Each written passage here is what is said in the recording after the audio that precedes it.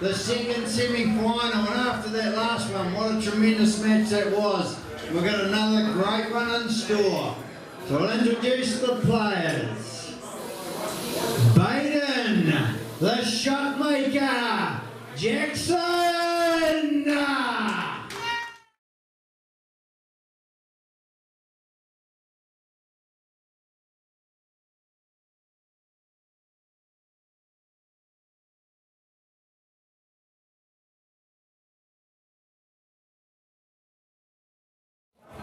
And introducing Simon, the postman, Singleton.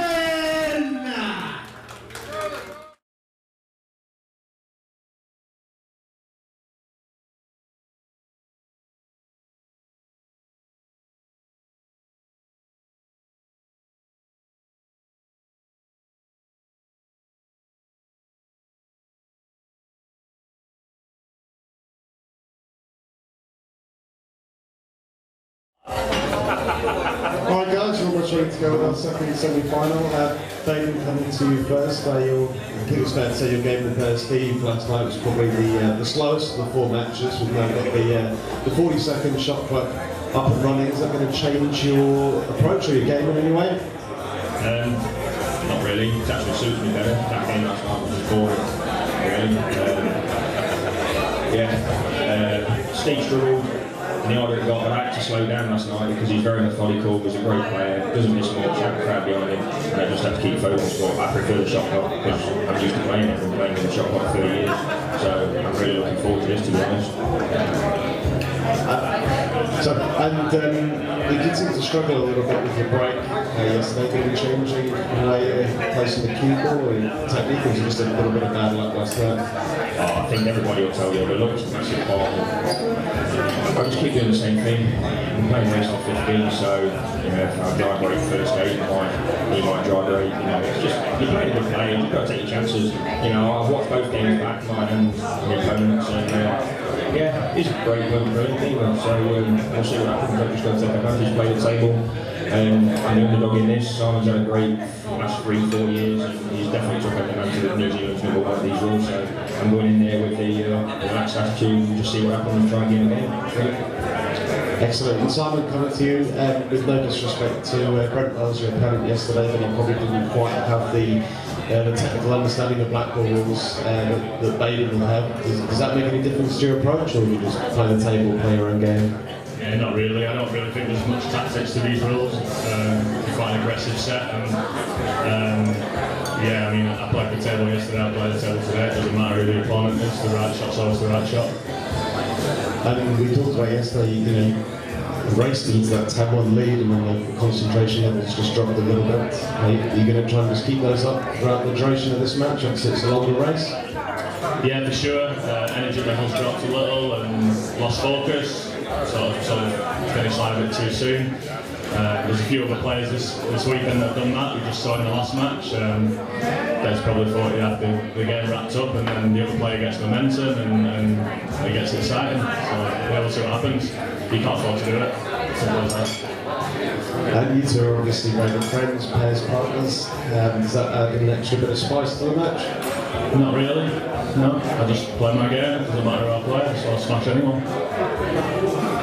Brilliant. All right, best of luck, guys. We'll let the players out for the break, and I'll pass it back to John Saunders, Confident Commentary Box. Thank you.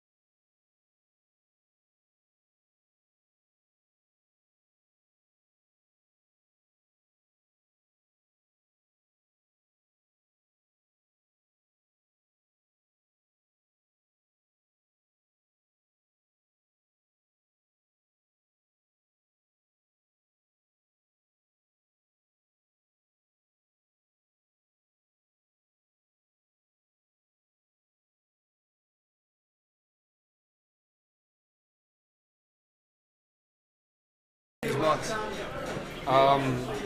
Reasonably close. This one's better. So in here. Yeah, I would.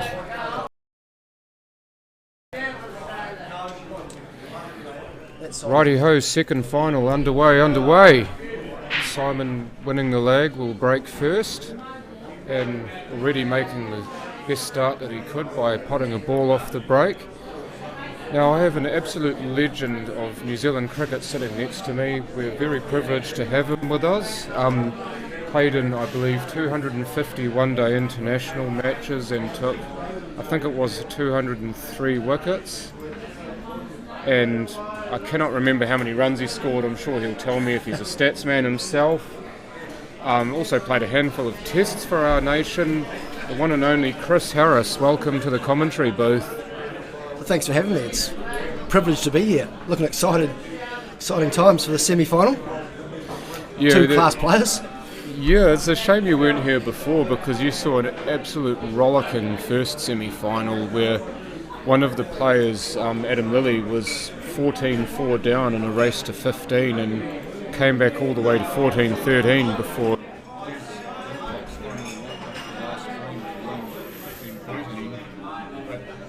we're all hoping, without being biased in any way, that this game can go just the same way because it is a great spectacle for the sport here. Well, two class players, and hence the reason they've got to the semi-final stage.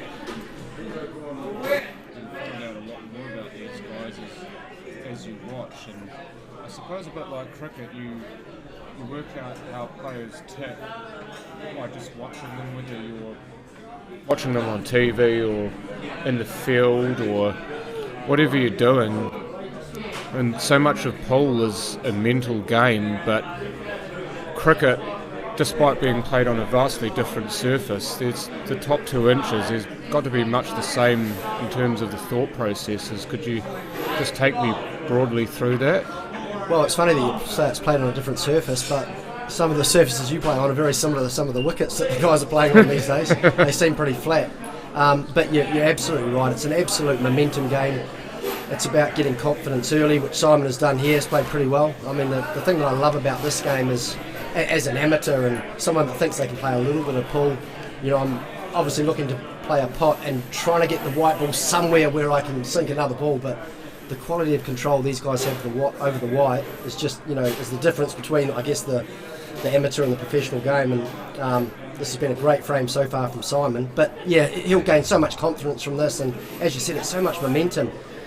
You get underway early, and it can be quite tough for the other guy to get to the table and, you know, to try and create some momentum himself. Something we saw with all 4 of the quarterfinals yesterday is that one player raced out to a lead, and then the other player had to come back of some sorts just to stay in the match. But what we saw with all of the games, and today's game, dare I say it, is that the player who got to that lead managed to win and close out the match. Somebody told me that you played in an exhibition tournament with one of our top 9 and 10 ball players, Matt Edwards, versus one of the absolute legends of pool, Torsten Holman. What was that like? Oh, he is an absolute legend of the game. That was an absolute privilege again and an honour to be involved in that exhibition match. And once again, it was a great indication of the difference between the average players like myself and the top players. You know, they just don't make the mistakes that we do. And as I said, the quality and the control of the white ball. I mean, for me, pool, snooker, 9-ball, it's all about controlling the white ball. And both of them were just so good at that. Yeah, I mean, they put so much hours of practice into their craft, and it's just amazing what they can do on a pool table. And I mean, Torsten Holman's got quite a rigorous exercise regime as well, so he keeps himself mentally fit, but he keeps himself physically fit, and those two do work in sync quite a lot. Did you ever find that with yourself with cricket? And even now you're not playing for the Black Caps, but you still do play a bit of club cricket. How's that fitness work for you? Oh, yeah, the mental side. You're absolutely right. I think the better the space you are in your normal life, the better that your sport tends to go. And I think, as you said, with that routine, which is a little bit unusual for this sport. Great first frame for Braden. Obviously got an opportunity and won it. You really got to look after yourself. It's all about good diet, good sleeping, and generally when you do things well off the field, you generally get reward on the field. I mean, you were talking about that earlier semi-final. Adam's a player that I've watched a little bit, taken a little bit of an interest in his career now. I mean, he's a hell of a player, and that was a great indication, that first semi-final of that comeback down, I think you said 14-5 or 14-4. 14-4 to come back from that when you're one frame away from elimination. It's amazing, and amazing to be able to get yourself in that headspace that Adam got himself into, to be able to start running racks and giving himself more and more of a chance of the upset. Well, plays multiple formats too. I mean, he's a very, very good snooker player, but that was that, going back to that point you made earlier about the momentum, and that's how quickly the momentum can change in the sport. Well, Adams represented New Zealand at snooker at an under 21 level, snooker at the senior level, shall we call it. I'm not exactly sure how you define a person who's, say, less than 50 but not a junior, so I'm just going to roll with that. He's also represented New Zealand at 9-ball. He took a trip to Vegas last year, played 9-ball competition. So multiple cue sports, multiple tables, multiple rule sets and disciplines, but again, the mental ability to be able to switch between those effortlessly and still play the best way that you can is quite outstanding with him. And also, I mean, Baden Jackson's come over here from the UK, as has Simon Singleton, and they've got the familiarity with these rules, which many Kiwi players do not have. But at the same time, they're able to teach us so much, and we're grateful to have them here, despite what some people will say, the Poms, they win everything with pole because they come over here, they've learned all the rules and so on. Well, it's a positive. You've got to take it as a positive, and again, if you want to be the best, you've just got to beat the best, and that's surely what you found too, isn't it? Oh, I think it's an absolute must. I mean, I think the Kiwi players playing in this want to play against the best players in the world, and I think it's amazing that a couple of English guys have come over. One, that gets the local players the opportunity to test their skills against a couple of the great players in the world, and I think the more international flavour we can get in, the better. And I think it's great for the sport. You'll obviously be a favour with the questions. Interesting tactic there. I just noticed off the break with Baden, he sunk the yellow first and then the red went in second. Does he have the choice, or does he have to take yellow because the yellow went down first off the break? He doesn't have to take the first ball that drops.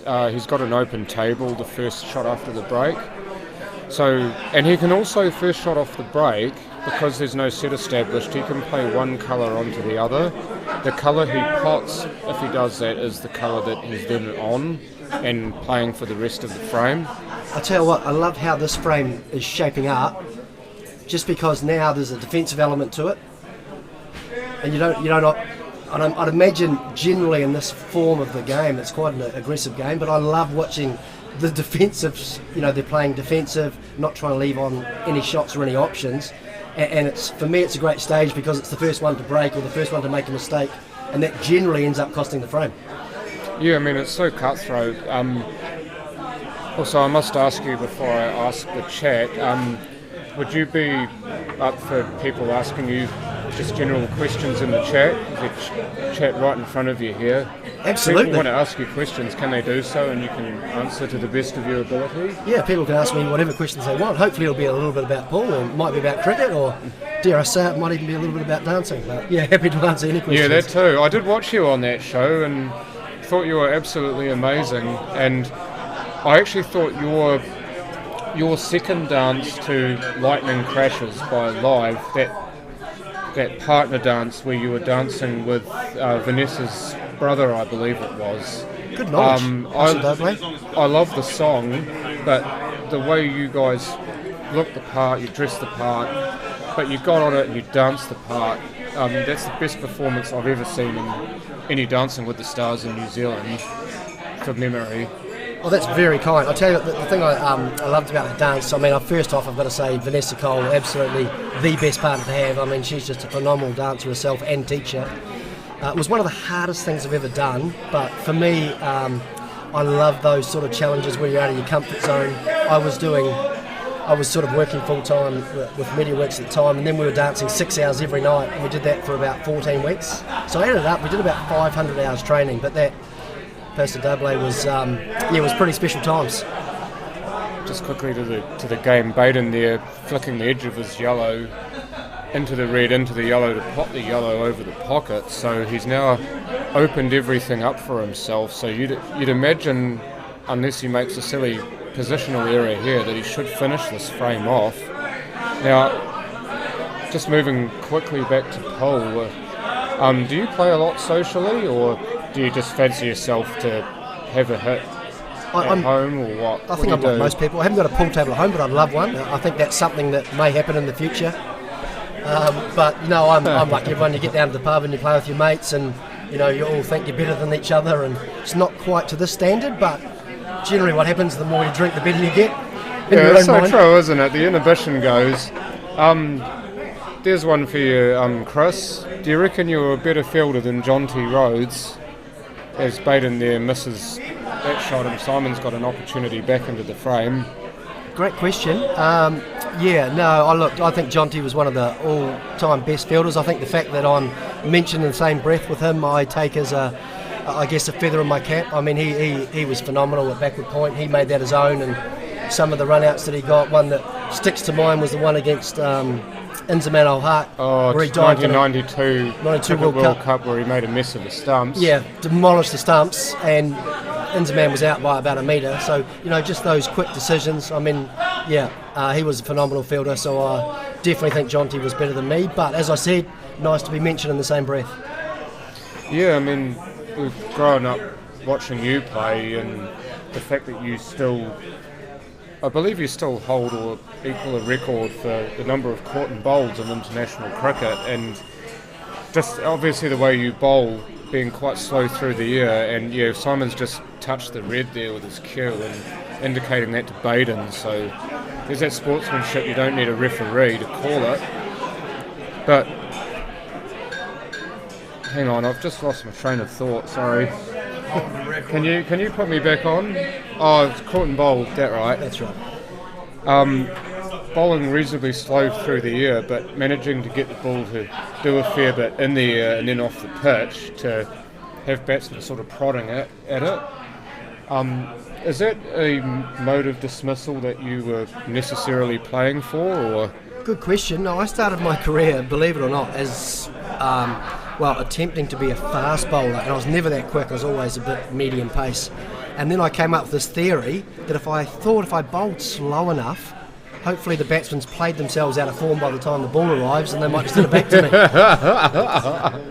And that worked quite well for me. Well, they play about 5 shots before mistiming it back to you. Well, it's a good point. They've got so many options that they end up... Yeah, they take 6 or 7, and then by the time it gets them, they've sort of confused themselves, and hopefully they just hit it back. Yeah, they mug themselves and straight back to Harry caught and bowled. A couple of mistakes in this frame, though, isn't there? It's looking like Baden's going to go 2 up. Yeah, that wasn't the best shot that Baden played before. That was a really good one, though, but as you often see, when you're out of position, it kind of snowballs. So he's out of position on the black. It will still go past the red, but it's a much harder shot than he would have liked. And as amateurs, this is what we face all the time, because these guys are so good at getting position on the white, making the next shot easier for themselves. And as an amateur player myself, we tend to just try and make the pot and then worry about the next shot. And quite often, I'm faced with shots like this all the time. Oh, would you back yourself to pot this? Go on. I would certainly have a crack. Yeah. There's no point being defensive now. It's all about attack. Full hundy. Yeah. The good news is, even if he gets it wrong, I'm sure he's going to draw it in the pocket. No, he got it so wrong. He was a long way off there. Oh, and he's gone and off, has he, to go? Yep. It is not lost a frame in these rules, by the way. If he potted the black and gone and off, then it would be, but... Well, you say it's not lost a frame, but I think he pretty much has. I think... Yeah. But it's not immediate loss of frame. No, Simon will run away with this now. Use the first shot he doesn't need to pot this, by the way. It was a free shot. So the way he played that slowly is in case it doesn't go in, it sits over the bin. So just there, classic example. I mean, a pretty easy shot for the pros, but just the backspin, off the colour, off the cush, nice easy red into the middle, and it'll be beautifully set up for the black to finish, to go 1-1.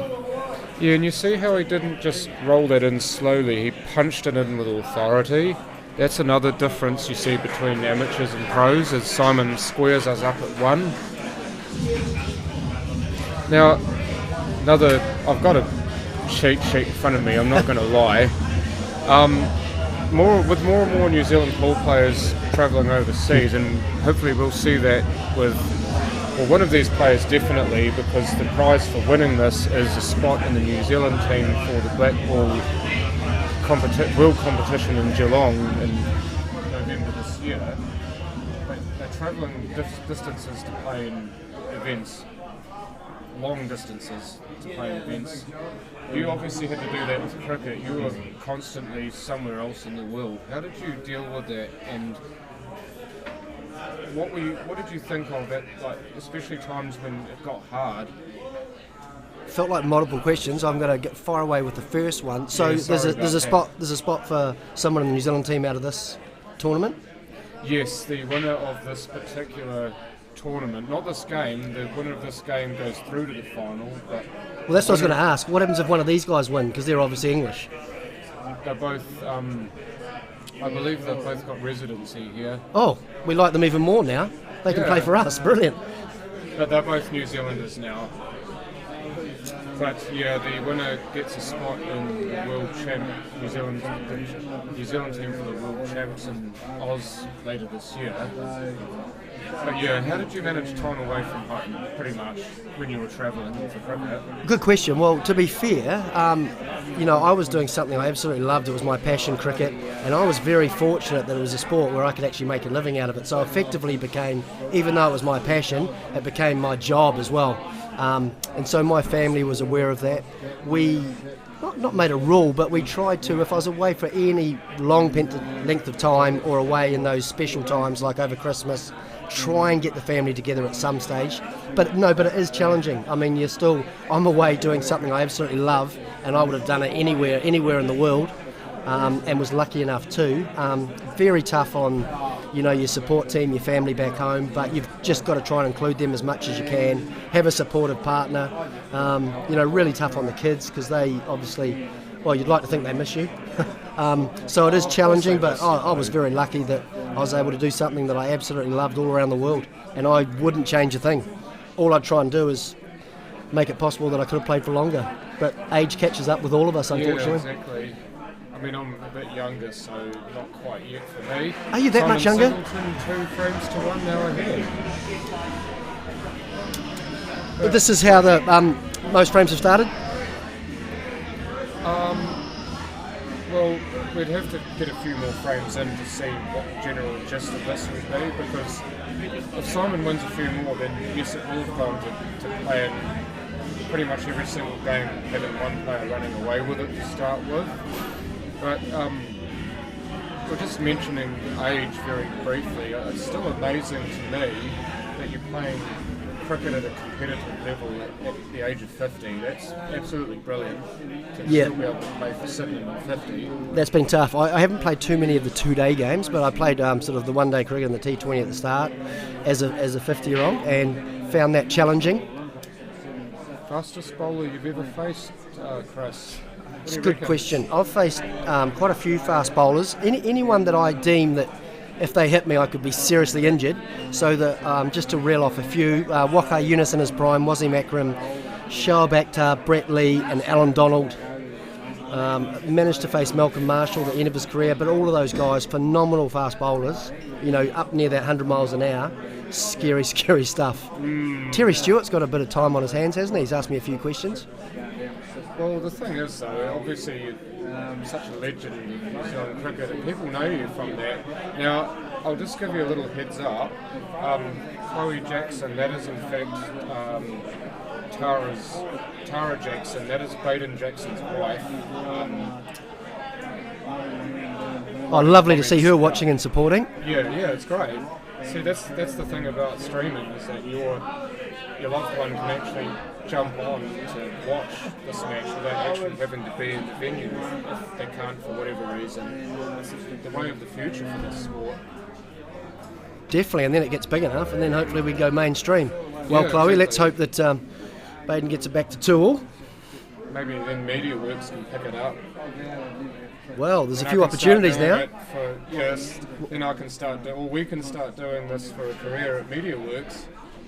I'm into that, John. Well, obviously now that Radio Sport's sort of lost the cricket, that's just so it looks as though New Zealand Cricket could be doing like podcasts or Yeah, live I streaming saw something that. similar. Yeah, that was gutting, to be honest. Summer will never be the same, will it? Those No, days no, on the it's all beach, changed, isn't it? listening to the cricket in the background. I know. I just don't know how we're going to cope as Kiwis. I mean, it's what we've all grown up with. So it's going to be a really interesting transition just to see what the replacement is going to be, because I think a lot of people are hanging out, think, well, what are they going to do? Well, change is inevitable, and you're best to not fight it, you just need to go with it. Now, if you are at the wrong end of something that has changed, then obviously you will have the little bit of time to feel down about it, but then you've just got to get back up and look, other opportunities are going to be there if I work for them. Obviously having to work for, say, your spot in the team and keeping your spot in the team, that's kind of similar because you would have faced those setbacks yourself as a cricketer.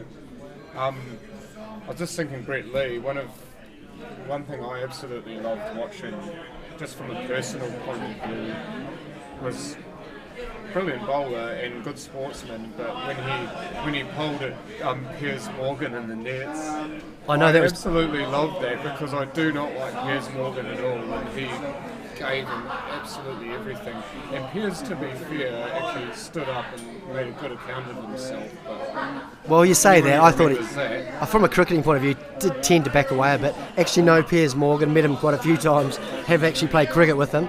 He's not a great cricketer, as we all saw on that day, but I know even myself, I felt for him on that day because that was terrifying. Because what he was doing was backing away, and then typical nasty fast bowler, Follows Brett you. Lee started following him.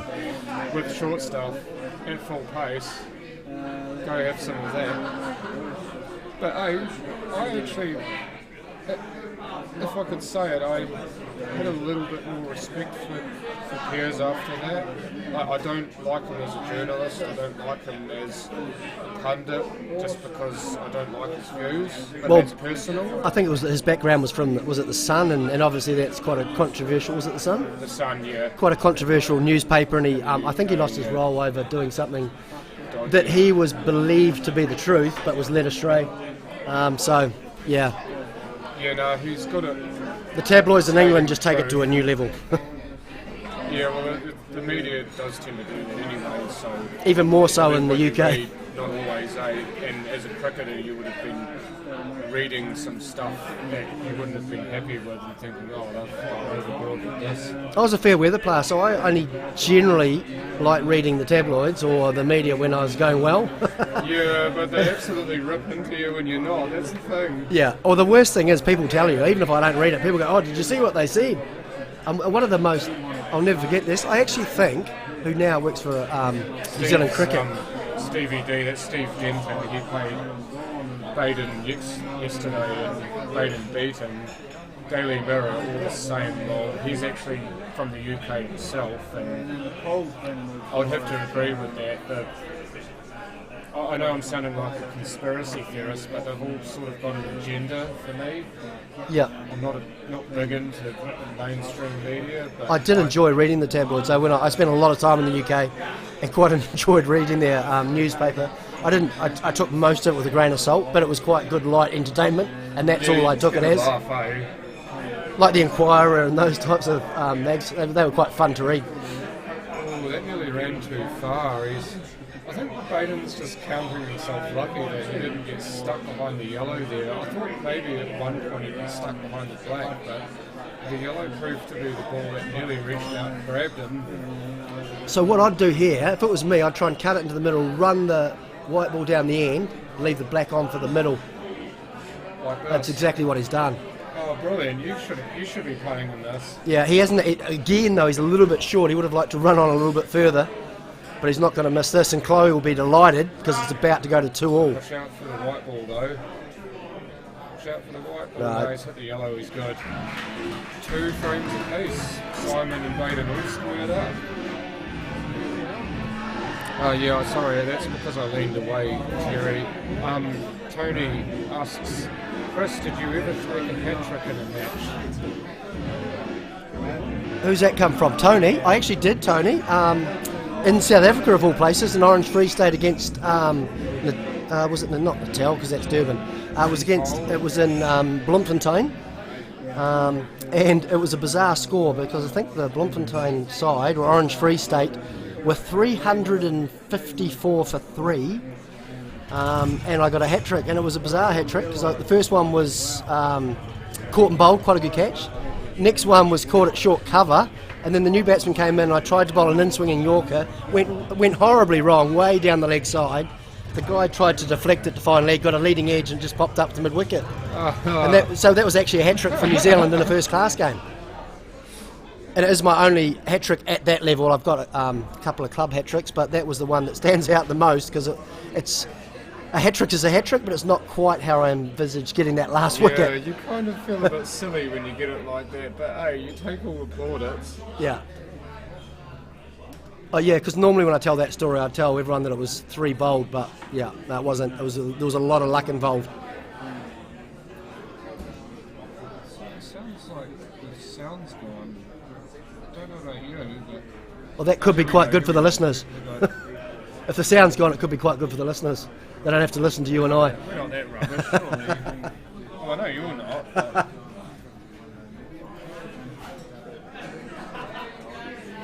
But obviously pressure with this game is massive, as it was for cricket and even for dancing. Whatever you're doing, pressure's always going to be a big thing. When you were under an awful lot of it, how did you handle it? How did you get yourself to a good level of mental stability? It's really funny. It's a really good question and one that I get asked a lot. And it's pressure can be an absolutely awful thing. And generally, if we don't control it, we make poor decisions. And that's why it's called being under pressure. So for me, whenever I was under pressure, and that can come in so many different ways. It could be the pressure of the situation that you're in at the time. It could be that you're out of form. You're not potting the ball well, you're not scoring runs, you're not getting wickets. Generally for me, when I'm really under pressure, I just simplify things as much as I can, go very much back to the basics. That's that old saying that I grew up with, KISS, which is keep it simple, stupid. And I think when you're under pressure and you go to things that work, that you've worked, you spend a lot of time on doing, and just keep it really simple. Simon was absolutely filthy with himself there. He tried to take the red off the yellow in the top right pocket and didn't get the kiss he wanted on it and still left the yellow on. That was what I think he's filthy about. I mean, he was looking for a wee deflection to run the red into the pocket, but the fact that he just hit it too hard and left the yellow on. Well, he didn't hit enough of the yellow, is the thing. He needed to get a bigger piece of the yellow to get the deflection he needed. Yeah. Now, Tristan Matheson asks, Chris, for you, who's the best test spinner in the country? I'm saying right now, I reckon, is what he's asking. In New Zealand? It's a good question. I would certainly say, might get a bit of grief for this, in white form cricket, so in one-day cricket, I still think it's Mitchell Santner. Obviously had issues in Australia in the longer format. So for me, the two probably, Ijaz Patel and Ish Sodhi. I think are our two best attacking options and the two best spinners that are likely to get wickets. And hence the reason I think New Zealand picked them in this series against India. Ijaz Patel didn't get any opportunities. Only bowled 6 overs. Yeah, well, it didn't really suit. The surface didn't suit him as much as the quicks, and especially in Christchurch when they played the second test against India, he was left out because it was a seaming surface. And see how well that worked for us. Brilliant, because we played 5 seamers, or rather 4 dedicated seamers and 1 all-rounder who bowled seam. That was Colin Grondholm, and managed to bowl India out cheaply twice. Well, you got to take your hats off to to Gary Stead and Kane Williamson and the selectors, because I'm sure there was a lot of people frowning when they played 5 seamers at Christchurch, thinking you've got to play a spinner. But the seamers in that series in both tests were absolutely phenomenal. And another winter To Baden Jackson. to Baden on fly. Chloe, we'll be getting another little text from you saying yes, mate. Tara. And Chloe's his daughter, but Tara's on her account. Oh, okay. Yeah, I was trying to point that earlier. You did say that. Hard though. Stuart Singleton, I believe, is Simon's brother. And he also has got a question. Actually, Tony Van Wyck's one before that. Chris, what was your highest score in a 50 over match? I actually know the answer, but I'll just let you take it away. Well, if it's for New Zealand, it was against Australia in the 1996 World Cup quarter-final, and I managed to somehow snick and nick a few lucky ones for 130. That's what I would have said.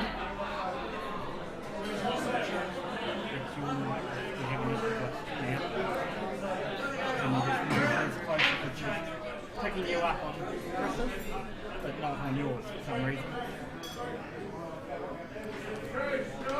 Okay, just having a few sound issues here.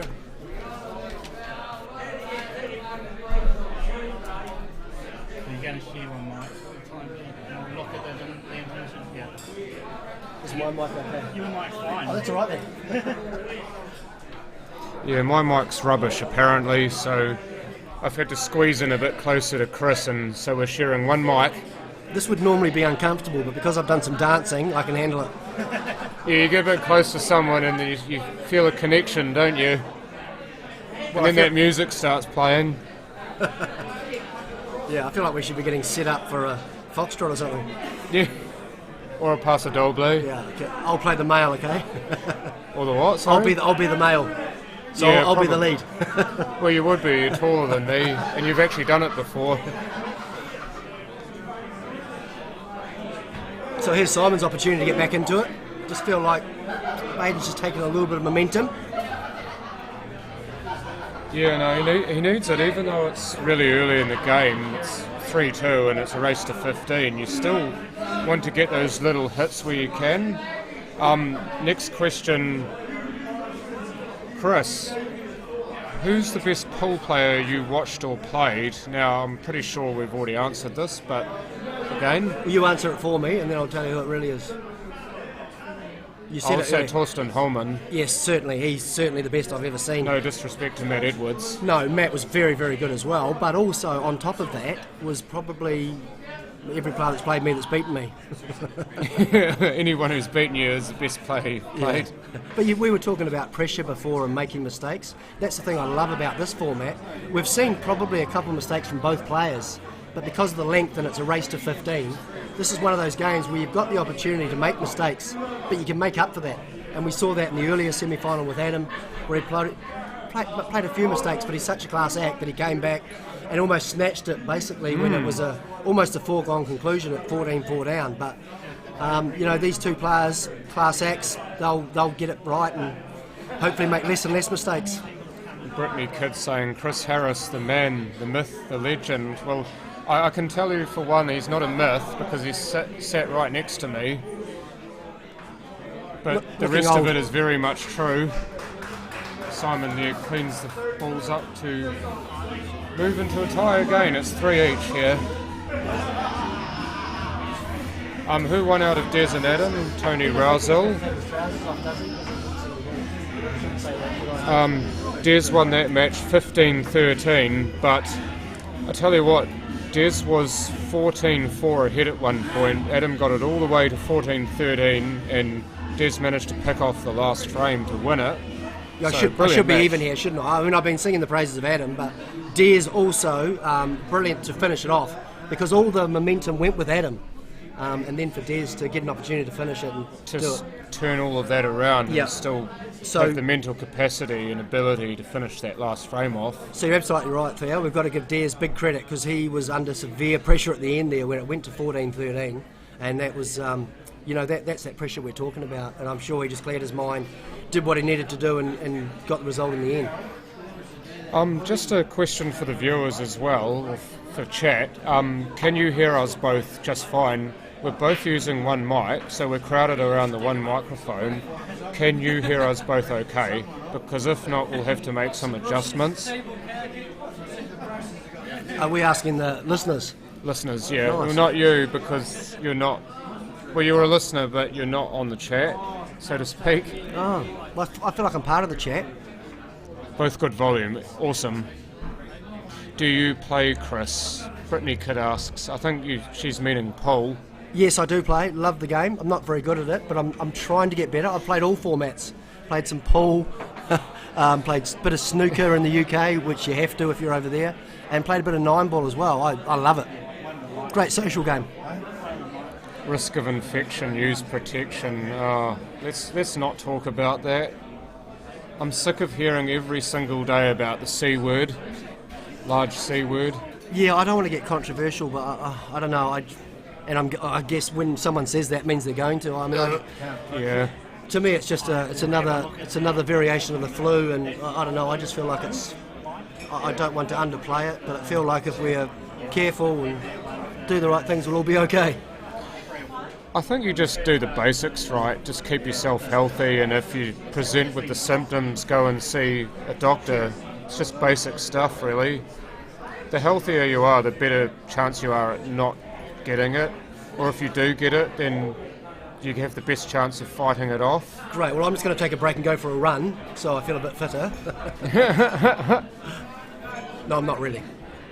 You're already fit enough, aren't you? I'm All reasonably. that dancing and whatever else you do. Yeah, so before those questions come in, I lost almost 10 kgs. So at the end of that season, I was below my playing weight when I was playing.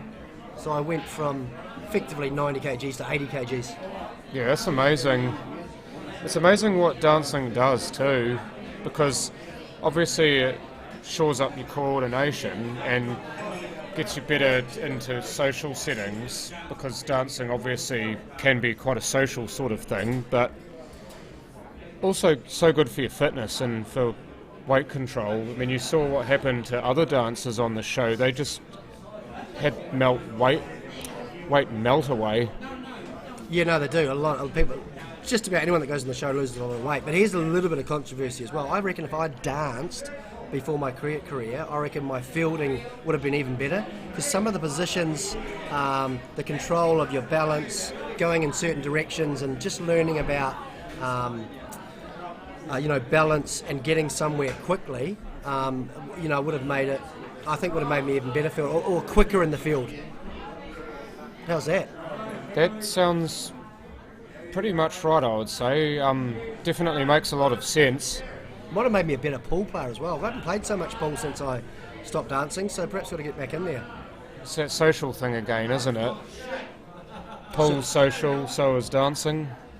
They're linked. Simon. Just left it a little bit short, didn't he? He had the right line. He overcut Overcut it, yeah. Something I used to do a lot. You think? Oh, here we go. There he is. He's back with a vengeance. Stevie D asking, maybe Chris being 50 now, would you be interested in playing in the Masters? Are we talking dancing, cricket, or pool? Pool. Oh, definitely keen. Sure, Graham Watson can sort me out. I was just saying about that overcut before by Simon, though. That's something that I used to do a lot, because I see a shot and I think you cannot overcut this ball. And guess what you do? Yeah, and I find a way. And guess what you do? Yeah. Stevie D's obviously a bit of a pool player.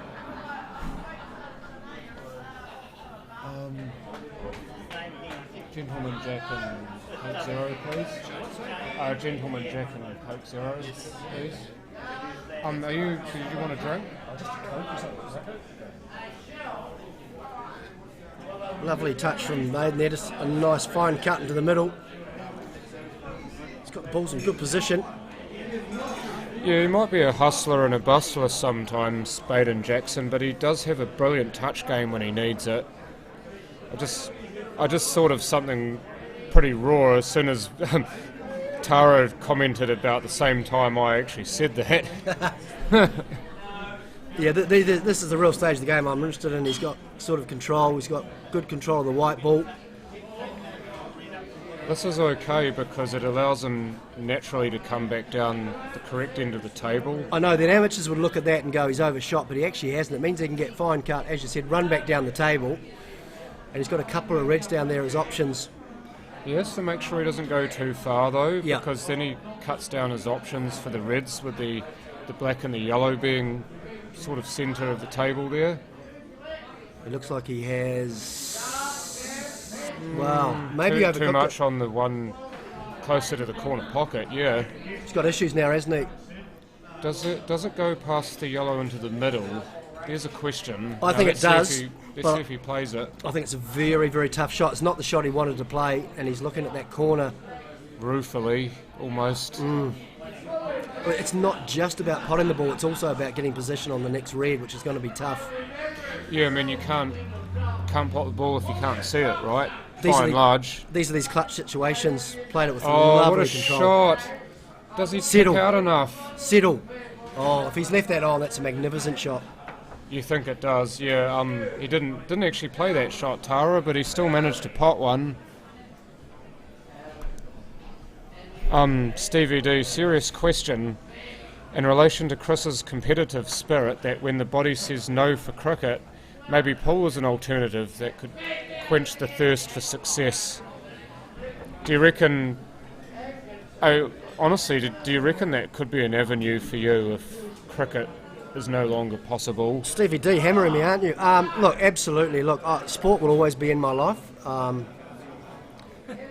This could work out beautifully if you... Oh, just not quite far enough. He's just if left you the door snook open for it on Simon the here. closer one of the three, yeah. I'll always be involved in competitive sport, though, Stevie D, playing a little bit of golf. Just recently played in the New Zealand Open, which... in the Pro-Am, which As was a pro-am. absolutely right? amazing, yeah. Amazing occasion. Absolutely loved it. So, yeah, definitely I see pool very much part of my future. Well, so many cricketers are good golf players too. It's amazing because basically you're lining up to a ball to hit it, but the difference is with golf, the ball's a lot smaller and it doesn't move. And it's still, that's a great... Yeah, it's a and lot smaller. still people cock it up. Well, it never goes in the direction you want it to, and then you're trying to get like a funny shaped ball into a tiny little hole. It's not easy. Yeah, it's just not ideal, is it? Whereas the pockets seem like absolute buckets here in comparison, playing pool. Yeah. The one great thing I love about golf, though, is that anyone can play against anyone, and there's a handicap system, and that handicap system, if it's run how it should, which most people do, then you can play anyone of any level and have a great game, and that's the other thing I love about it. And be able to still win. Yeah, and you can be beaten by sometimes a player that's not quite as good because their handicap says accordingly. But you as a better player know you've got to lift your game, right?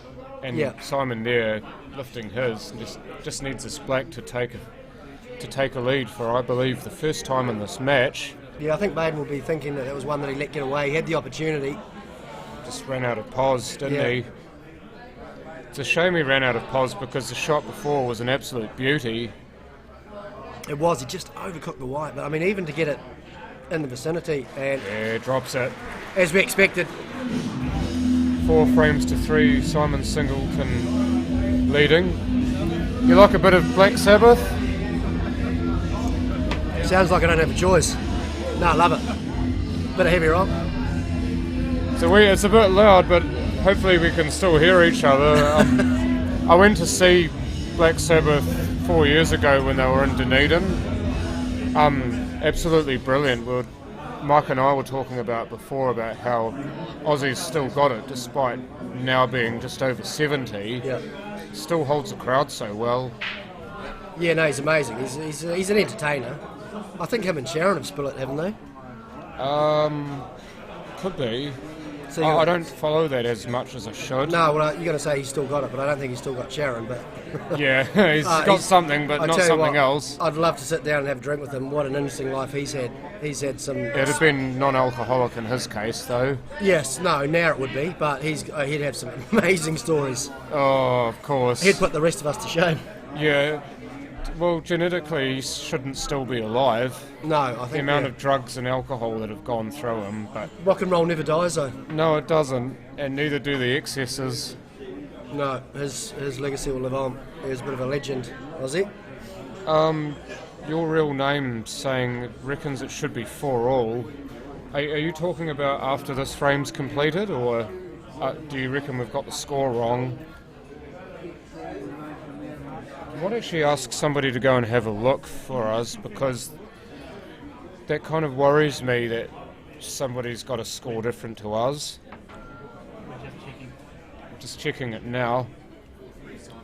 Yeah, 4-3 Simon. 4-3 to Simon, so the score on the screen is correct. But good guess, it could be 4-all after this. Could be preempting.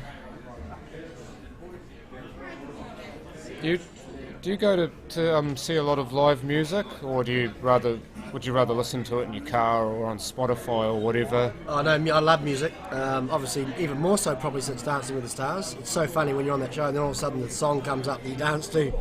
Obviously got a bit more meaning, but no, music's always in my life. I've got 2 daughters that dance. Started a few dance lessons with my wife, which is pretty cool, with Vanessa, so that's awesome. But no, love live concerts as well. Been to some beauties and been to some not so good ones. That we've all experienced this when you go to a live concert of one of your favourite artists, and they either play all their new stuff or all the stuff you don't want to hear. That's happened on occasions, but yeah, no, live music, amazing. Well, it's good when they play a bit of variety, though, not just their old stuff or not just their new stuff, because they're obviously wanting to draw in new fans. Yes. So you play the old stuff because that's what people know, but the new stuff, if they listen to that, like it, then somebody will say to them, listen to what they've done before, listen to the evolution. Yeah. Because one of my favourite bands, they were playing in Auckland last weekend. I couldn't go up and see them because it was my wife's birthday, but Tool, they're probably my favourite band, and I've got all 6 of their CDs, and it would have been absolutely amazing to see them live. Who are the best bands that you've ever seen live? Well, Baden at the moment, because he's just brought it back to 4-all. Yeah. Some great shots there. Look, when I was talking about, you're absolutely right, you want a little bit of a mixture of both, but I went to a concert not that long ago, well, it was a wee while ago, where loved the old stuff, and he played the whole new album, which hadn't even really been properly released in New Zealand, so he didn't really know the music. But I grew up with the likes of Bruce Springsteen, Bryan Adams, that sort of help. Love that sort of stuff. I think, was that the question? Sort of. I'm thinking of any live music event you've been to. You kind of did, but you didn't specify which band it was. I went to an amazing event in Hyde Park where I got VIP tickets to go up the front, and that was what was it called? Grade 8 or something. So it was the likes of Madonna, Bono, U2, all the top bands were there. So it was a bit like a Live Aid, but it was the later version. Oh, but it's fundraiser. There was like 120,000 people in Hyde Park. It was absolutely incredible, and that is the best musical event I've ever been. Been to Rod Stewart live, Bruce Springsteen, Dire Straits, I think back in the early days at Lancaster Park. But that, I think it was Grade 8, or something like that, or the Big 8. That was absolutely phenomenal. Oh, just the atmosphere, just like in here, even though this is at a much smaller level, but it still feels like, oh, he's going to get lucky. Yeah. That was completely fluke. So as true sportsman now, would Baden just say, look, so sorry about that, I'm just going to forfeit my next shot? He won't do that, will he? He can't. No. You have to play your next shot. You could always fluff it. Baden, you need a little bit of luck in this game. You played a beautiful last frame, so you deserve a little bit of luck. Simon won't be thinking that. But I'm sure Simon's luck will come later, hopefully for Simon's point of view. Yeah, it comes in swings and roundabouts, doesn't it? I'll just answer your question first, Sam. Breaking from the side versus breaking from the middle. I think it's just the angle of the balls on impact. I believe you're more likely to get the centre ball into one of the middle pockets, breaking from the side. A lot of players still break from the middle because that's what they do playing chartered club rules. They're just used to breaking from within the D, but if you've played a bit of 9-ball as Simon has, you get used to and comfortable with breaking behind the head string in the corner. You seem to get, like you said, you seem to get balls either in the middle pockets or they seem to run down to the corners, don't they? 2 of them are on for the corner, yeah. going left to right, yellows 1, 2, 3 and 4. 2 and 4 are on for the corner. Tony Van Wyck asks, Chris, whatever happened to Chris Pringle, fast bowler for New Zealand? Great question. Wonderful fast bowler in the, especially in one-day cricket. Bowled an amazing maiden over to beat Australia in Tasmania, which is one of my fond memories of Chris Pringle. Bowled a couple of wides, but Tony Crafter was the umpire actually, didn't call them. But Chris Pringle now is a real estate agent in Tauranga. He'll tell you living the dream. That's where Brittany Kidder's from. If Brittany's still in the chat, she can throw her hands up for Tauranga. Yeah, Brittany will probably know Chris. Maybe Brittany's had some real estate dealings with him, even though she's a hairdresser by trade. I don't know why I thought about that. Yeah, I'm not a hairdresser's favourites really. There's not a lot of options with my my hair really. Or sorry about it. Yeah. Best over in cricket. Yeah. Oh, you're not being sarcastic, are you, Sam? You're not thinking about that stinker of a first over he bowled against Aussie. Was it 19 balls? It was something 14 or something. Yeah. I do know that Daryl Tuffy on his day was a great bowler, Yeah. but that obviously wasn't his day. No, that wasn't his day. That was probably one of the worst first overs in a one-day game. And I'll tell you why he got the first over, because he had a little bit of a knack. We went through a wee bit of a period when he was playing that he had this knack of getting a wicket in his first over. So if he was first ever over playing, Tuffy. Yep. So whenever, oh no. Oh, Baden. He'll be disappointed with that, because that's something that he would normally sink 999 times out of 1,000. That looked pretty straightforward. Yeah, exactly. But it's just those little 0.1%ers in big match scenarios. Yep. Just like that catch you'd take 999 times out of 1,000 in a cricket game. You miss it when it's under. You miss it when you're under that much pressure and the crowd's all booing you. Yeah, it's like that little 5-foot putt that you get 99 times out of 100, and then all of a sudden you're putting a 5-foot putt for $1 million. It just makes it a little bit longer. Then you start getting the shakes, and the hole starts to decrease in size. We've all had that. I mean, what Baden has done is given Simon an opportunity, but there's still some work to be done. Because I won't like the fact that those balls are bunched. I'm sure at some stage you'll be looking for at some stage to perhaps run into that bunch. You might not have to. He's going to run into one of them, or he's just going to drop it in and get a snooker. I don't think he's got it. No, he didn't. Look at the reaction. Just swinging his cue across the table like that tells me that this black is very much on. Just wanted it to pull up, but had other ideas. Yeah, he'll be disappointed. It's done. Let's give him Baden another opportunity, and he won't miss again. Yeah, he drills it this time. He just walks away knowing, well, I got away with one there.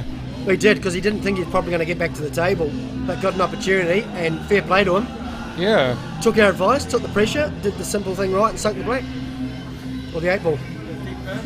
Stevie Denton saying he feels breaking from the front sends an even distribution of energy throughout the whole pack, whereas breaking from the side will divert that energy to one side of the pack.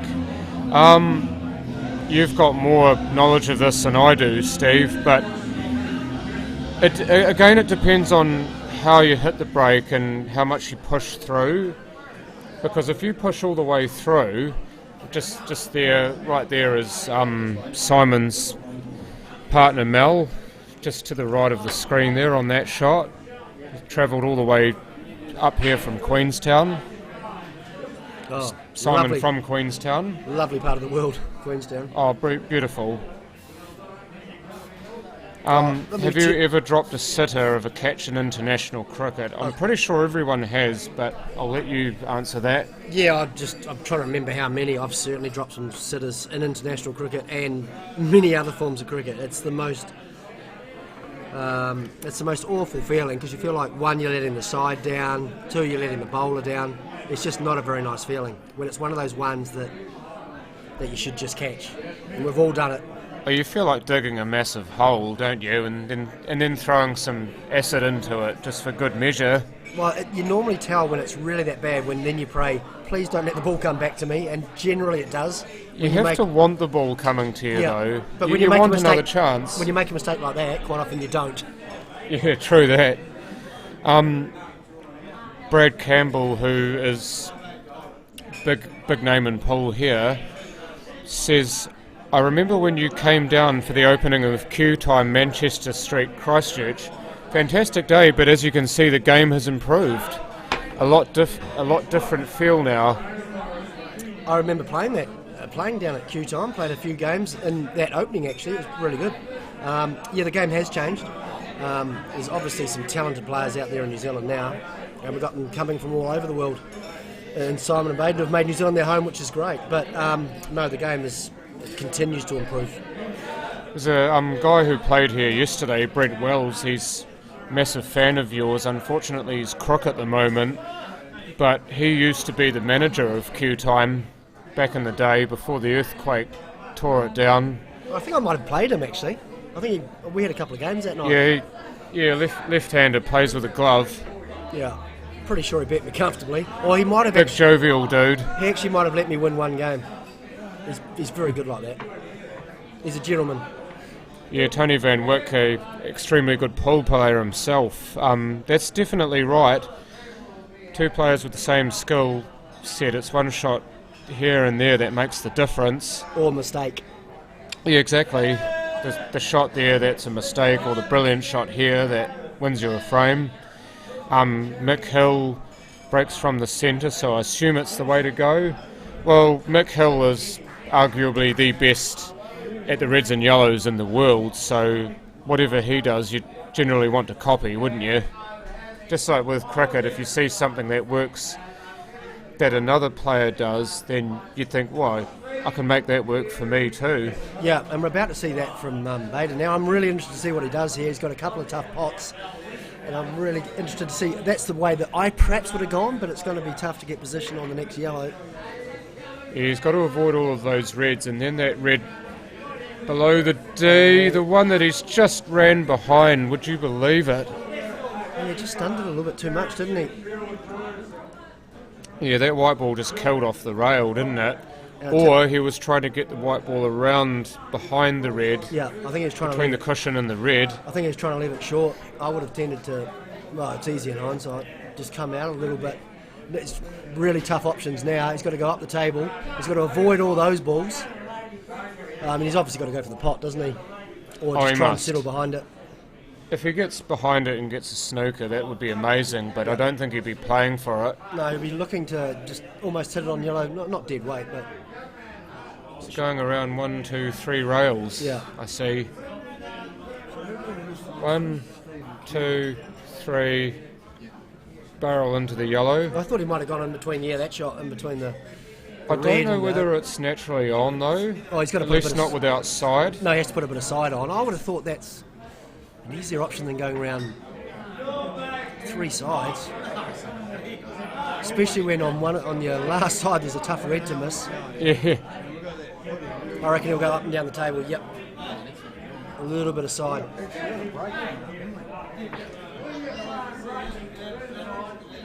This is the chance.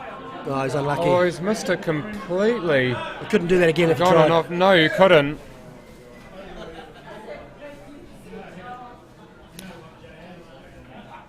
Can't he go off the side rail? Were you talking about the rail to the left? The rail to the right, sorry, Tara. Just go one rail, hit the yellow that way. I think he could have, but I think maybe not. I don't know.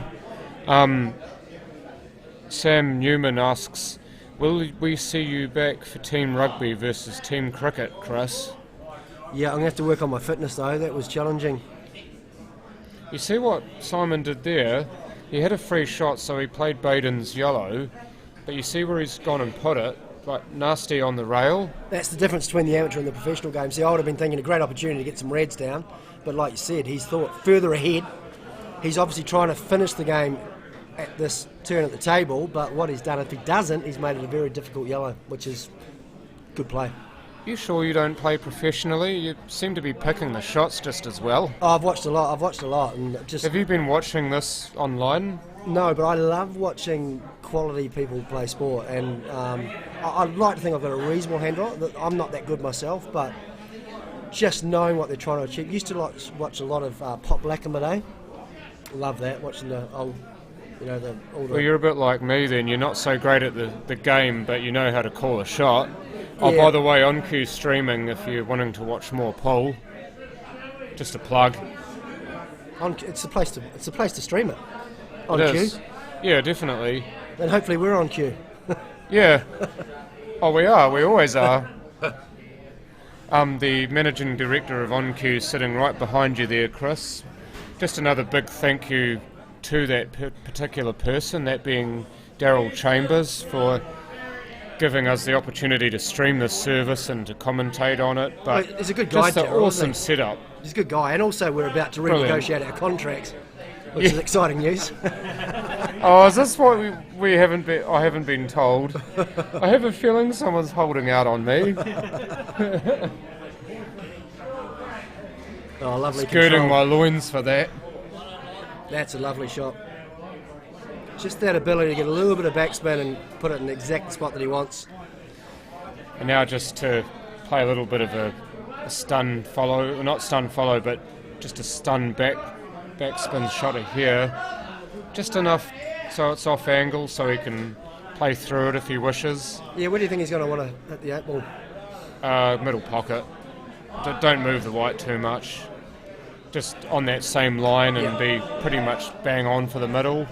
You don't want to change too much. It's that KISS principle again, Yeah, keep it simple. but not the band. Just always that middle pocket with a little bit of angle is always just a little bit more difficult. I think generally these guys try and leave themselves a corner, but You have to be good in any pocket Yeah. though. You're not going to pick and choose where you go. and to be fair, that never looked like can't. missing. 5 each. So this game not going the same way as all of the others.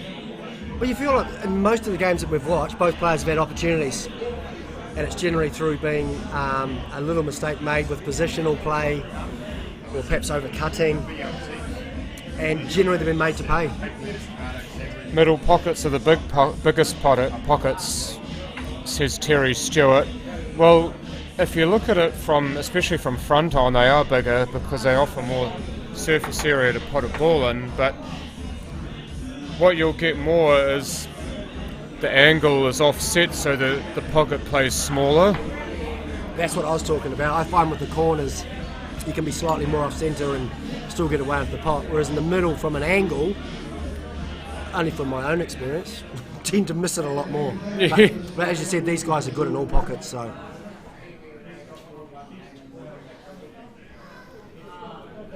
So both players are a third of the way towards the final. Which again, one will get there first? Got to see an angle from You've the got to side. find out. Chris, would you be honoured to read this lovely list of sponsors at the bottom of your screen? Well, Anytime Fitness, Rangiora, Brilliant, Armouth, Bates Joinery, Inside New Zealand Pool, Need More Firewood, On Cue, of course, Peridon, Pool Canterbury, Rosendale Winery, love those wines. Stevie Denton. Dragon, Mike Hayes, and Q Sport Coaching. Oh, that's Mike Hayes from Q Sport Coaching. Yeah, the eponymous Michael Hayes. Yeah, we love the sponsors. Obviously, without the sponsors, none of this is possible. So, a big shout out to all of them. Thank you for being involved, and we really appreciate it. Just looking at what happened off this break, it appears Simon broke and got a yellow down, so he will have the pick of the litter here. So, if he wants, he can go red. Yep, Yep. doesn't have to stick with yellows. I think he's going to go red, isn't he? The yellows aren't sitting pretty. Exactly. That actually reminded me of a song, Sitting Pretty. It's a good song by the Datsuns. Great band. Great New Zealand band. You could run through here and be on one of those reds into the opposite middle pocket, Oh, so especially the one next to the yellow. That's a great shot. you've commentated before, and if you can get that one off the yellow, now that's just opened it right up. Is it on? I don't know if it's on without him touching the yellow first. I believe it's on with side, or even into the other middle pocket from there. I mean, the angle never tells the full story with no. the camera. It's always tough. But the fact that he's taking so long over it, I think it's a 50-50 call. Often the longer you look at a ball, though, that's maybe on and maybe not, the more on it is, which is amazing. It's almost like the shot reveals itself. He's got someone in to look this closely. That looked fine. Yeah.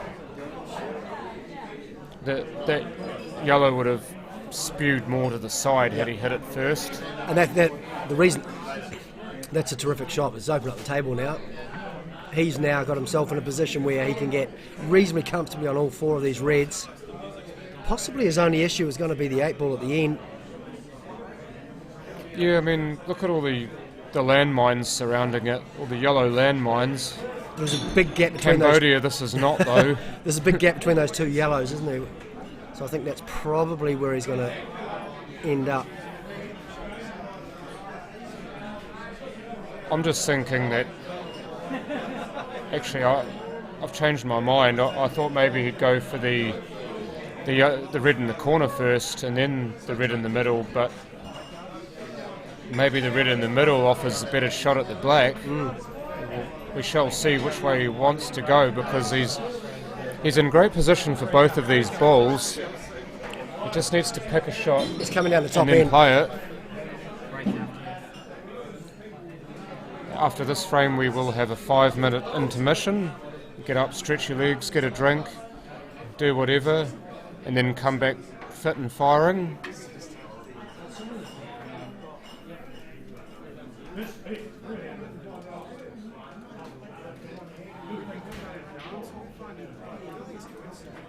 That's a lovely nice shot. and adjacent to the red. Gives himself the best chance at manipulating the angles off this, because he's just off straight, so he can go to the top rail if he wishes and try to split between the yellows, or he can just screw off and try to sit himself between the 3 yellows so that the black is on. It's still a tough shot though, isn't it? He's got to get position. Oh, he's played it beautifully. Yes, needs to stop, and it does. Beautiful. The one before was great, because if he had clipped that red on that middle pocket, that could have been real trouble, but that's a great finish. So here we go, 6-5 at the break, so there will be an intermission, so join us back shortly, and Chris, you can answer that question that Tony's provided just after this break. Not now. Are we breaking now? Yeah. I love my badminton too.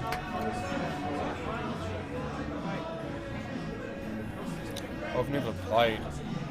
Yeah.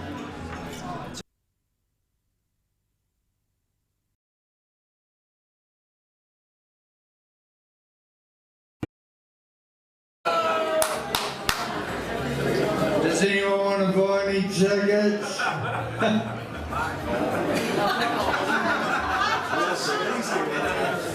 Right, Chrissy, double or nothing on the money shot. Righto, the magic randomised number draw. 150! Oh, we'll give you one anyway, it was such a great match. We got it already, what's going on? It normally takes ages. 15 minutes of fame is gone. And you, Richard, won it, so I celebrate. $50 voucher, spend it on anything. Buy Adam and buy a fries. Need to know what you do. Hey, we won't be long. Cool lessons.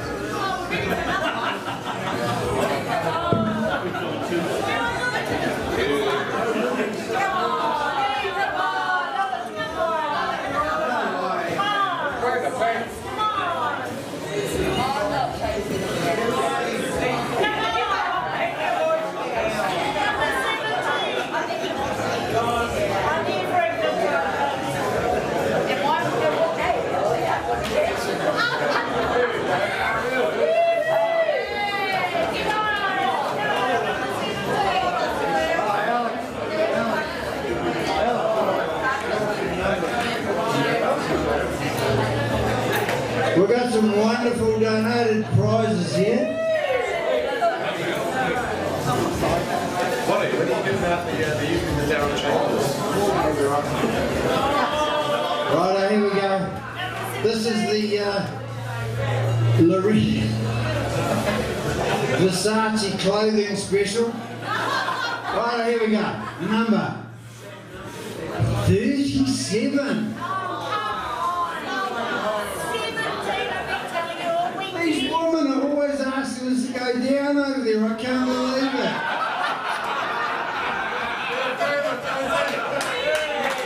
37. I hope it fits. That's a good, that's one good one you cracked all weekend. You want a game, bro? I'll give you 7-0 head start. Oh, how about that? I'm sure I would get to 14, 13. Right, another number. Number 8. Oh, you're not going to tell me to go up. Anyone got 8? Right, keep it going, keep it going. 48. Oh, the disappointment in the room, I can feel it. Still going? Ah, he's not here. Man, they bought 22. This is that. Go again. Number 53.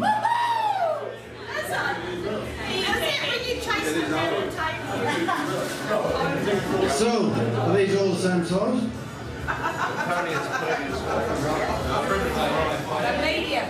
It's actually sexy lingerie.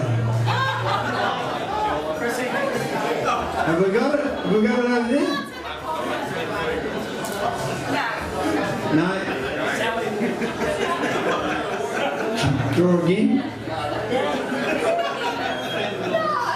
What? 150. I'm sure that's come out before. Oh my God.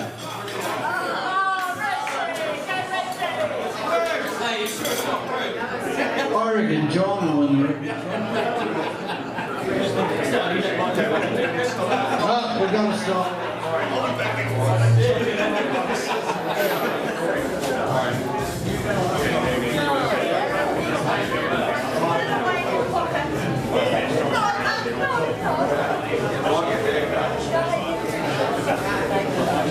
Guys will be back to play shortly.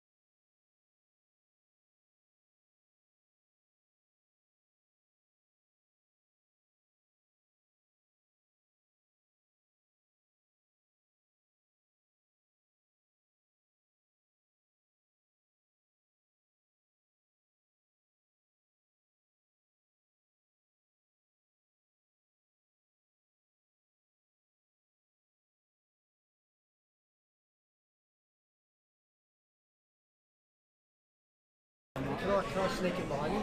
That's right. Righty-ho. Get in there.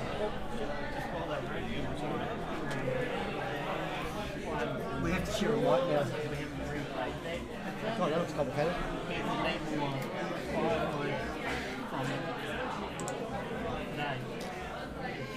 Righty-ho, this is the money shot for today. This is actually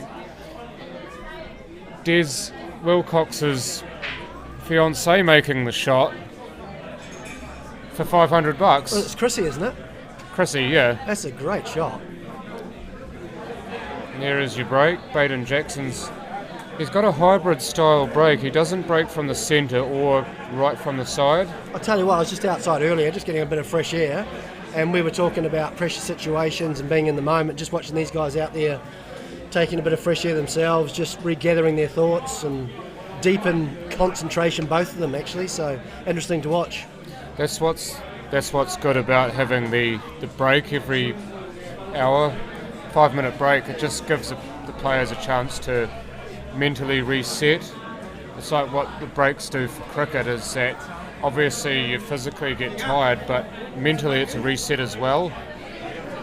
Yeah, those breaks are great. Like you said, just gives you a chance to regather, think about what's gone before, move on, and then think about what's coming up, just to take some of that pressure off yourself. Yeah. Chris, did you ever see Phil Horn, or do you ever see Phil Horn? Tony Van Wyck asks. Yes, I do. I spent a little bit of time up in Auckland, lived up in Auckland for 3 or 4 years, and ran into Phil quite a bit. Great guy, good badminton player. Also, his brother Matthew played a little bit of cricket with, Matt Horn, and played a bit of badminton against Matt as well, because I used to love my badminton. Not quite to Phil's standard, because he was a bit of a legend. Played, obviously, badminton for New Zealand, but did love my badminton in the early days.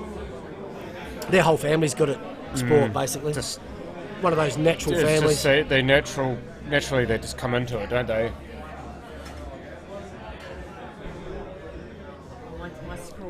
Just a shout out as well to all the Dunedin people who will be watching the stream en masse.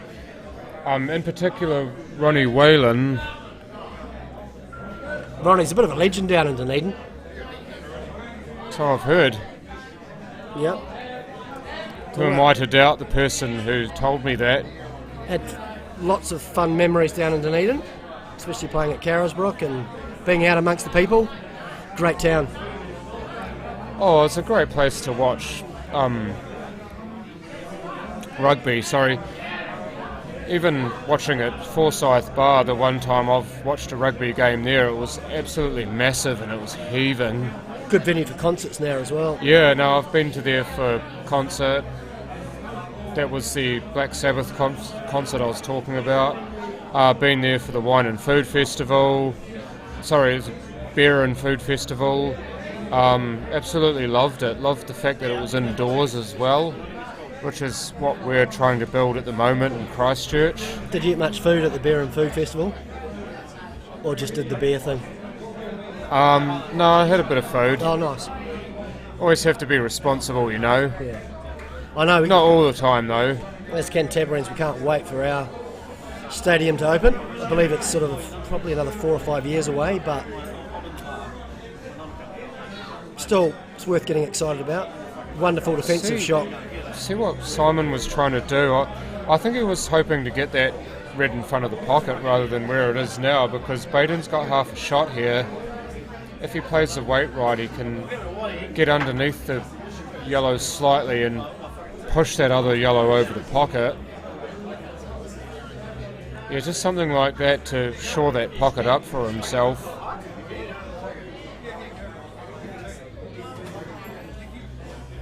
Yeah, interesting now. Simon's got some options. Read Melvin's comment. Oh, sorry, yeah. A couple of things I taught Des and Adam, who played in the last game. When they were young, it was a thinking game.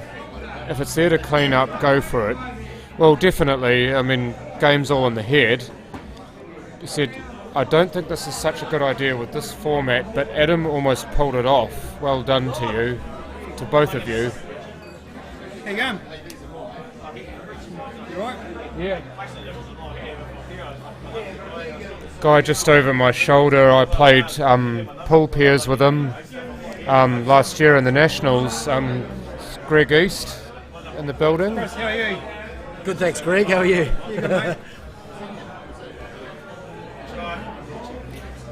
We had a few double international players, Jeff Wilson, cricket and rugby. Did you ever play cricket with Jeff Wilson? I did. I played golf with him last week as well. Is he a good golf player? Yeah, he's a very good golf player down at New Zealand Open. He didn't make the cut and he was absolutely devastated because I think he's tried 6 times now to make the cut in the Pro-Am. Hasn't quite managed it, but no, he's a very good golf player. And obviously the other great double international was Brian McKechnie as well, who played cricket and rugby. As soon as you said that, look whose name came up. Yeah. The guy who received the infamous underarm ball. Nickname Colt. Great man, Brian McKechnie. And he's good at basketball, Jeff Wilson. And he's a good... Yeah. He's again one of those natural sportsmen. You put a ball or a bat or anything in his hand... And he'll make magic with it. Yeah, pretty much. Yeah, we've been lucky to have quite a few players who have excelled at more than one sport internationally. Yeah, for a small nation, we do very well in the international stage. I think is it Sophie Devine? Wasn't she a hockey player as well as before moving to cricket? Yeah, I think she might have played basketball as well. And basketball, yeah. Now she's one of the best female cricket players that New Zealand's ever produced. Yeah, certainly. Her all-round ability has been phenomenal. She's had an unbelievable season in the BBL in Australia. Recently in the Women's World Cup, played some amazing innings. It's just such a shame we couldn't quite get up to win one of those games that we lost. I mean, we had to beat Australia in the last match to qualify, and you're always up against it playing Australia to qualify, but we just got so close, and like the game against India, we just kind of flubbed it at the end. That was a terrific shot from Baden. Yeah, there's more to think about, isn't it? Because he's put another ball over the bin. So not only did he manage to get out of the snooker, but he put a ball over a pocket. Yeah, he's put Simon under a bit more pressure here, hasn't he? Because he's put that other yellow over the pocket, he's given himself so many more options, and it's so much harder for Simon to be defensive here. There is still a little bit of room to play a defensive shot. Maybe if you can run slowly into the red on the left rail and have that ball just flick off the rail and cover the white ball. Like it. Of course, if he runs too far, he risks going and off. You could also pot it like that. Oh, it's a lovely shot. He didn't quite get the cover on the other yellow though. No. But it was still good thinking and good alternative thinking. Yeah, this is that wonderful stage of the game where it's risk and reward. So many options for both players. Do they take on that shot that could win them the game, but knowing if they get it wrong, it could also cost them? Yeah, double-edged sword sort of thing. So Baden's got a couple of options here. Who takes the yellow down the table. I see Tara's still alive and well as well in the chat. Oh, looks like he is taking Good to have you on. Oh, 2-1. Ouch and ouch. Still possibly took that shot on knowing that if it went wrong like it has, that it's still difficult for Simon to finish. But now that he's gone and off, he can just pot the yellow as a free shot. Which makes it a little bit easier. A lot easier. That's why Bowden will be stewing in his chair. Still a lot of work for Simon to do here though, but it's there for the taking. Just needs to not get stuck next to the yellow here. I think he's going to go around everything just to open up the rest of the table. But that red still goes past the yellow. I thought he might just try to quietly pot the red into the middle, but obviously it's more on than I think. Roberto Taboada saying he's actually he's in my pool team now. Why are you guys talking about different sports? You should talk about pool. Well, Afraid to say it, Roberto, but Chris Harris is a cricket player by trade, but he also plays a bit of pool. So while I've got him on, why not grill him on both? Yeah, but I don't mind talking pool either, because the quality of these two players. This cuts. Doesn't look great, but it cuts, and if he can get a nice full contact on the red, he won't go in off. Yeah, he's still not happy about something. It's the fact that he's not got the control over the shot that he would like. He didn't get straighter on that ball, so the white's going to run away on him. So a fine cut into that corner is going to run that other red. Yeah, and if it comes off the red too fine, then there's a chance that it'll run in and off into the other corner pocket. That's what he'll be afraid of. So he needs to get that so much out of his head, because the more you think about it, invariably the more it happens. So thinking about not doing something and you do it. I know there's not an actual shot clock, but is there an expectation that there's a shot played in a certain amount of time? See, it nearly happened, but he controlled it well enough. Sorry, could you repeat? So he, I know there's not a shot clock, but I guess there's an expectation that there's a shot played within a couple of minutes. You can't take too long. You can't take all day, no. I think people start getting on your back when you take too long as well, and one thing that you use to help you is the crowd, and if the crowd go against you, then you lose an element that can help you win. So if you play the game at a good pace and you involve the crowd positively, then you get it back in the same way. But if you play the sport without really respecting it or not respecting the crowd, then the crowd will get on your back, and that makes it harder. There was a lovely long pot from Simon, and that was part of his concern in that previous shot that he played, that he knew he couldn't get the ideal position, and he's left himself again another reasonably straightforward pot, but it's difficult to get that position he needs. And he's been forced snatched at it. He snatched at it. And the door very much open for Baden now.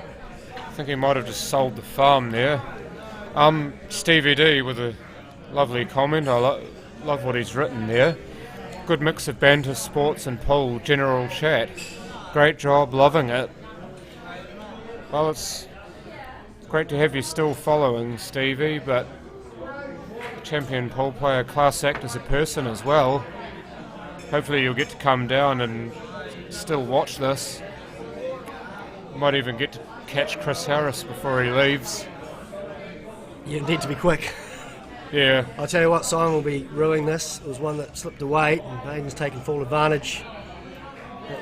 Yeah, Baden making him pay, so 6 frames apiece. You can't feel, but this just feels, got the feeling it's going to go all the way to the wire. I reckon you'll see all 29 frames here. Yep. It's going to be the first Hill match we've seen.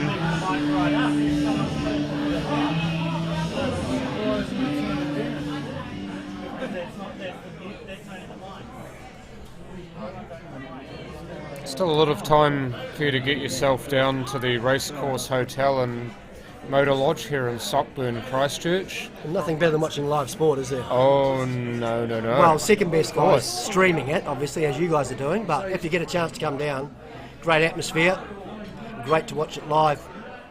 Yeah, I mean, it's one thing watching it on the stream, and I love what you guys and girls are all doing, watching it on the stream, but if you have the opportunity, you can watch it live and be even more amazed.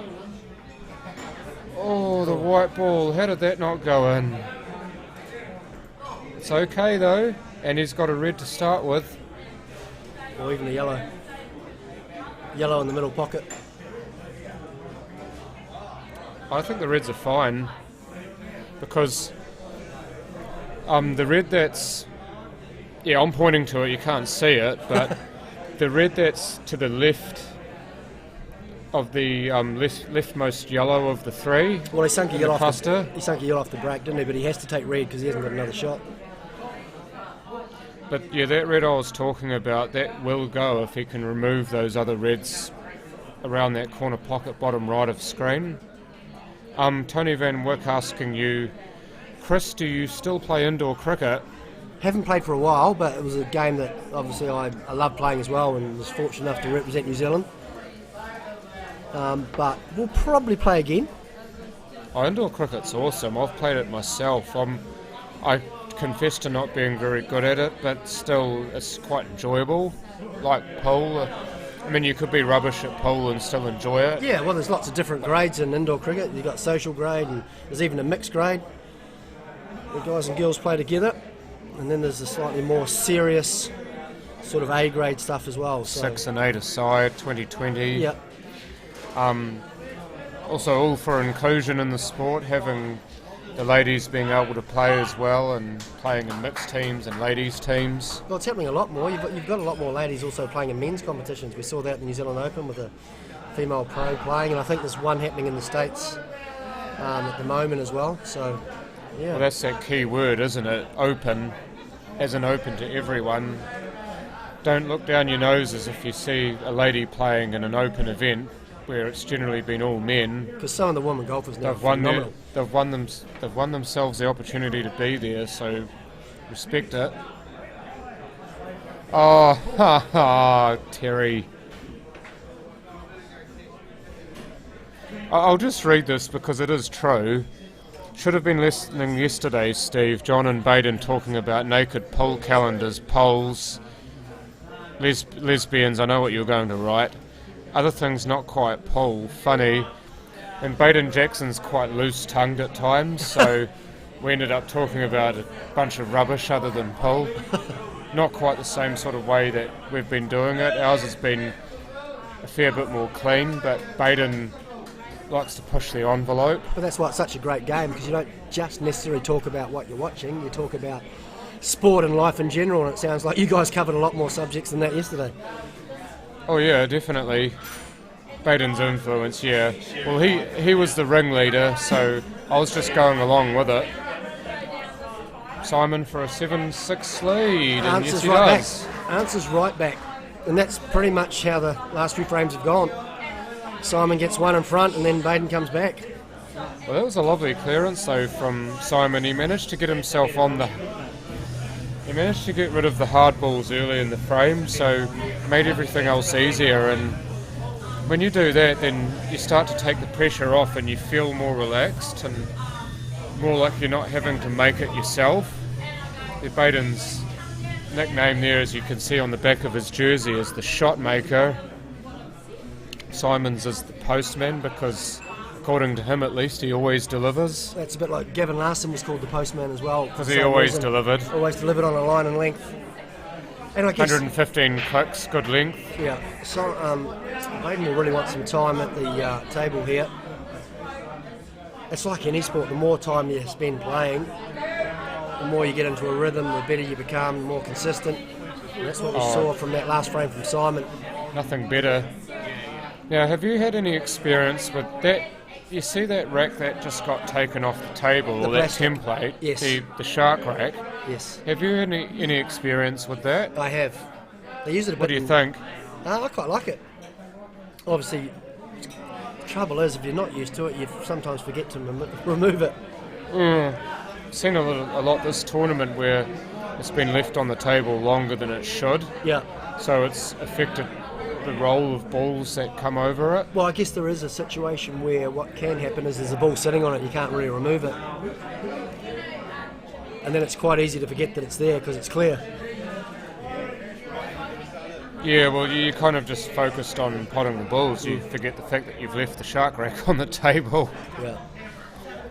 Baden will be disappointed to miss that, but he hasn't left anything too much on for Simon. There is opportunities, but nothing too simple.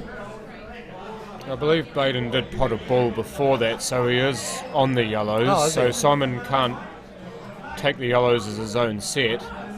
Now, if you pot a ball off the break and then miss your next shot, then the table's still open. Yep.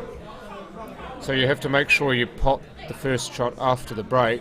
Otherwise, open table, other guy gets the pick of the best balls. So he did have an open table then, because he got one off the break, didn't get another one. No, he did get another one, but he missed the one to the middle, so he is on yellows, and Simon's on reds. That that red might actually go in off that yellow into the middle pocket, but maybe the yellow could be too far past the pocket for the shot. A bit of a risk, isn't it? You leave that red safe if you do that.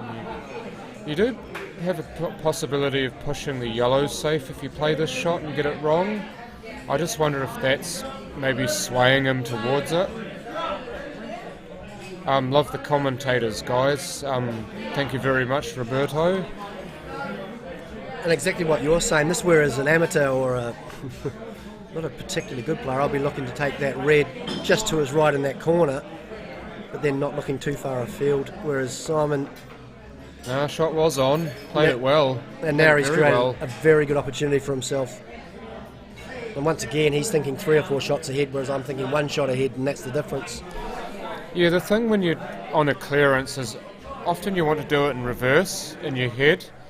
So pot the black right, but you want to get the position on the black. So which ball do I play last to get position on the black? And then you work backwards from there. That's what a lot of players do. I have hard enough working forward. Yeah, it's like walk forward and stumble and fall, but try walking backwards. Oh, nice shot. That worked just nicely. Got to be careful of the kick that he's going to get off the yellow if he plays this red.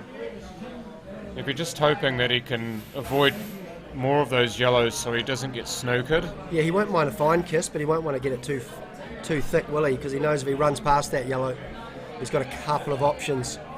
But what it does, taking this red out, opens up that corner also for the 8-ball.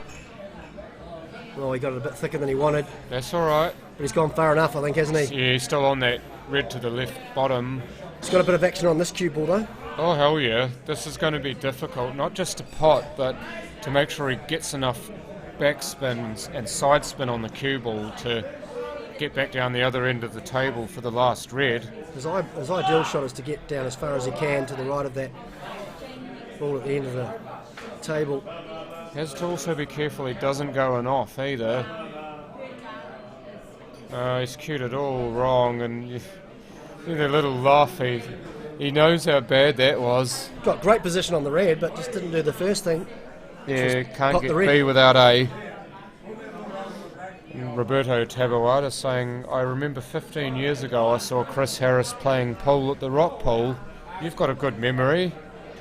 Yep, certainly played some pool down there as well. Oh, Baden. Had an opportunity and he'll be disappointed with that, Oh, Baden. he's absolutely gutted that one. Just hit a little bit too hard, didn't he? Oh, no, he just got the angle wrong. I think that the that as speed well. was fine for the next shot. Simon will be thinking... Oh, now no. Simon's bottled one.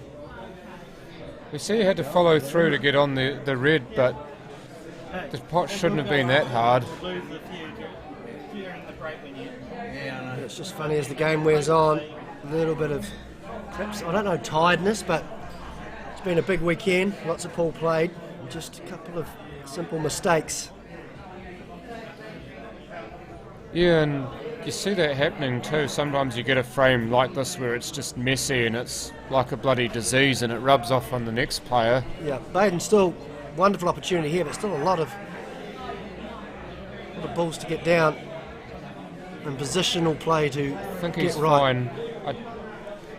I believe that first yellow goes anyway, the one closest to the white, but it's the second one that he'd really want. But either of those go, it's fine, but he's just going to lay in behind the yellow for a snooker here. Yeah, play the rules, make Simon sweat. Well played. Well, a ball in hand would be nice, but I think Simon's too good a player not to make contact on the reds. So was a free shot in this game, although you can take the option of a ball in hand if you get a foul and place it behind the headstring. So you see, you didn't have to hit a rail after contact there because it was a full snooker or a total snooker. Yeah. Usually you have to hit a rail after contacting your ball, but on that occasion, because you're totally snookered, you don't. Safety looks difficult here from Baden, so we may see him look to take on the pot. Take the long one on and just bang it in 100%. Looks like he's playing with a bit of curve as well. Well, he is No, playing he was safety. playing for the safety. Lovely. It's a wonderful shot. That's those clutch moments. Or if he gets that wrong, he again leaves the frame open for Simon, but with a wonderful defensive shot. Yeah, well, Simon's got a bit more to think about here too, because that yellow near the middle pocket makes this harder to hit. He might have to come off 2 rails perhaps. Yeah, come off 2 or even 3 rails and try and sit in behind the red, Again, lovely which shot. he's tried to do, and played it really well but didn't get the snooker. Can't see Baden not taking on this opportunity. The yellow in the middle, and the game's there for the taking.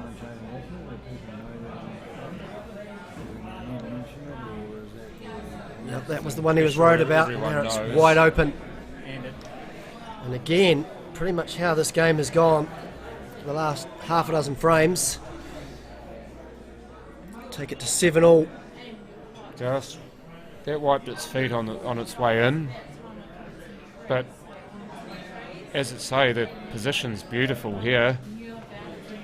Just drop this one, and he could elect to backspin and put the black in the opposite corner pocket, or he could just follow through slightly for the middle. I'd probably backspin this to about where it is now. Just makes the shot a bit easier. Yeah, something like that. And the seesawing nature of this game continues.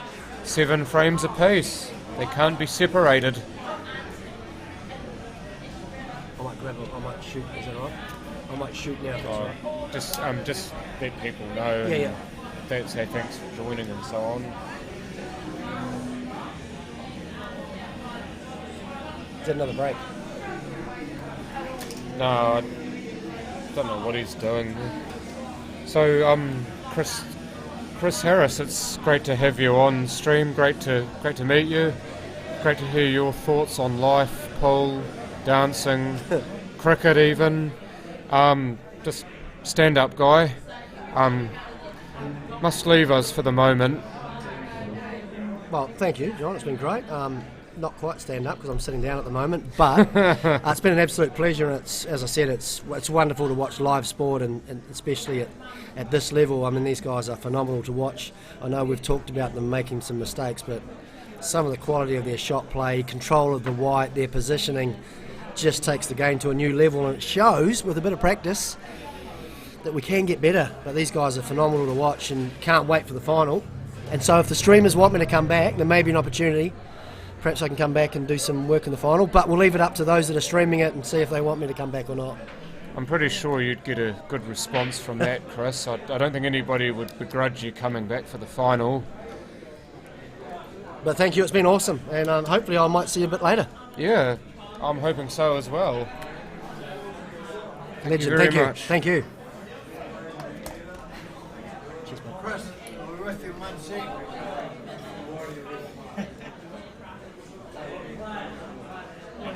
Thank you. Pleasure. No problem.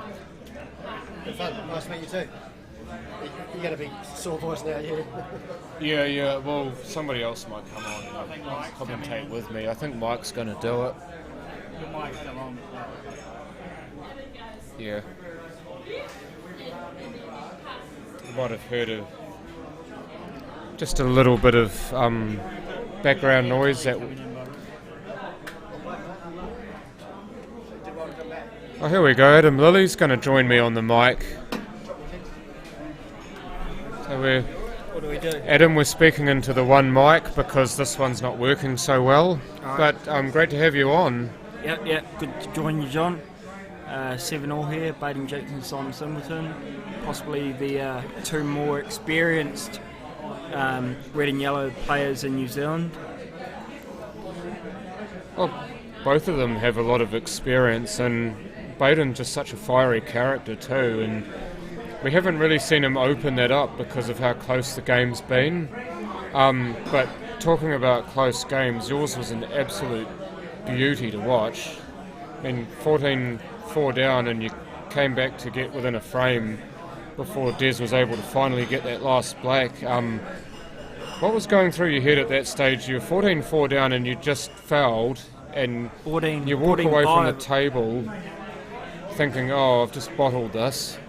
Yeah, you know, you're 14-5 down, everything's kind of all your pre-match mentality's kind of gone from there, and I'm playing terrible. I've made so many mistakes, and I'm kind of just thinking from there, if I can reel off a few frames, and what happens after that is just lottery kind of thing, and I reel off 2 or 3, and then I kind of get into it. I get the crowd behind me, and I hear a couple of cheers. So I think maybe chuck up the hands and try and get the crowd behind me, and maybe that might help me adrenaline wise, and get the crowd behind me, and it might affect Des a little bit. And I said to Des after the match, I said, apologies. He was stoked to get over the line because he was struggling towards the end, but I kind of played pretty good those 8 frames, and I said to him, I didn't want to have to do it because it's not really in my book of strategies, but I had to use the crowd to my advantage at that stage because I was just on ground zero. I had no confidence at all, and I just thought pretty much. Oh, Simon, what have you done? I just thought pretty much, like this is last resort. I try and use the crowd to my advantage and reel off a few frames and get back into this match, and then, back to 14-13 and miss a red into the corner, come back across with a black, and rest is history. Des pulled off a magnificent 2-ball finish. It might not look much, but definitely under circumstances, under that pressure with all the crowd behind me. That was massive from Desi, and hopefully from there he can take that into the final, and hopefully we can have a Kiwi winner because he definitely deserves it. I grew up with Des my whole life, and he's a great player, and he deserves a big title like this. Yeah, great player, great guy too, isn't he? Chloe Jackson there, well that's actually Tara Jackson on Chloe's account. Hi Adam, unlucky in your match, sweetheart. Oh, cheers Tara. Say hello to Lewis and Chloe for me. Miss them heaps. This looks like being a close match, 7-all. Was it Baden that just played the last shot? He's played quite a good shot there, snooker on the Reds.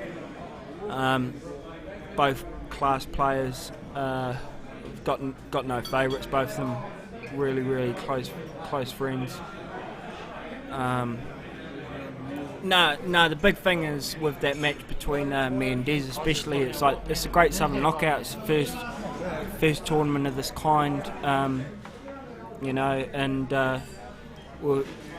to produce a match like that, 14-5, 6 down, whatever I was, to come back and make a bit of a match of it, and the atmosphere that we produced at the end of that match was just massive for the sport, and hopefully that carries through to the next few years. Hopefully it's held at this venue again, because this venue is great, and the players that we've got is just absolutely unbelievable. The quality of pool, and the atmosphere was just second to none. Like I've never experienced that in New Zealand in the 11 years that I've lived here. It was just unbelievable to be a part of. Yeah, that was quite possibly the best endorsement that we've ever received for any Q-Sport competition, is what you said, that it's the best ever crowd, or atmosphere should I say, that you've ever experienced in a Q-Sport tournament in New Zealand. There's a question for you, Adam. I think you've just read it yourself. How would old Kelvin rate that? Yeah, Kevin, cheers for your comment, Brad. That means a lot, mate, coming from you especially. Terry Stewart and Tony Van Wyck, cheers for your comments, guys.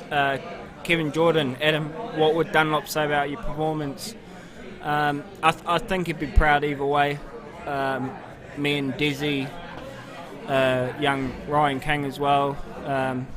Calvin didn't have much time for Ryan because he's a little bit of a dickhead, to be honest. But all of us grew up together, and to produce a match of that quality, definitely sets the stage and sets the standards for the future years to come in New Zealand. Black Ball definitely. Pinelli as well, hard luck this morning, Adam, mate, the man. Look forward to seeing you in top grade as well, by the way, Pinelli. Oh, it's a good shot by Baden there. Oh, did both. Yeah, he's a little bit fine on this yellow. He might just have to play a bit of a positional shot. I don't think he can quite hold if he drops the sin, so he might have to come 2 rail, or maybe 1 rail back across for the yellow to middle. He's got to control this well. Flick a bit of left hand side to check the white ball up, hold for the yellow to the right middle. Tony Van Wyck saying that the Levin Classic used to be like this back in the 90s. I can just imagine, because it had that massive atmosphere in the late 2000s when I started playing it. And I remember when Des first started playing as, I believe, a 12-year-old, and I've related this story a number of times, but Jeff Bullis said that he reckons that Des is going to be the future of the sport, and how right's he been? Oh, definitely. Des is class act. Growing up in New Plymouth, we've been around many a top players, and I think the thing with New Plymouth players is just that hunger to win, John. Like, everyone kind of hates losing, no matter what kind of grade you play, and just missed the red. He's landed alright. He can drop this in. But he's on it. I think he can drop this in and maybe hold for a long yellow. The Bowen boys are here. Yeah, nah, good place to grow up, New Plymouth.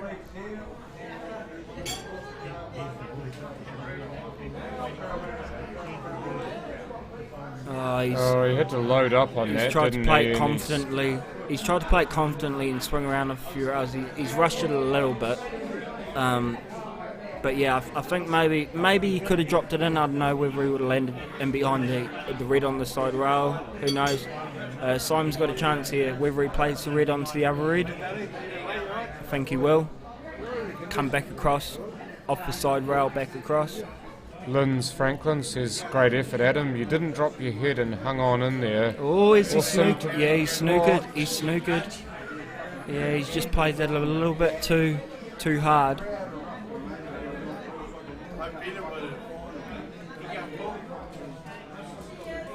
I mean, the red A, it's does wear in the just glove wanted that help. to stop. Just wanted that to stop, the white ball just to stop a little bit. Just even for on last. the rail maybe. Does wearing a glove help? When it gets a bit hot in the venue and it gets really sweaty, then yeah, wearing a glove does help. I mean, it's just personal preference, really. That's a great shot by Great Simon. hot. And reasonably good position on the black too. Yeah, he's got decent shape on the black just to play the open pocket here. Yeah, I don't wear a glove. I've only ever worn a glove for a very short amount of time, and then I lost it and never bought another one. I don't personally like them, but I know they help a lot of players. Yeah, he's played it dead weight and it's there. Yeah, good shot by Simon. 8-7. Takes the lead. Who broke first, John? I cannot remember, just to be honest. Do you know whose break it is next? So it's 8. Oh, it looks like it's Baden's. So 8-7 Simon Singleton in this race to 15. Baden's break. Yeah, going back on that question, does wearing a glove help? I mean, when it's really humid conditions and it's quite hot, and depends what kind of club you're playing in. If the AC is quite good, the air conditioning, and You might not need one. you know, getting your cue flowing nicely through your bridge hands always helps. When it gets quite sticky, it's a horrible feeling. Wearing a glove does help in those situations, so it's just all personal preference, really. Best of 15, was that the deciding frame? It's a race to 15, just for laughs. The difference is that you have to win 15 frames to win the match. So we're still at least 7 frames away from completion in this game. Yeah, I think just with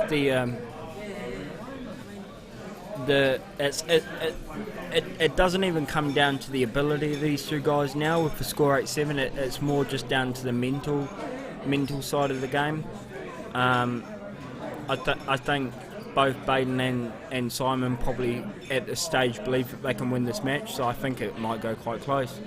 Just as you can see by that shot by Baden there, just ramming that red. Just lariats it in. Yeah, in between those two yellows, straight into the corner pocket. I think that shows you where this match is going to head.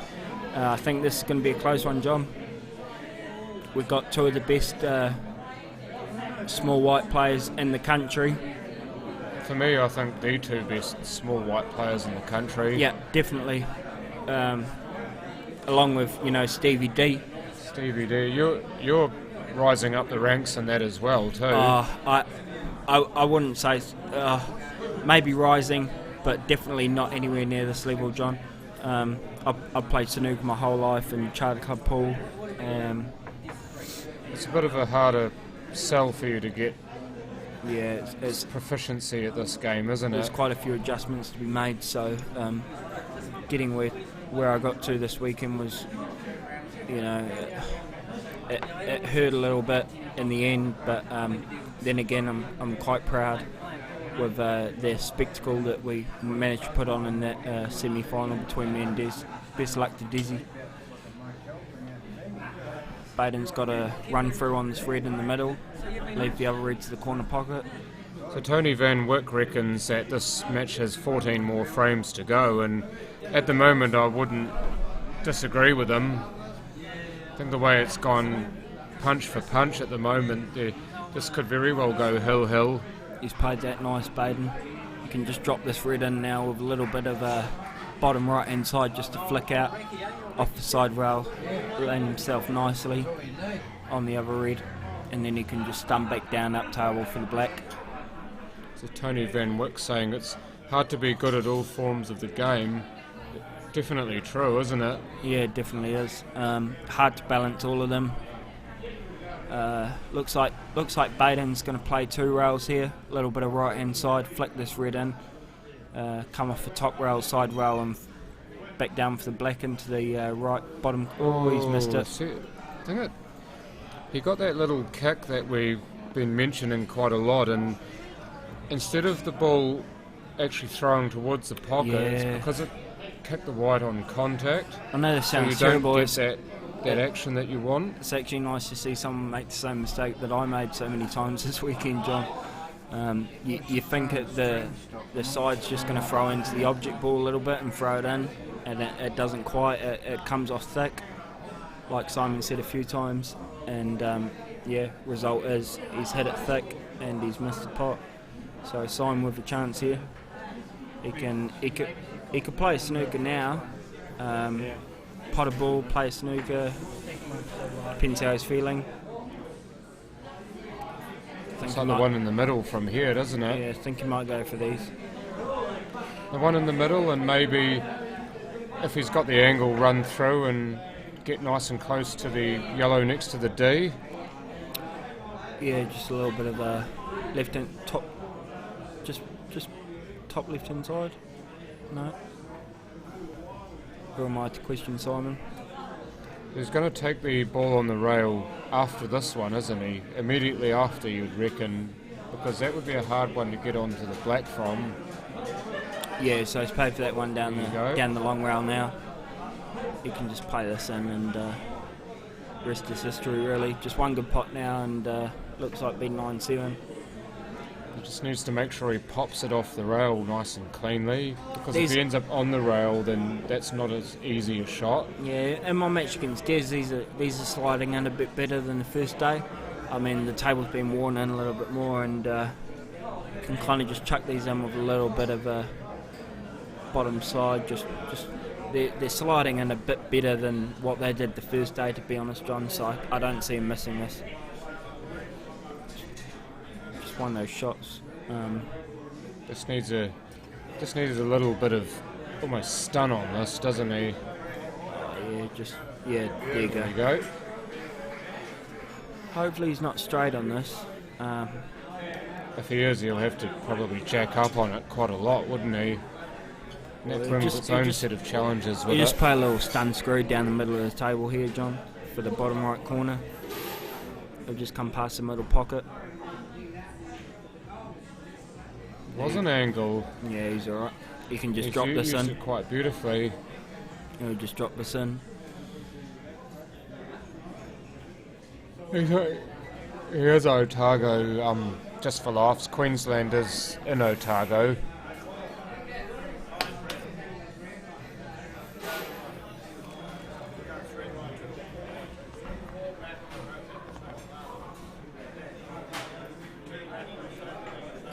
There we go. Just rolls it in nicely, and for the first time in what seems like a long time, Freya gets a 2-frame lead. Simon Singleton leading Baden Jackson 9 frames to 7.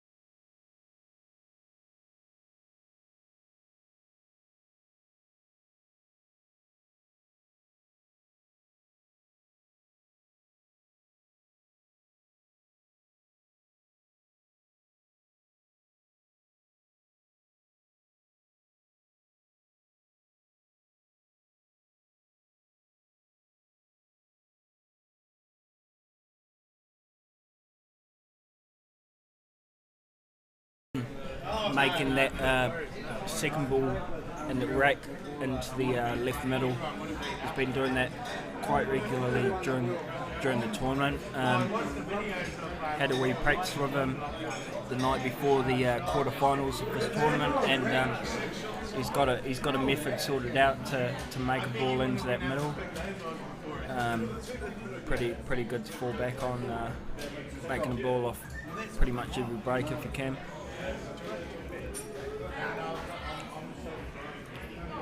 Come on, Baird. Come on, Baird, and go on, Tara.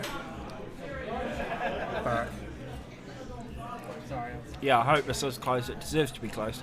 I think both guys, top players in New Zealand, both highly respected in our game, and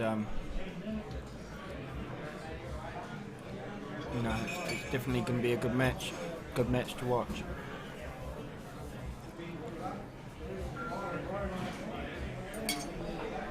But you also start to see how partisan the crowd can get too, with games like this, how you've got basically Team Baden and Team Simon, but my only hope is if that does happen, that you've still got respect for the other player no matter what happens. I'm pretty sure that it's not going to be an issue, but sometimes with a lot of really tough, gritty sort of matchups, you get those crowds that start getting in your face, and it's almost a hostile environment This if looks you're like not it's going to be. favourite. I think Baden's asking for the shark rack to be moved here. It's going to look like a tough one. I think Yeah, there's about 3 balls yeah, that 3 or could come 4 into balls play. sitting. Yeah. Anyhow, Simon's missed that red down into the corner.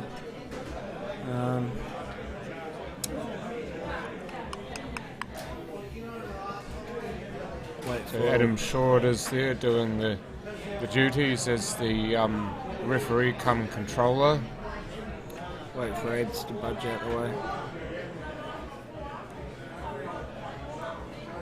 Yeah, you did right there, Tony. The loser gets absolutely nothing in the semi-finals. Yeah, don't remind me, Tony. I didn't imagine how much pressure you'd be under, but also how much you wouldn't be thinking about the money at that point. You'd just be thinking about winning. No, money. Honestly, the money didn't come into play for me even from the start of the tournament. It's all about lifting that trophy at the end, and and being able to call yourself the best out of the 8 players in New Zealand. Whenever the money starts becoming first priority, that's when you got all your priorities wrong, really. Yeah, money shouldn't come first. If you're playing for the money, you're in the wrong game. It? If you're playing for the money, then you shouldn't play at all, in my opinion. I mean, it's good to have, but it's the prestige and the recognition that you're playing for. Definitely. People remember you for what you win and how good a person you are off the table rather than how much money you win in tournaments. Yeah, of course, John. Baden's got a chance of a skill shot here. He could play this yellow to corner and try and cannon the red into the other corner. He's tried That's definitely what he's tried, isn't it? A little bit too much stun. We'll take a break after this frame. Cheers, Corey. Thanks for kind words, mate. Music. After this frame, yeah. Cheers, Pete. Not yet. Is the volume right? Yeah. It's all good. So I do believe there will be a break or an intermission after this frame is completed. Oh, Baden's a bit short there on that yellow. He's left a gap for the other red to go in behind that, so Simon with a chance here. I imagine he's going to attack. Yeah, I just wonder if that yellow's close enough to the pocket to put the red in off of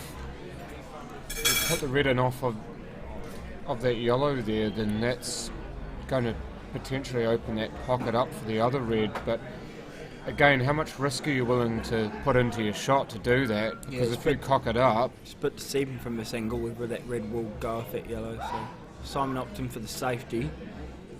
And it looks like he might have found... See the edge of both of those yellows, I believe, closest to him. Yeah, he's found decent cover, so a bit of a containing safety. He's going to buy himself another shot, probably. Which he does. Baden's gotten a little bit fortunate there, I think, to whip the black to cover that red, because before that both of those reds were pretty much on, but now it makes it a bit more difficult to get position on that red behind the black. So just the little things. I wonder if Simon's going to look at creeping this red just in behind that yellow in the top right corner, with that red will just pass the red and the yellow up into. Looks like he's lining up for the middle. Yeah, that's a bit interesting. Yeah, he's missed that. But maybe he knew that the white ball was going there too, so Baden wasn't going to get a shot either way. Bit of a shot to nothing. Yeah.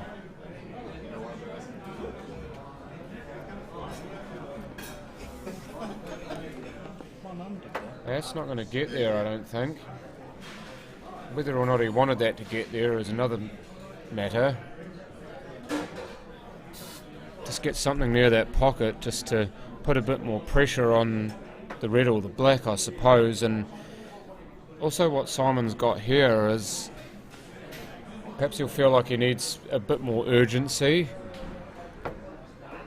Just try to create that bit of urgency that he doesn't need. Oh, he hasn't found a rail there, has he? Yeah, he got a rail. No, he did.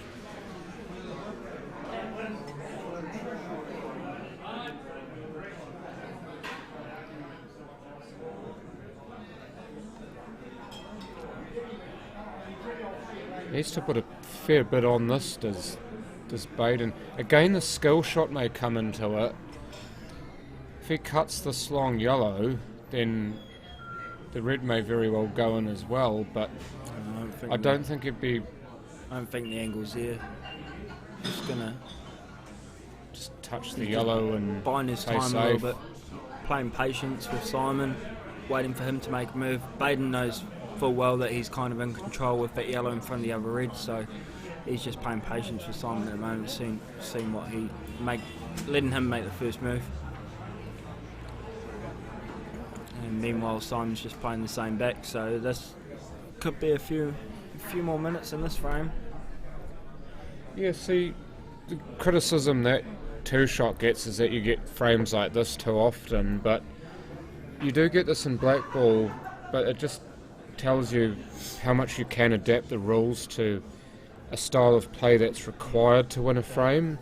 You're not necessarily potting balls to win frames, especially when a frame's like this and you've got multiple balls tied up. You are kind of biding your time and forcing the opponent into playing a rash shot and making a mistake, and that's how you get the 2 shots and you pounce on it. Yeah, there's safety game in every form of cue sports, you know. It's all part of the game, and most of us don't like playing it, let's be honest, but it can win you a lot of frames and matches. So Barry Appleton there, stalemate, quite possibly.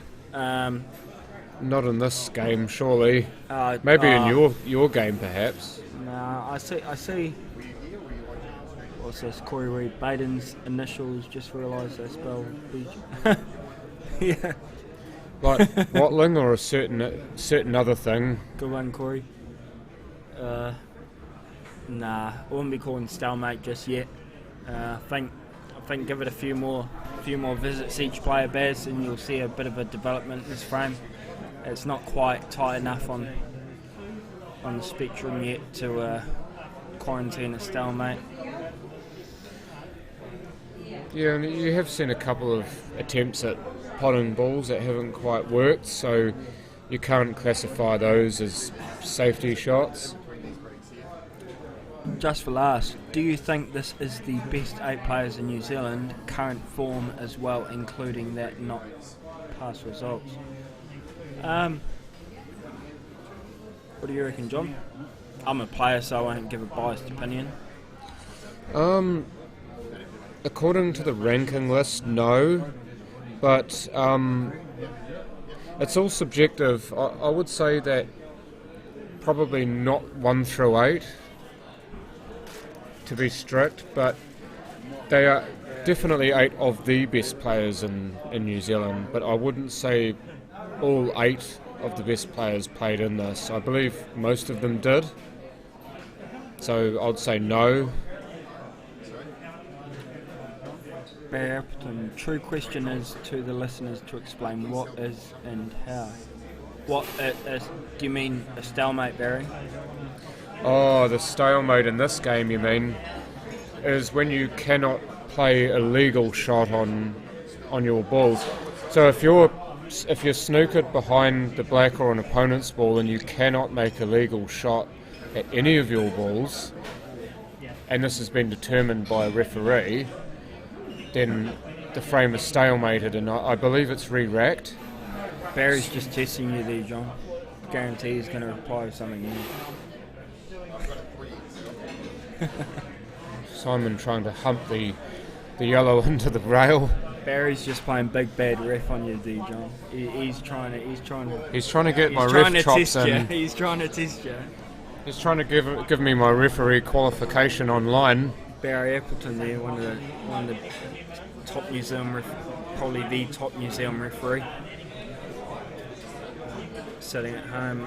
What do you reckon, John? We've opted for no ref in this format. What do you think to that? I think it's worked fine because we've hardly ever needed one. Anytime you've needed a second opinion, you've got tournament controllers, Adam and Mike, to come in and resolve any disputes, and there's a lot of respect between the players and Adam and Mike, so anything they say will be taken as being true, and you don't argue with it. Yeah, I completely agree with you, John. I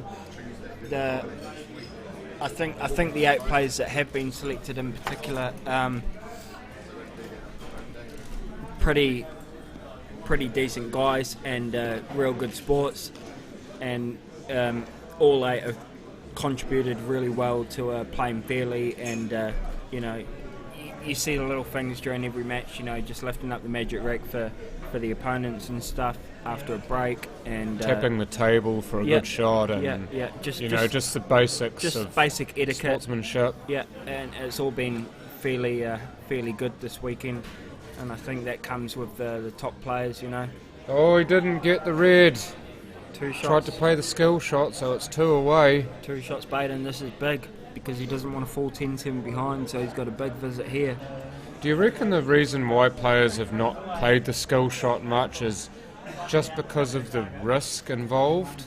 Because this could very well cost them the frame, trying to play the skill shot, but the rub being is if you get the shot, then you win the frame. Do they think it's just not worth it? What is Baden doing here? He's just trying to... Well, he's just moved for white. He's just moved for white into the centre of the table. Yeah, you can't do that. He's taking it like a combo. Yeah, he's... Oh my God. Oh, Would dear, you believe oh, it? dear. Would you believe it? No, you cannot put the white anywhere, Freeman. John. So Baden's just had an absolute brain fade there. Jesus Christ. He's just played that like it's a combo in the Club It's not New a Zealand combo. rules. Yeah. And he's put it in the middle of the table and played the... Oh, God. Played it as a combo. I feel for him because I've made plenty of mistakes myself this weekend with the rules and, oh, God. Yeah, it's going to cost them. Yeah, you can't judge too harshly, can you? Because it can happen to anyone, but you still sit there and He's your allowed mouth to sink. gape. He's allowed to sink Simon's ball as the free ball Terry Stewart, but with him placing the white in the middle of the table like he did, he was only allowed to place it behind the anywhere behind the line if he wants to move the white ball. Yeah, the potting Simon's ball wasn't the issue, but Wow, it's the fact that he didn't put the white behind Bolt. Cannot if believe he what wanted I've the just white seen. ball in hand. Someone of Baden's experience and quality to make a mistake like that. Wow. Well, your real name saying, yeah, he's absolutely fair. Did you see him bang the table? No. He said Simon sat and waited for him to play the shot until he called him on it. Now, what do you reckon about that? Should Simon have told him, look... definitely not. Hats off to Simon. He noticed what Baden was... It's the game, John. It's the game. Baden wouldn't have told Simon you're making a mistake had Simon been in his position. No, definitely not. You don't call that. It's up to them to know the rules, you know. So Baden's just had a bit of a brain fart. He's made a mistake. And Simon's noticed it straight away, and you know, you don't call that. So Baden's not going to say that Simon did the wrong thing there, because Baden himself wouldn't have corrected the problem. Exactly right, Corey Reid. He has no obligation to tell Baden. Baden, you know, that was just a complete brain fart at the end of the day, and Baden will be absolutely kicking himself. He'll be like, what the hell have I just done? And when I seen him doing it, I was like, Jesus, have I missed something in the rules there, or is he just placing the white in the middle of the table? For most of that, and then you go and nudge me and, oh, look at this, and then it clicks. Oh, he's made a mistake. Yeah, I was like, have I missed a rule myself here? Yeah, exactly right, Camellia. A player of Baden's calibre should know he does know the rules. You know, it's a high pressure match, and he's just had a complete brain fart, and it happens to the best of us. You know, so there's still it's a race to 15 at the end of the day. So that's only, what is it now, 10-7? Yep. Yeah. So Tara's probably got the best insight into this, being Baden's wife, but. Yeah, exactly. She's saying Baden would have let him take the shot too, and I completely agree. Just the way Baden is that if you don't know the rules, if you forget the rules, tough luck, that's how you learn. It's not the way Baden is, it's just the way all of us are. If someone doesn't know the rules and you're playing in a tournament that's $7,000 to the winner, at the end of the day you got to know the rules. And if someone puts a white ball in the middle of the table and plays it like a combo, you know, in that case, you know, you don't say anything, you know. So Corey Reid, exactly right. Just what I've just said, you know. So just a bit of a brain fart. Hopefully Baden recovers from that quickly, because it's now a free frame advantage to Simon. And well, the break's come at just the right time for Baden there, hasn't it? He can go and recollect himself after that horrible mistake he's just made, and I can go off to the bar and get myself a drink while he's doing that. Yeah, it hasn't come at the right time, because he's just made that mistake, and now he's going to a break and pondering on it a little bit. So just a quick 3-4 minute break, guys, and we'll be back into it. 10-7 Simon Singleton in the semi-final. Stay tuned.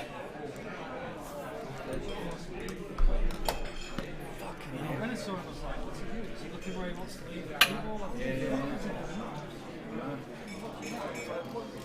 thought he was like looking to see where he Yeah, I wants thought to it was. I was saying to John, I was like, and then he like lined it up. Yeah. He was like, proper straight. Okay, yeah.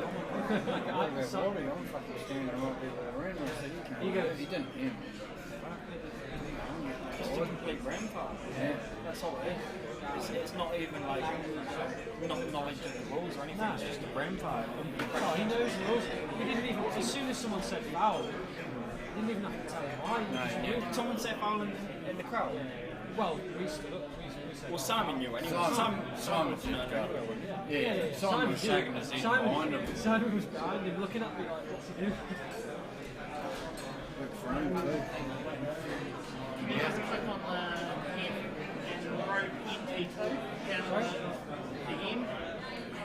Like down the road NT2.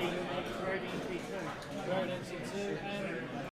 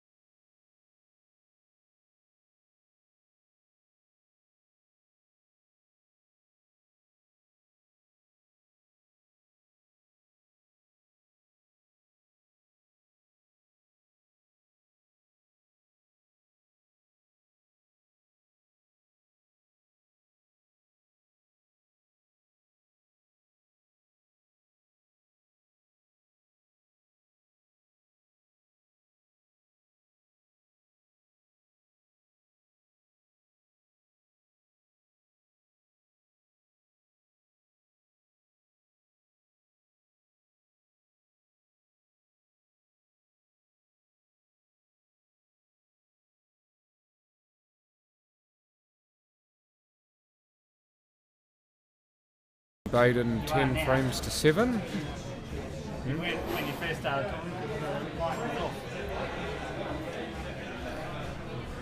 10-7, Simon Singleton leads Baden Jackson. I believe Baden went in off the break, so Simon gets the first choice.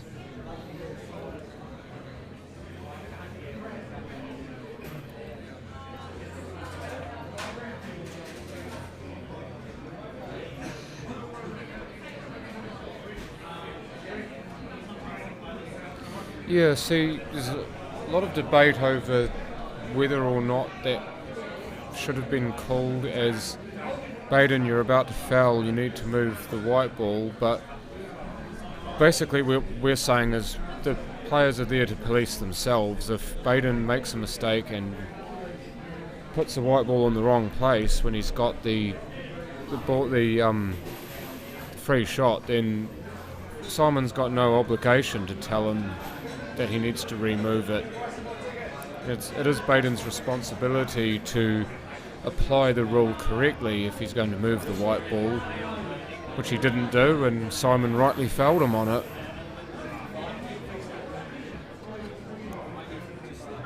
And yeah, Tari, you're definitely right. I mean, he knows the rules inside and out. He just had a brain explosion, and no doubt he would have been thinking at the break to try and, I need to refocus on what I'm doing because obviously something slipped.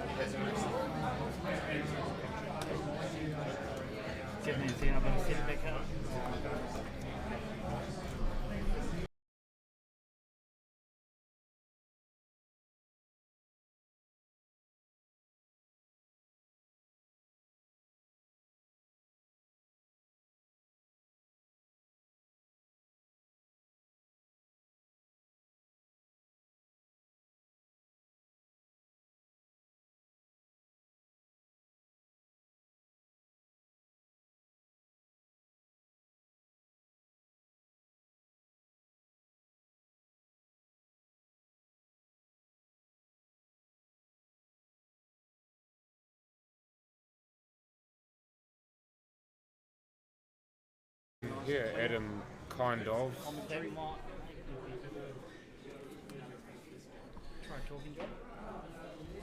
Hey, Adam, can you hear me just fine?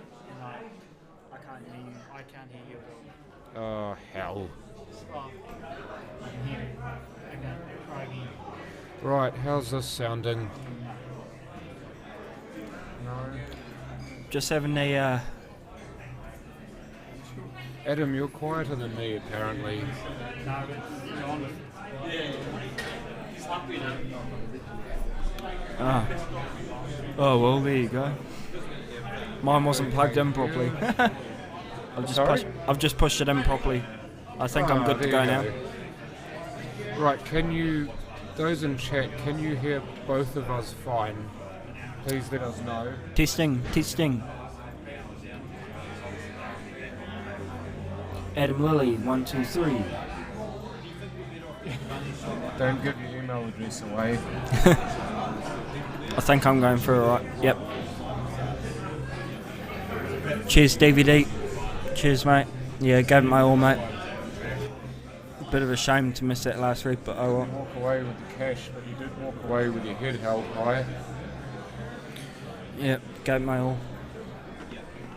Sun rises tomorrow. Right, we're all good now. Dean Brown. Cheers, mate. Simon Singleton. Oh, is he overscrewed a little bit? He's got a fine cut on the red. Could come 2 rails back across for the blacks in middle. It's going to take a nice bit of queuing. Drop this one down the rail, come back across for the blacks in middle. Now, John, I was just having a conversation outside with a spectator, and they were talking about, Baden's foul, obviously, and, I honestly think we're talking about it, and I honestly think it's just the amount of rule sets that we play during the year. We play Charter Club, we play World Rules and Black Ball now, obviously. Baden's obviously a snooker player as well. Just all those rules mixed into one. Do you think there will be some sort of consensus eventually where we're just playing one format of pool?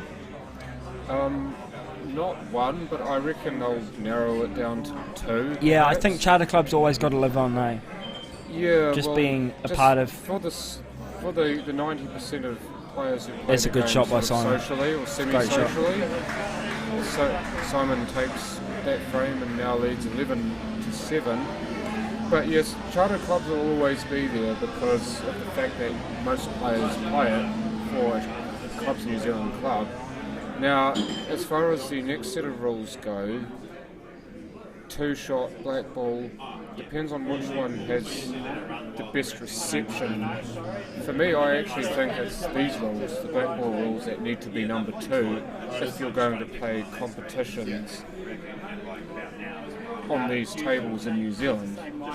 Because So chartered club and black ball, those are my 2 sets of rules on 7-footers. yeah, that mistake made by Baden before is just nothing to do with pressure at all. It's just all to do with, I think, just a build-up of previous years playing all kinds of different variations of rules. And We're huddling in again. My mic's not working properly. Sorry, what was that? What happened there?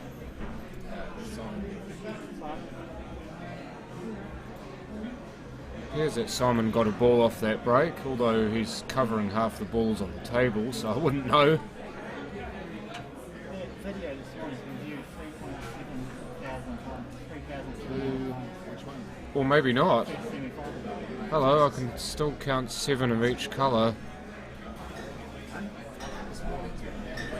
Baden first shot, so immediately Baden with a great chance to get that deficit down to 3. It's the biggest lead that either player's had in this game is 4 frames is what it is now, so Baden will start to be feeling the pressure somewhat, but does Baden even feel pressure though? everyone does, John. He's tried to play a little bit of a pot down to the corner and promote a couple of those yellows that were on the side roll there, and it hasn't quite worked out. Yeah, it's just that red's been a pain, isn't it? Yeah, probably needs to go into it a bit firmer than that. Is the shark rack part of black ball? Yes, it is. John, you can use any device you wish to rack the balls as long as the balls are racked correctly and in the correct spot. So you can use the shark rack, you can use the regular rack, you can use your hands if you want to. You don't actually need a device to rack the balls with, but as long as the balls are racked correctly and in the correct place, that's a brilliant, look at that shot. Speaking about rules, and Baden's doing that, Plant must have been on and he took full advantage of it. Why did he take yellows?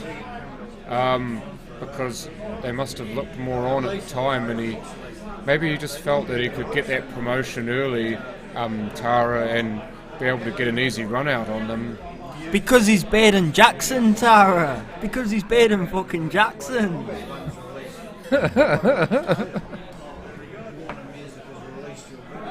Go on, son. Go on, Stevie D. Go on, Stevie. Yeah, did right, Stevie. Momentum's a massive thing.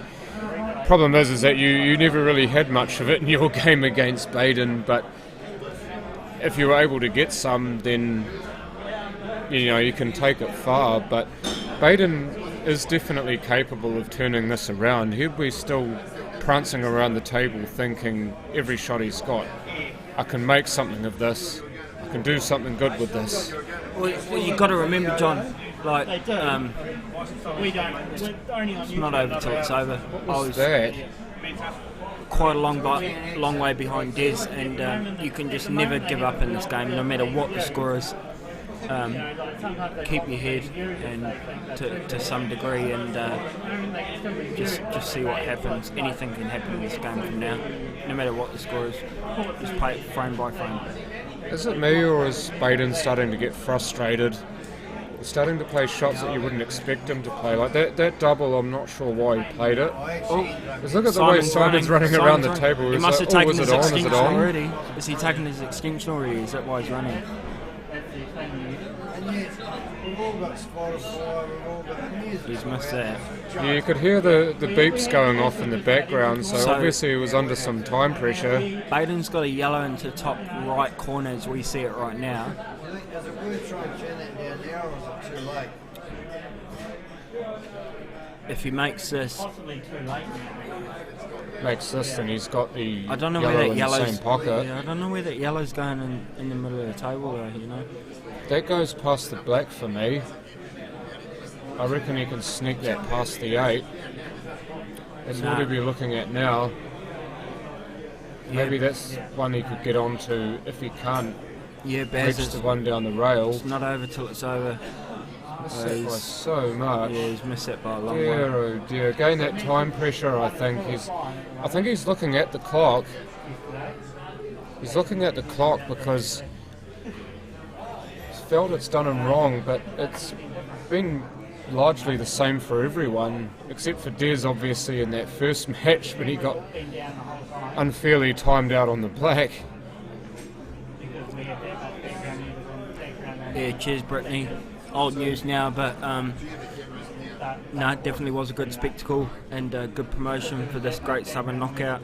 8 of the best players in New Zealand, and I don't think me or Des at the start of the match would have liked to seen a whitewash either way. So it was nice to finish quite even, and to have the crowd on their feet, and the atmosphere that we did create towards the end of the match was just quite amazing, and something that New Zealand's never seen before, so that hopefully will be a stepping stone for future things to come for the sport, and New Zealand pool promotions and On Cue, and our black ball game. Hopefully that's just a start of things to come. Off the side rail, and he does manage to get position on that bottom red of the toe. You know my game plan, John. Attack, attack, attack. Yeah, that's what we were saying in the booth, wasn't it? It's all I've Basically, ever your known. game is attacking in I nature. got no safety game. I won't lie. Really simple here for Simon. Just Simon- make sure you pot this cleanly and then saunter into the middle of the table for the black. Simpleton looking good here. Follow through for the black. Yep. 12-7.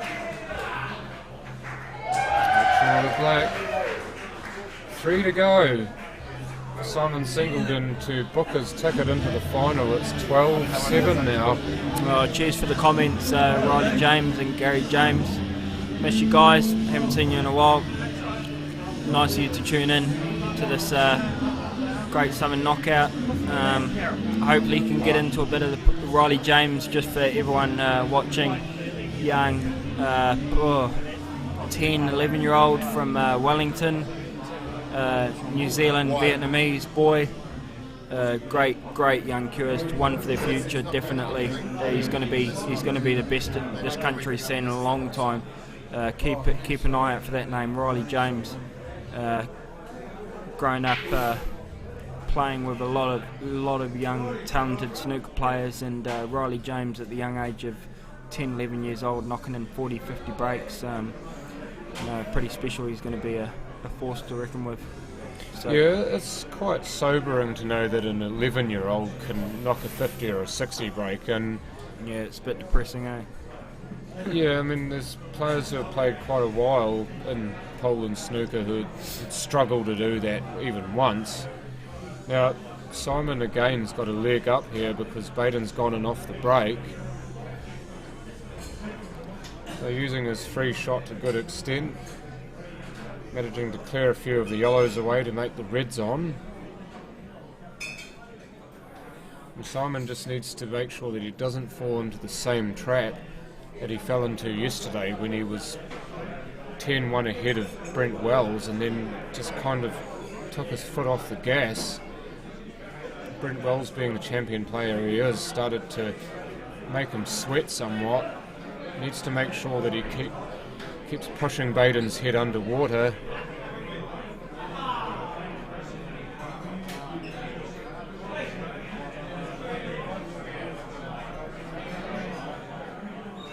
Yeah, cheers for comments there. Simon Singleton, Baden Jackson here. 12-7 Simon Singleton on the Reds. Looking pretty prominent to go to 13-7. He's only got one red really in the stick at the moment, which is the one bottom right as we see it on the table. He'll probably play that one last, I'd say. He's gone too far. Overscrewed that a little bit. Do you need to play forward of the line after the break? I don't believe you do. Don't think you do, Dan. Oh, DC, he knows everything. God, surely you wouldn't know that one, Dan. He knows everything. Oh, Daniel Cole, you didn't know that one? Yeah. No, you don't have to play forward of the line, do you, after the break? If your opponent fouls and you get a free shot after the break.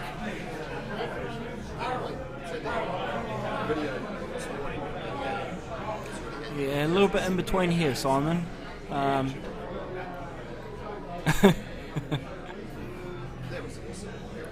Get a mohawk. Would Jojo allow you to do that?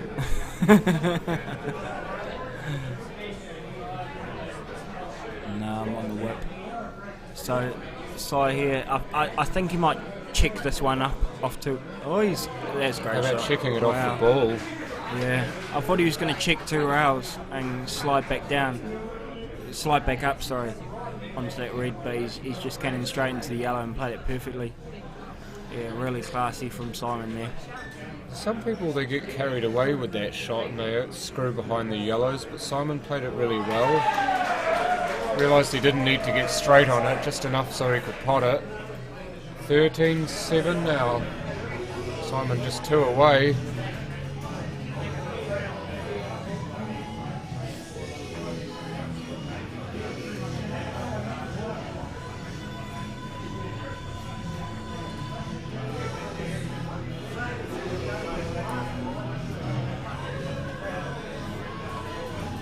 Yeah, Dan. Yeah. Come down to Riccarton Racecourse and have a watch, Danny. Anyone in Christchurch at the moment watching this stream, got some spare time on your hands, come down in time for the final. Come and watch it live. Get the best of the action, all the atmosphere right here waiting for you, Riccarton Racecourse Hotel. Yeah, the 7 o'clock is when the final is set to begin. It will be Des Wilcox versus the winner of this match.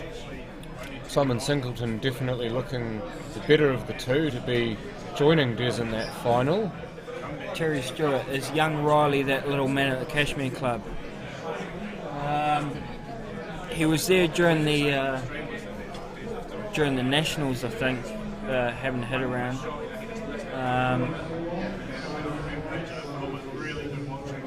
Gary James. He's from Wellington, Terry. So Parapara Umu's not that far away from Wellington. No, he was here at during the National Ladies. So Terry might have seen him playing on the snooker table during the National Ladies at the Cashmere Club. So he might be right there, Terry. Yeah, young Asian New Zealand boy. Very good player, one to watch. Simon with the break and getting the ball off the break. I don't think we've seen as many dry breaks today, Adam. Oi, Greg, give me a beer,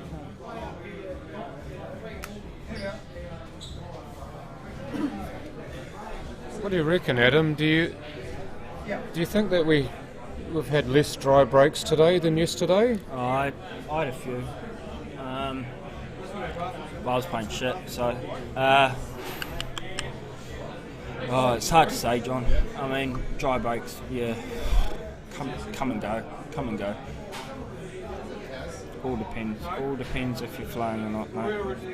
You can be flying and potting everything, and then hit a break bad and still get one in, you know. So, for Dizzy example, you know, he was playing brilliantly, I was playing terribly, and he'd hit a break bad and still get one in, you know. That's just the difference. So. Yeah, it's good curing by Simon. He hasn't landed on. I don't think he's got a shot though. He's gone down I think he might be snookered. for as well cute as that was, the Yellows certainly didn't like him. Who's the little fella and his sister from Kashmir Club December? I think you're doing. Oh, Terry. Yeah. I know who you mean now. Cooper Collier and Heidi Collier. Sandy and Sandy Steve's and Steve's kids, right? Christchurch kids. Very, very, very young kids. Heidi's 10, I think, and Cooper's 7. I'm coaching Cooper at the moment, 7-year-old boy from Christchurch, great young player.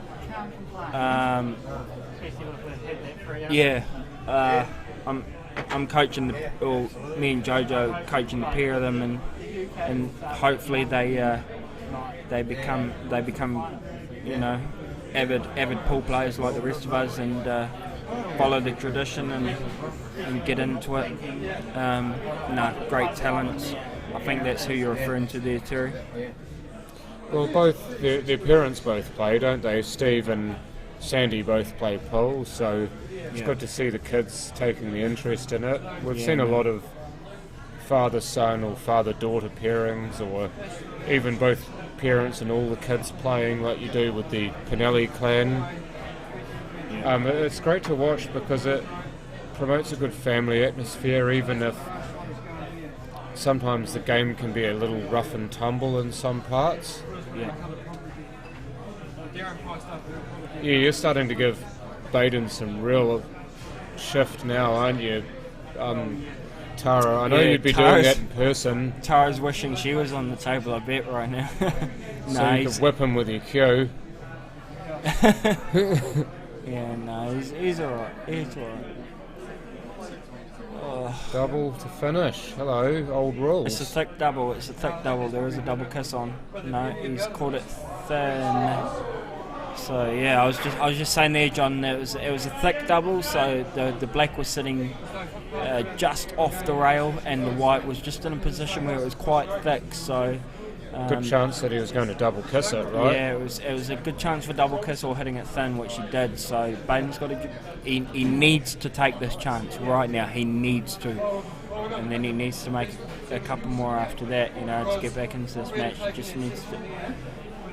He's better than anyone. You see that line on his forehead. So you knew he was going to get a snooker there if he missed it. So that's the genius in that shot.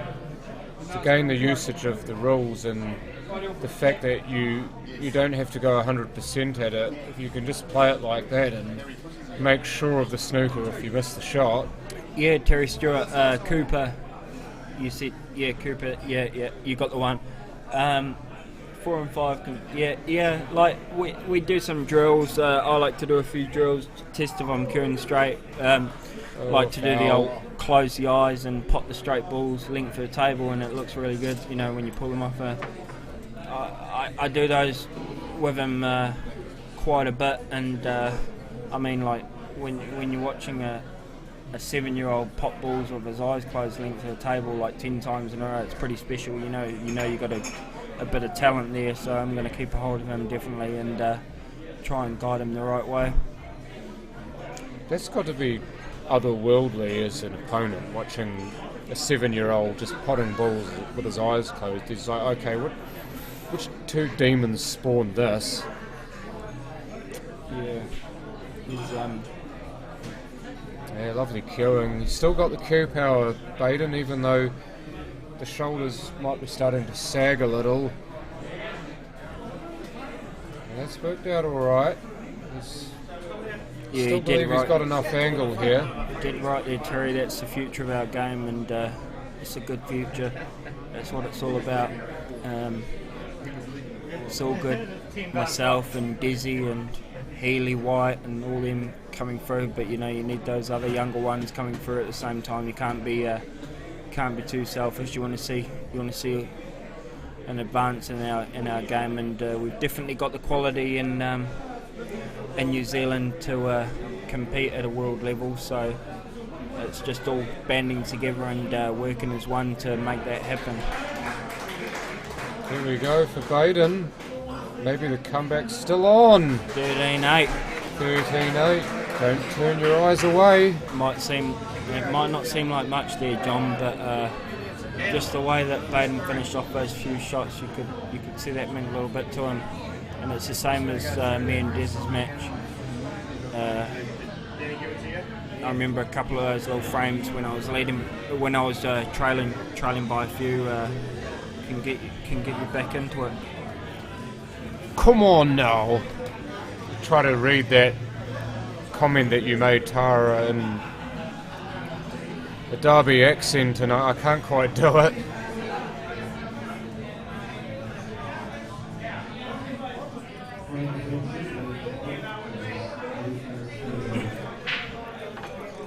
Right, 13 frames to 8 now. Simon Singleton, Baden Jackson. Baden with the last frame, and good little endorsement there for Pull for Schools from Barry Appleton. Great incentive that, isn't it? Get some kids playing pool, get them interested in a cue sport, get them out of trouble, whatever it may be. Yeah, I think what Barry says is right. Pull for Schools is obviously an amazing thing that we've got in place in New Zealand here. It especially helps when family members are also involved in the game. So obviously young Heidi and Cooper, you've got a few up north that have family members, that have played the game before, and their nephews, nieces, daughters and sons are coming through. It helps a lot as well. Hazel Cook and Matt McInnes's son. I don't know if he went for the he's a pretty mean player as well. Yep. Saw him at the Nationals last year in Manurewa. Yeah, young Cooper. Yeah, he's Cooper as well, isn't he? Yep. Saying about these Coopers, there's going to be I reckon an all Cooper national final one year. I'm calling it right now, probably 20 years in the making. You remember this one? Cooper versus Cooper, national final. Simon's managed to squeeze that past everything and just flick off the yellow for the pot in the middle. I don't think he's that happy with his position though, even though he's got two obvious balls on. Over 500. That's just the fact that he didn't move the yellow away far enough. Over 500 participants last year in the Pull for Schools, which is great. He needs to be careful he doesn't retie that red up. It's the way he's just shadow cueing the yellow, that's where he wants it to go after the red hits it. He doesn't want to catch the rail on this red, he wants to hit the yellow just off. Yeah, that's well played. Don't go off though. God, that white spreads, Jesus. Is that stuck on the jaw? Yeah, I think he's stuck on the jaw. I don't think he'll be able to pot the one in the middle. No, I think he can. I think he's jawed on the other red though, so he can pot the one to the middle, I think. It's just a question of positional play. He's going to have to drop this in dead weight if he wants to get on the other red. This is going to be one hell of a shot. Nah, he's got a bit of luck. Yeah. Nah, he's gotten absolutely nothing. No, he's hoping for a bit of a rub there. So you almost hit that. Who won the last frame? That you... Baden won the last frame, didn't he? Yeah. If he can win this frame, John, seriously, this match is very. Even though the score says 13-9, with Baden winning the last two, the type of guy that Baden is, he'll take that massively, and he'll get a roll on. Well, prime example sitting right next to me of winning one frame out of however many that you need to win, but having it mean so much. I mean, 14-5 down from there, you managed to steadily climb your way into contention. Yeah, I mean, nothing to lose. Nothing to lose.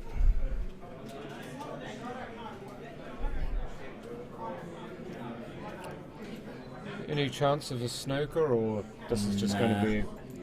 No, he's going to be playing for the corner here. It's just a matter of what yellow he goes for next, whether it's the yellow just under the black to the same corner.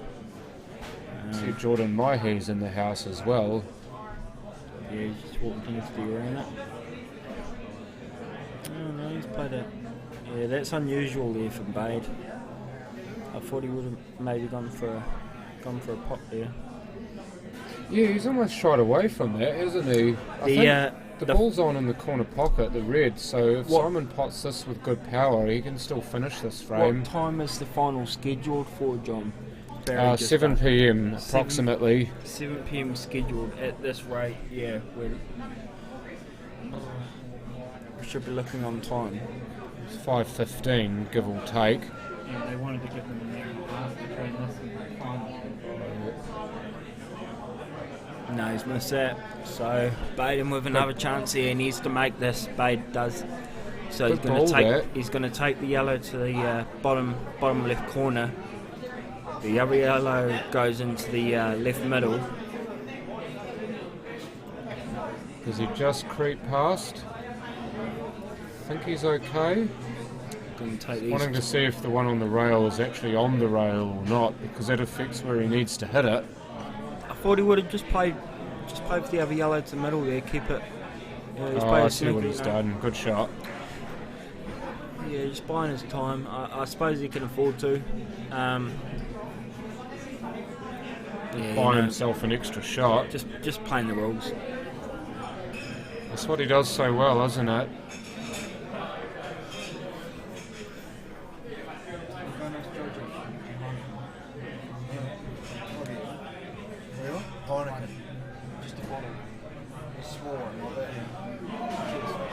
Oh, that's skill. Right around the back of the red and touch it for a snooker. Yeah, it's almost, yeah. Oh, yeah.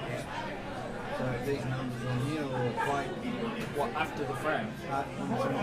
Yeah. It's got to be the worst feeling when you've just put him in a really good snooker and he just locks you straight up like that. It's got to be a little bit demoralising. Baden's got the opportunity, if he can see anything, just to be able to put Simon back in jail here. And he's gone and off. Betty. He's trying to put the white ball, I believe, behind the other yellow, but made a horrible mess of it. You see him there just waving his cue angrily at the ball. But that was the shot to play, he just didn't play it very well.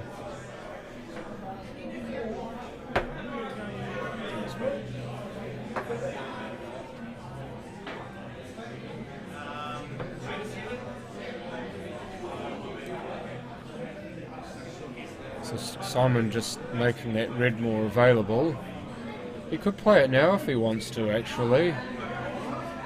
The one closer to the white looks like the better shot, but the second red would have given him a shot at the ball closer to the black, but no, he is going to follow the script.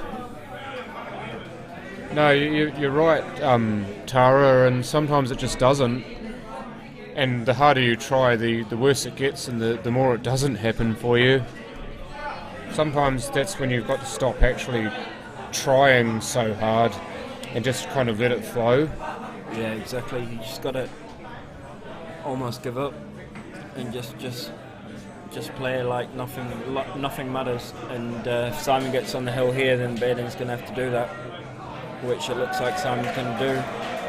And Baden's going to be in the exact same position as what I was in, pretty much. So he's just going to have to try and forget everything. Drills the black. 14-8. Simon Singleton, the first player on the hill here in the second semi-final. Is that music playing? Yeah, whichever one Simon's is. I don't know which one Simon's is. Was it just playing? Was it just playing? Right.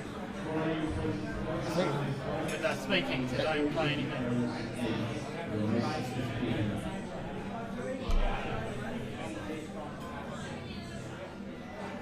Play a little bit now until he goes to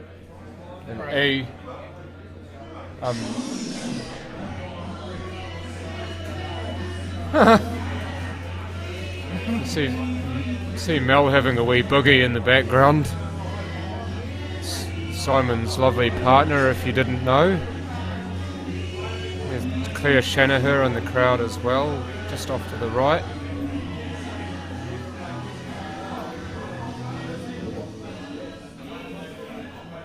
Great use of the music there, Adam. I love it. Thank you very much. Thank you very much.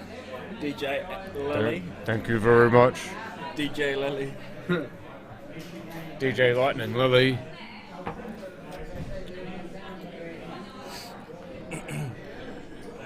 Simon Singleton to break 14-8, frame 23.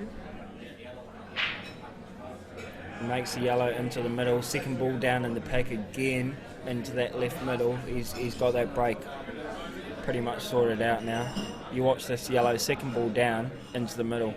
See, that's why a lot of players break from the side. There was a question on breaking from the side versus breaking from in front. Now, Simon's perfected that break from the side so that the apex ball more likely than not will go in the middle pocket, and that's the same way with I believe 9-ball. It's a 9-ball style break. It's a clever shot as well by Simon. He's played the combination there. He's been a little bit unlucky because the ball down past the middle pocket has landed on the other red. He's going to have to develop that one later on in this clearance. He's going to be attacking definitely right now, 14-8 up. Well, you still wouldn't want to do anything silly knowing how good of a player Baden is, especially the ability to punish that he has. Now, I wonder if he may even have a shot at it here, just to screw back off this yellow if he has any angle, and perhaps nudge the red or the yellow to make the yellow on, or whether he even needs to do it. That yellow might be on if he pots the one closer to the pocket anyway. Well, it's definitely on now. Yeah, it's on down to the corner. Could play it in the corner now if he wants to, Yeah, or could play it now just and shelve hold. it for later. If he makes it, I'll tell you what, if he plays that yellow now, it's a match-winning ball. If he pots this now, Well, that's the hold hard off the one other gone, red. isn't it? That's I your think he might potential play- headache he gone. might play it last. He might just try and screw across into the other red here, which he has done. Yeah. And is he a little low? If he may be able to just drop this in. I think if he's straighter on this, it's bad because the red gets in the way. I think more of the cut allows him to come off the rail, perhaps, Yeah, if he wants to get the yellow out. I don't think he can drop it in, so he might just play a little bit of a bottom left-hand side and just skid up maybe for the same corner, or just try and play a bump. He's played the bump. That's not great, but okay. If he has this to the corner, John, it's just a straight stun across for the Blake to the bottom right corner. Well, we can He may find be out, looking- don't we? He may be looking good here. If he can just pop this to the top left-hand corner as we see it on the screen, he'll just stun across to the left-hand side of the table, and he's got the Blake to the bottom right-hand corner. What does he play if it's not on in the corner? It looks like he is playing it for the corner, though. This could be it. Yeah, there you go. Yeah, we need the white to stop. It does. Here's that shot again. It was risky running into the red, but he played it at perfect pace, and this to win the match. Win the match he does! There you go. 15 frames to 8, Simon Singleton over Baden Jackson. So we now have our two finalists. They will be Simon Singleton and Des Wilcox. So please join us at about 7 o'clock for the final. Yeah, congratulations Simon Singleton and Baden Jackson also. Two very worthy semi-finalists there. Stay tuned for the final between Simon Singleton and Des Wilcox. South Island versus the North Island. Mate against mate. Yeah, stay tuned guys, it's going to be epic. Cheers. Thank you for that, Adam. Awesome job as always, and also stay tuned for the money shot, which is $1,000.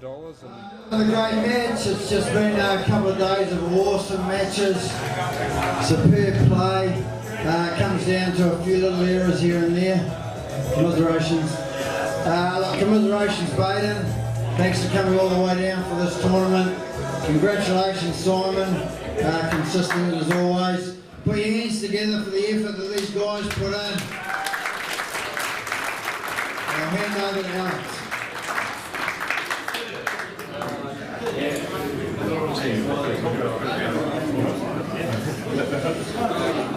Great game, lads. Baden, firstly, coming to you, it was nip and tuck for first sort of hour and a half, just trading frames, and then all of a sudden Simon found another gear and won 6 in a row. I mean, how did the match go from your perspective? Are you allowed to swear? Yeah, 7-6 to be honest. Early chances in the match. I think both giving each other too much respect. Balls going. I think first 13 frames. Yeah, scored in 7-6 either way. I struggled. I got in a bit of a rut mentally and couldn't get out of it. The harder I tried, the harder it was. Tried breaking. My break was terrible today. Simon was better. And he took his chances and he deserved to win. It's been a great tournament, really enjoyed it, definitely come again. I don't care where you stage it, I've met the travel, it's been brilliant, hospitality has been brilliant, and yeah, really good, just disappointed, someone's going to lose. And Simon, congratulations. Like I mentioned, pretty close to the first hour or so, and then you just found another gear basically, and just couldn't keep up. Yeah, I think there was a lot of good pull, a lot of silly misses as well, especially early on. I felt like we were punishing each other. There was a lot of second visit clearances, but not really like first visit, you know. And then I just felt like if I could just run a couple of racks, I could get in front and kick on from there. But the big turning point was that foul to go 9-8 when Red had that ball in hand, and I felt real bad, and I apologised afterwards for not calling it, but you know, it's not my job to tell them the rules, and it's a big, you know, we're playing for $3,000, so yeah, he just had a brain fade, and then from there I knew, knowing Baden well, that could affect him if I punished him like the frame after, and it just sort of went from there, and that's when I went clean. So I mean, he only won 1 frame after that mistake. So yeah, it's a shame that happened, but that's cool, and you know, yeah, I'm happy. Looks like the break looks pretty much nailed down. I think you were making the ball into that middle pocket 75-80% of the time.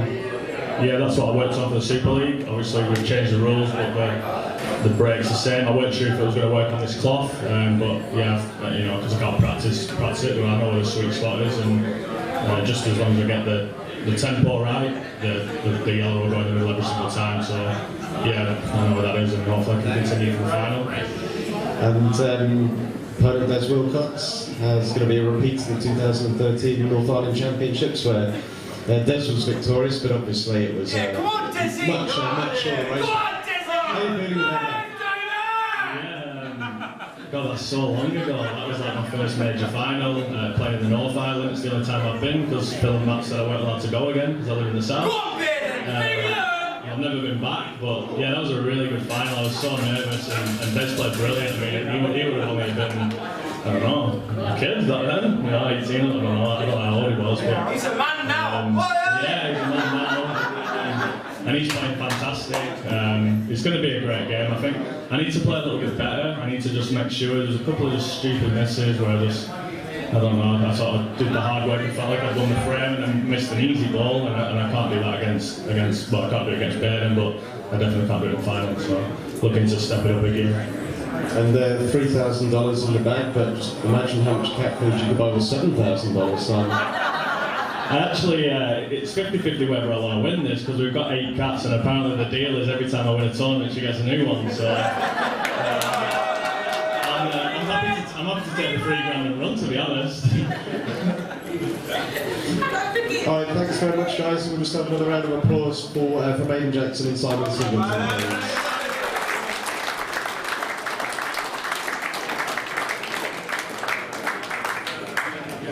And of course we've got more prizes to draw. Go lower. Go down, girls, is it? Come on. Where's that guy with the hoodie? I'd watch him. Can this man be removed from the bar during the draw? So this draw here is for the signed set of the tournament balls. So as usual, ladies, you won't get the balls until it's finished.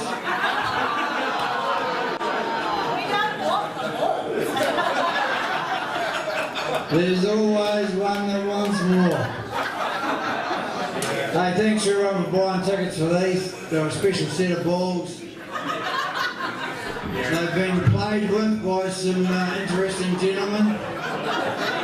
The long, the short and the tall, North Islanders, South Islanders, Englishmen. Who knows, I think even Darryl touched them. And there's certainly been a few close shaves out there. I told them not to give me the mic on the second night. Okay. The magic random number, and it's 0 to 100 or 1 to 100. Here we go. Number 45.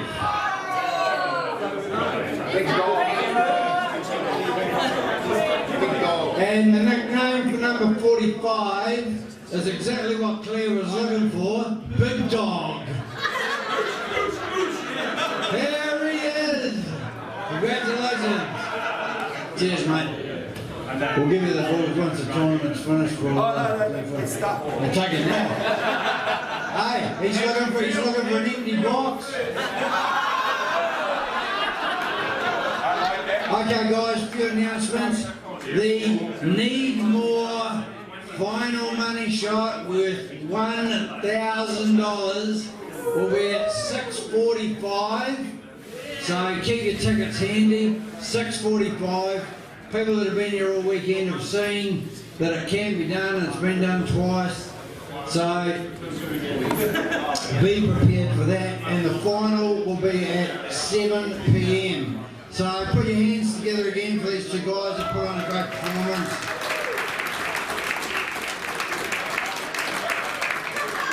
And we can't thank you guys enough for being here to support this tournament. It's been tremendous all weekend. So have a bit of a break, grab something to eat, drinks, do whatever, and we'll see you soon. Thank you again.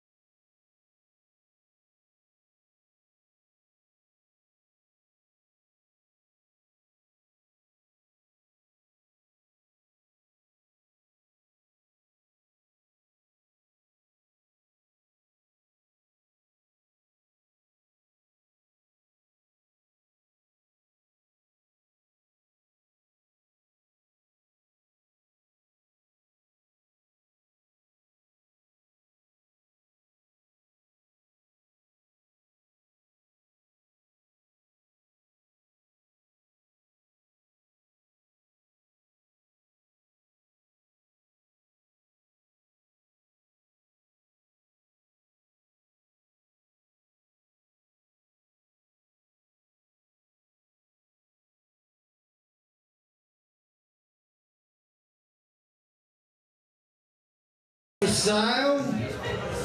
$10, first in, first served. And then you get a drink. Beautiful glass of wine from the Marlborough region. A beautiful pint of beer. I'm being rushed. How many want, sir? So you pick them out. Look at that. The man who knows his beer and wine. Have you got F-Pos? Yeah, mate. That camera's not still on, is it?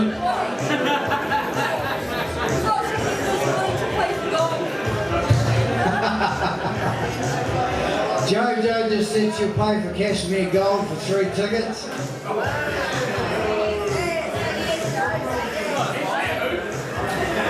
Cashmere who? Was that from a Hornby play? Here we go. Put one out too. Yeah, too. Just throw that on there, mate. Thank you. Only 3 left. Ah, there is 4. Sky's good. What do you got there? Thank you. You want more? Yeah, I got some more. You want more? I'll bring them over to you. I'll bring them over to you.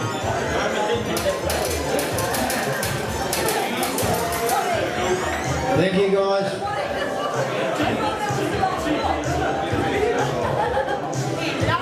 You've got to create scarcity. We can print more. We're like the government.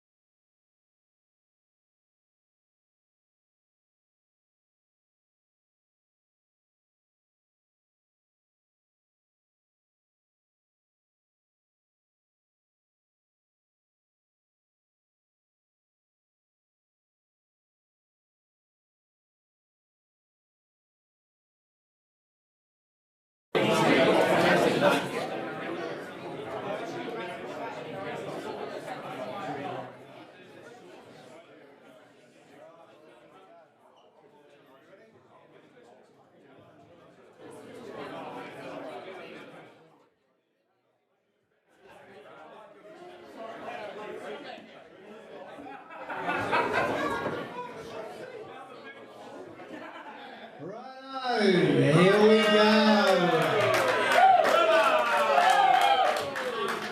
How would you like to be addressed? I'll tell you what, that's wrong. If anyone's looking for a date tonight, number 90 down there. Righto, we've come to the finale of the Needmore Firewood and Tree Services money shot, and we can't thank the boys enough, Danny and Josh, for getting in behind this. It's a new concept. They're fantastic supporters of Poland, New Zealand, like their dad is, and this has been such a fun thing, this money shot. We really thought that it would jackpot, but it hasn't.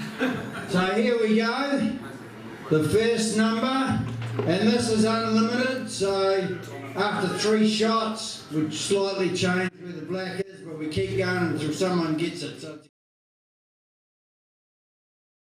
fast down the street. So here we go, Alex, number 91.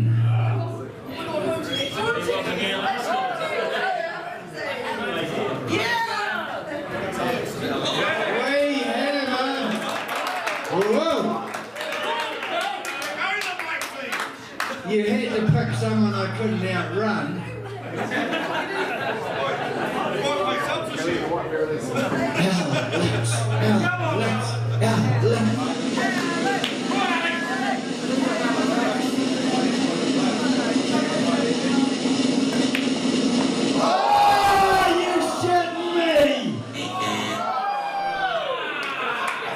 The pace of the table, man.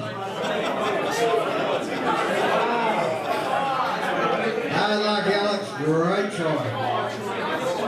I reckon this number's been out a few times before. 153.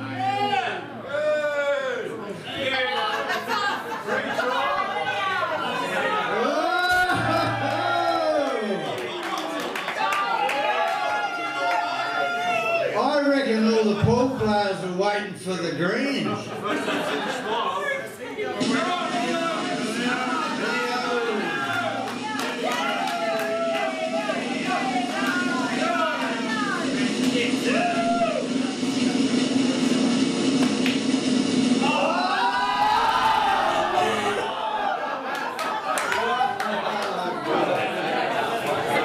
Whoa!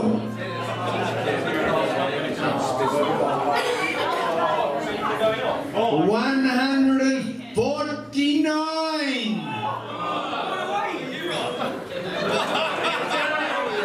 We have another one.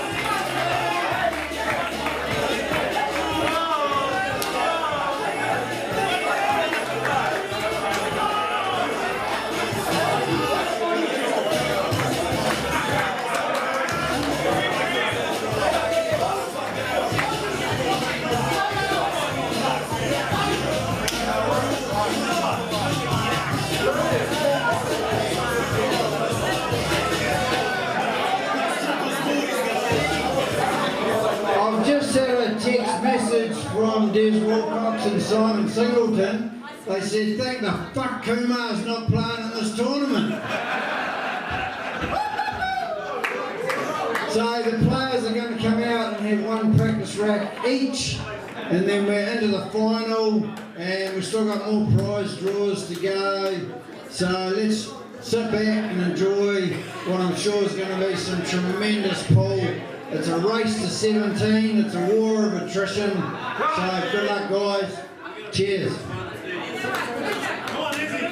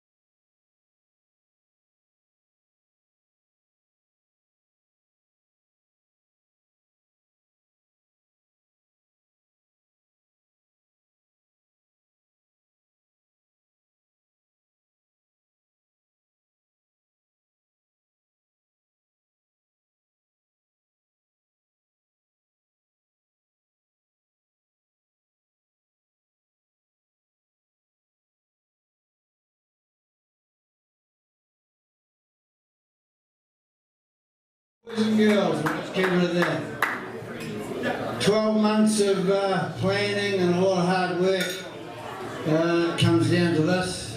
We're all feeling pretty tired, a lot of work. And here we are at the final. Worthy finalists. Just quickly, there will be a lot of things going on at the end of the final, but I just want you to put your hands together for some people that quite often get left out. It's Jordan, Amar, Michelle, and the amazing Hayley, the bar staff that have done unbelievable.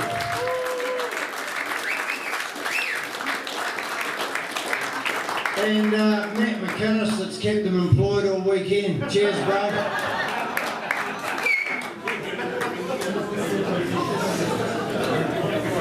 So here we go. From Otago and parts unknown on the other side of the world, 12,000 miles away. I'd like to bring into the arena Simon the Postman Singleton.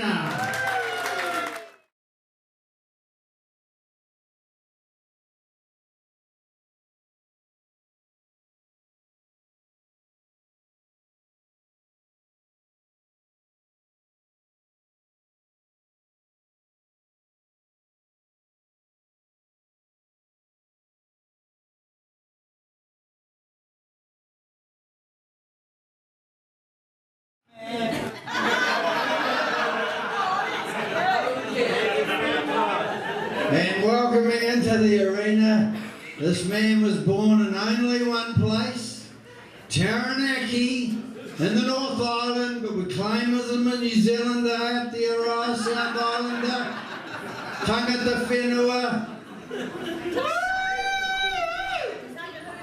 Des the Wiz, welcome!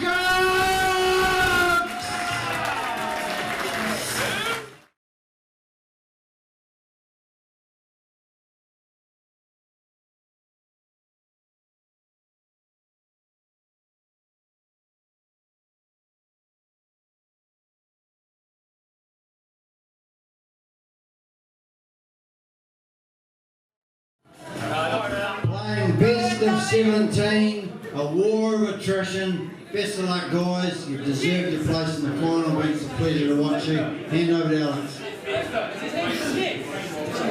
Thanks, Waddy. That's coming to you first. You've had a chance to have a bit of a rough start. I mean, mentally, how much did this morning's match take out of you? Yeah, it was a hell of a match playing Adam. Pretty drained this afternoon and got a bit of rest in watching the Simon's match, but I feel like I'm, prepared for the match against Simon and just going to do my best and play well. Yeah. Well, like I said earlier, it's a repeat of the 2013 North Island Singles Championship. Seems like a long time ago now, but how much is that going to help, having that knowledge, knowing how to beat this man on the big stage in a grand final?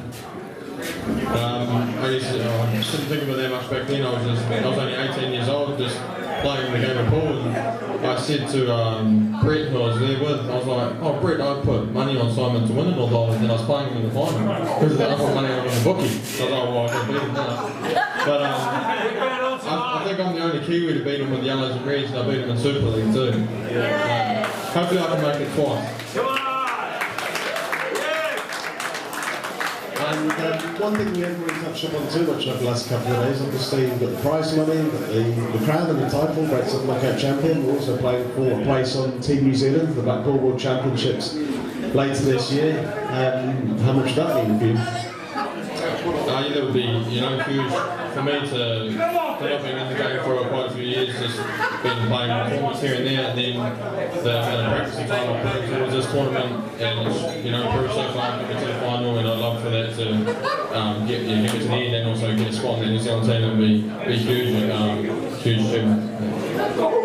And Simon, coming to you, obviously Des has had a few hours more to rest up. Do you think he's going to be a little bit fresher and come out the blocks a little bit quicker than you will? No, I think so. I've had a little bit of a break, just went out and shower and come back. If the game had gone a bit closer than an effect, but I think I had a long enough break to recover, so good to go.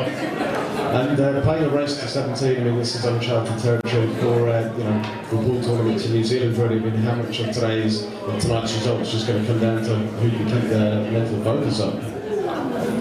Yeah, probably all of it really, especially if we both play well. It's just who's going to have the energy to go all the way to the end and stay focused, and whatever happens, I'm sure we'll both sleep well tonight. It's been a long day, so yeah, looking forward to the challenge.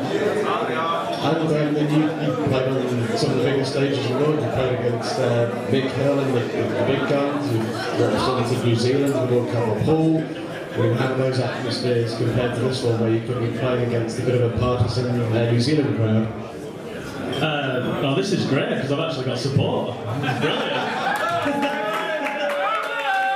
I'm not used to it. I've been fortunate over the last couple of years, some opportunities I've had. Just a different sort of pressure, really. Obviously, what's been put together is fantastic, so professional, like exceeded all expectations, and with everyone watching who normally we compete against in tournaments like Clubs New Zealand or normal tournaments, and to play in a professional environment like this, it adds a different pressure. But I look forward to it. So. Brilliant. We'll let the players like for the break, and we'll have one last round of applause for Des Wilcox and Simon Singleton.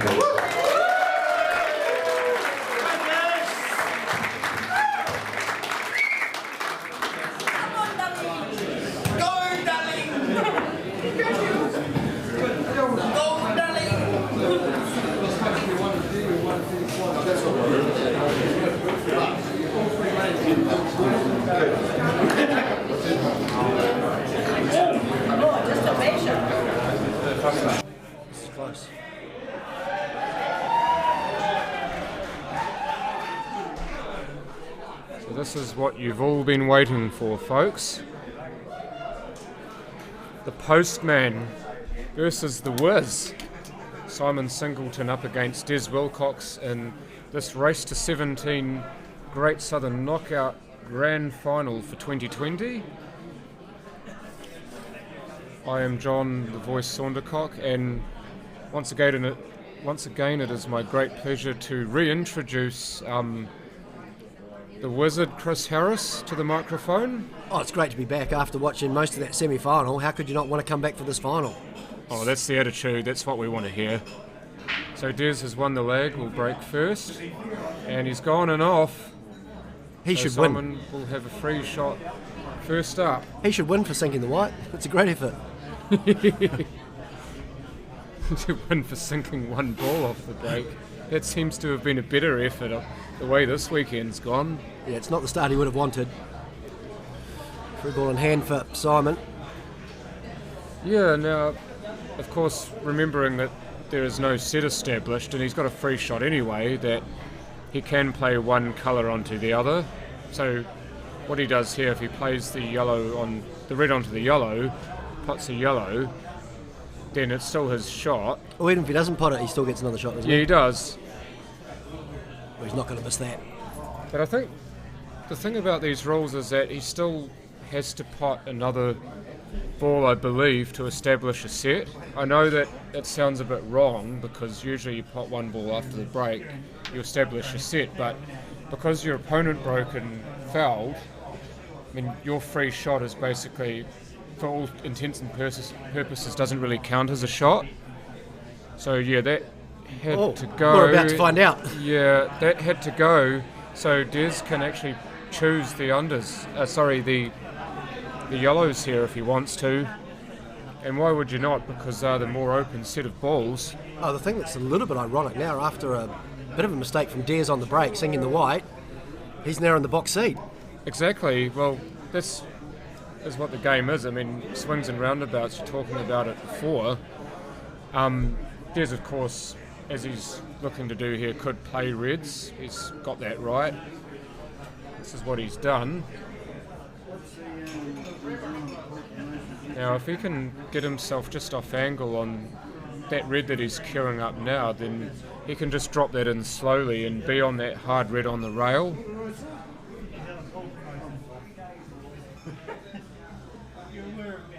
And in fact, the angle he's got here, if he's got too much angle, he could even perhaps run into the red or run into the yellow and make the red on. That's the thing. That's the shot I was thinking of. I think he's doing the middle here and looking to get a deflection onto the red. Here Oh, we go. great Oh, shot. beautiful. Listen to the crowd. The crowd have grown in number and volume since we were last on.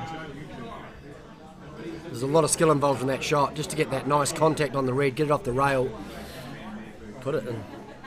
Well, you Now have to it's a play it simple with- pot.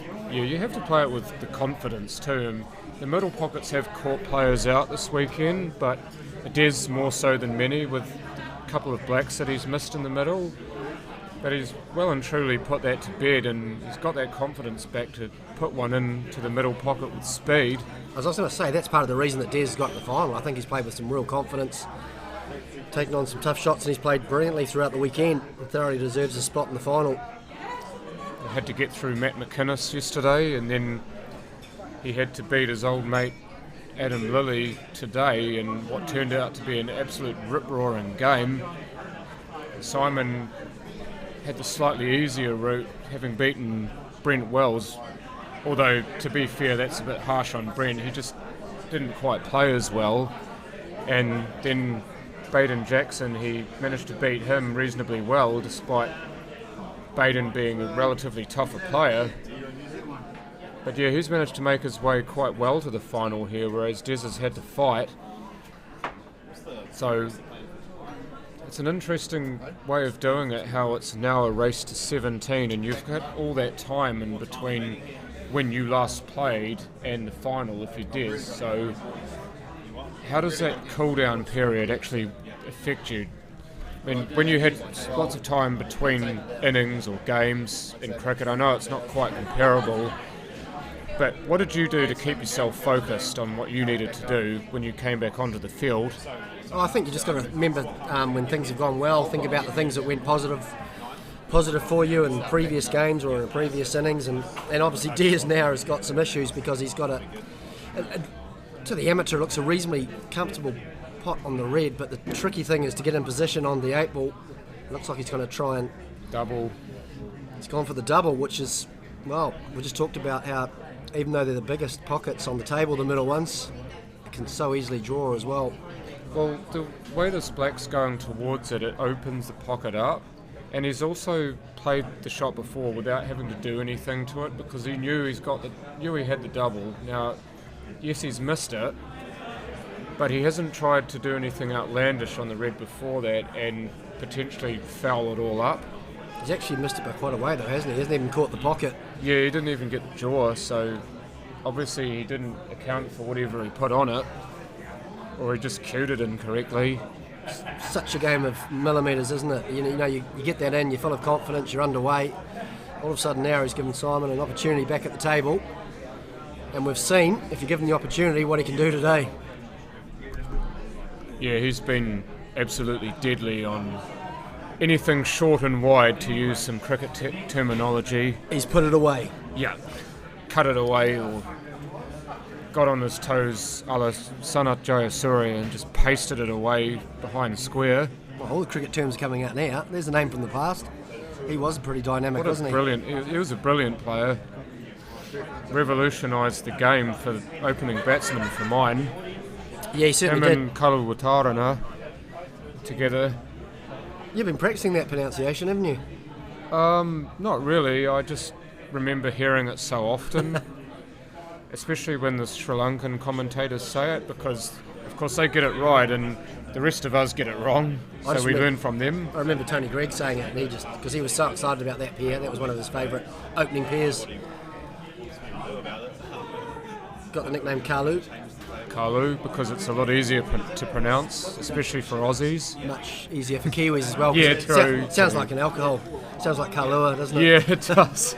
We're always good with alcohol. It also sounds like the beer from the Jungle Book, except you have to swap a letter out. Well, he was Balu, wasn't he? He was, yeah, that's what I mean.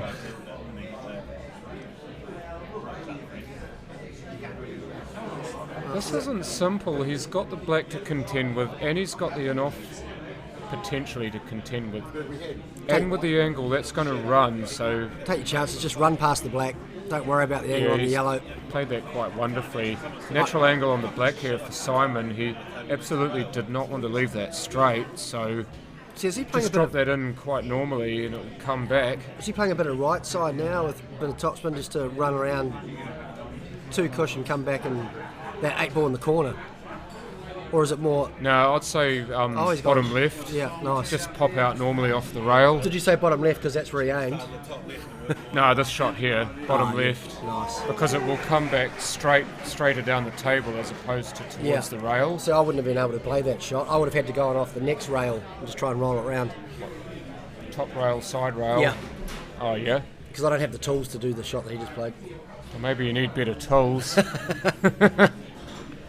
Nice. Down goes the first black, so Simon with the very first frame in this encounter.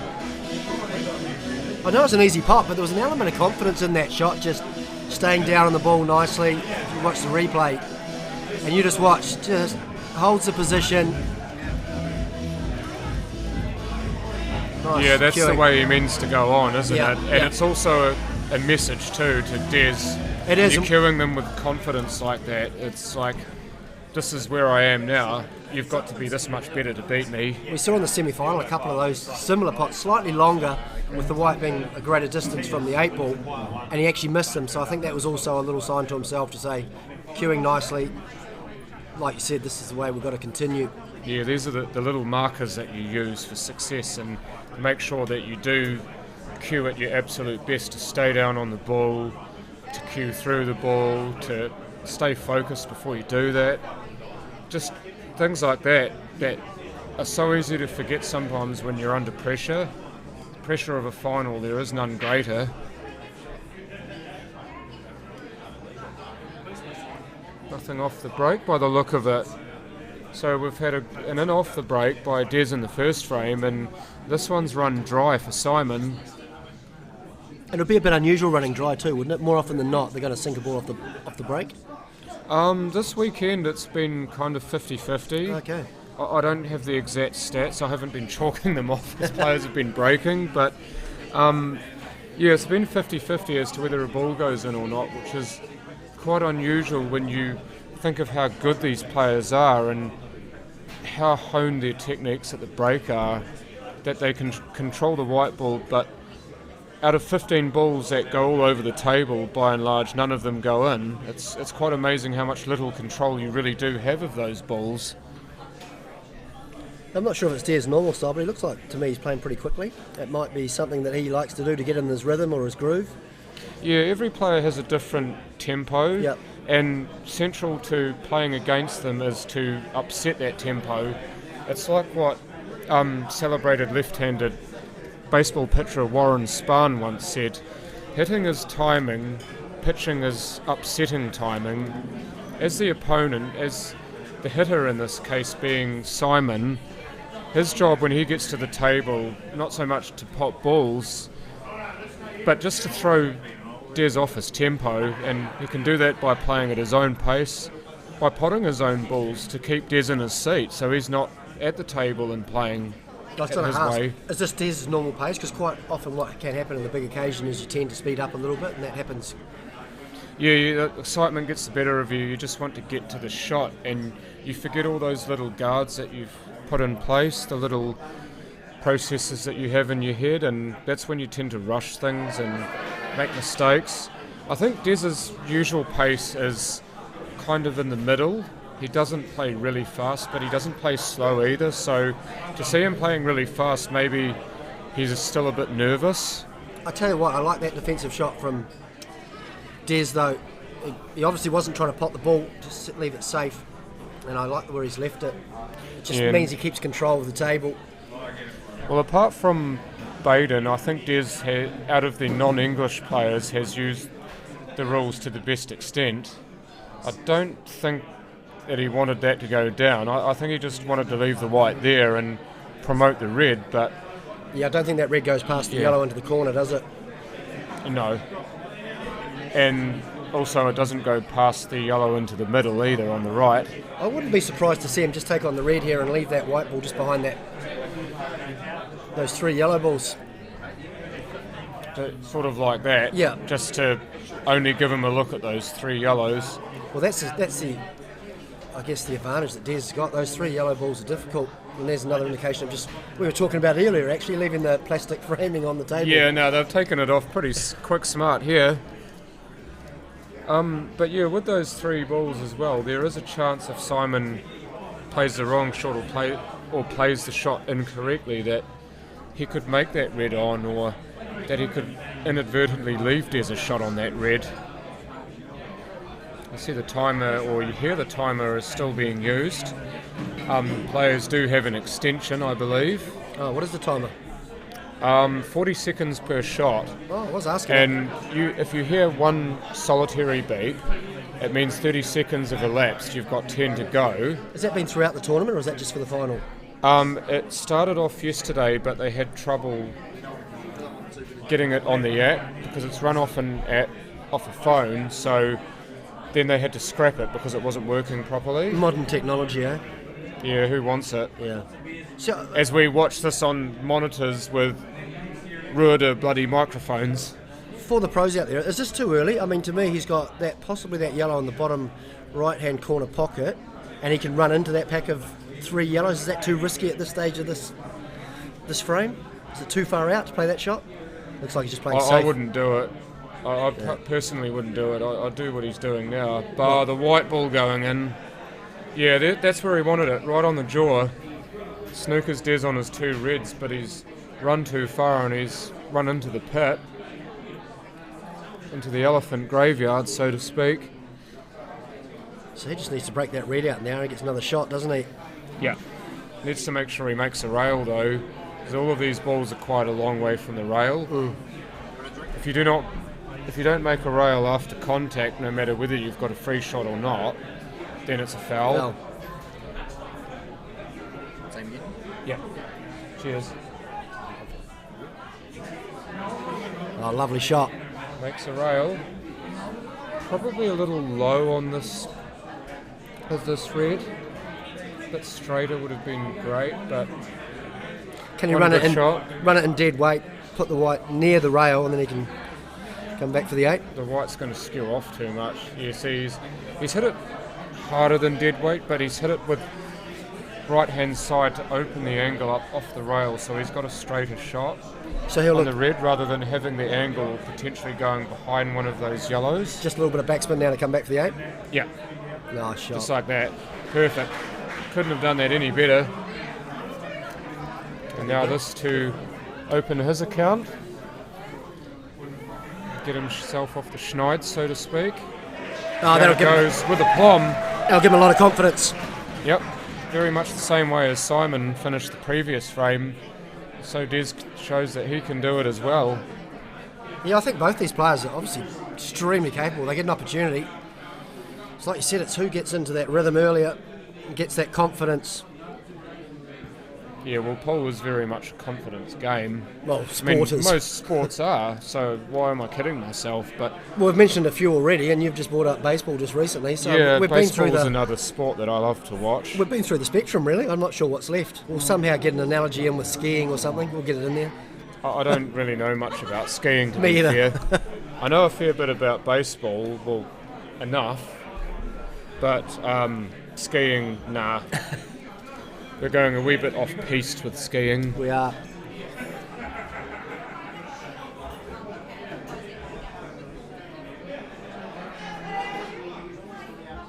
It's been a reasonable turnout. Crowd's been pretty good. Brilliant. Absolutely brilliant. It was absolutely heaving like this last night as well when you had the semi-finals. Not the semi-finals, but the last few games of the quarters. And you had a big crowd in here cheering on their player, and so we've got so now, and you've only got 2 left in the game, so you're either Team Des or Team Simon, really. Well, it's nice when it's when you're playing sport at the top level, as these guys are. It's nice to have the support there and just create that atmosphere and make it a bigger occasion. Yeah, you almost get a partisan crowd for these, don't you? It's like a North Island versus a South Island final. Des from Taranaki in the North Island, Simon from Otago in the south, so whether you support based on islands, you know who your man is. If not, then you go on the player that impresses you the most, or the player that you know personally. So Adam, for example, Adam Lilly, he now plays in the South Island, but he used to play in the same club and with Des Wilcox, so he'll personally be wanting Des to win this final.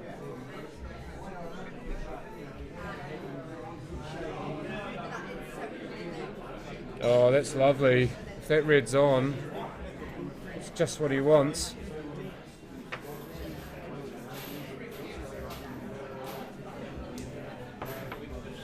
It looks like it'll go. That's a very good shot.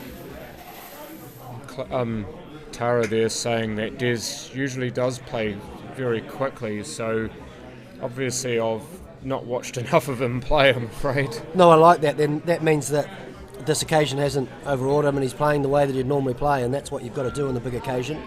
Just play your game, not so much play your opponent. Yeah, you're playing the table, but more than that, you're playing against yourself. Yes. In any mental battle, it's always you versus you. Yeah, so play at your tempo, at your rhythm, and it's great to hear that Des normally plays quick, because that's exactly what he's doing tonight. And I reckon that's his best chance. Yeah, you play your way, your tempo, your game. You've got a trademark on your own game. Nobody else can play your style, so if they're trying to do so, you're luring them right into your trap. So Des playing quite quickly as he is. If Simon starts to quicken his pace up, then you know that Des has gotten into him. What a shot that was. Yeah, he was talking, he was pointing at the Reds with his cue because he wanted to just shift one of them. He was looking for a wee cannon, wasn't he? Make this red on though, the one closer to the pocket. I'm not sure if it goes, but he just cuts it. Does that go straight in? I also wonder if that plant's on, but I do believe this is on. You can manipulate this to be on. Or in the corner, look at this! Lovely shot. Oh, the cueing was just so beautiful. That is not an easy shot, folks. That's pure as well, isn't it? The position of the white as well. Great control. That's one that you want to take your time because you want to savour that, and you want that shot to win you the frame. Yeah, here we go. 1, 2 rails. Look at the position on the black. You couldn't have asked for any better. So easy to just run into those yellows or to overscrew it and end up behind the yellow in the middle or even going off. But Des has just got it on a string at the very moment. 2-1 Des Wilcox. There was a couple of lovely pots in that frame, and again he'll be gaining confidence from all of those shots that he's playing. Oh, it's just sumptuous to watch though, isn't it? As commentators, I mean, our job's made that much easier when players can just do things like that. Well, you also know when they're playing well because they make it look so easy, as Des did there, and that's 2 on the bounce. Yes, indeed. Hi Chris, love your work, says Grant Loveridge. So you've got a fan? Another fan? Thanks, Grant. I'm glad you're enjoying the streaming. The bald eagle, I like that. Obviously a mate of Des's, otherwise Des would be at him with a pitchfork. Hopefully the pool's entertaining within its own right, but hopefully we can add something to it, John. Oh yeah, it's entertaining because you can put nicknames on players as well. Like, every player has a nickname on the back of their jersey, so it personalises it as well. You don't just know them as Simon Singleton or Des Wilcox. It's Simon the Postman Singleton and Des the Whiz Wilcox. It's like Ronnie the Rocket O'Sullivan, to borrow a snooker player. Another clear table for Simon. Or King Harry in cricket. Don't mind that. Or Lugger. Lugs, yeah.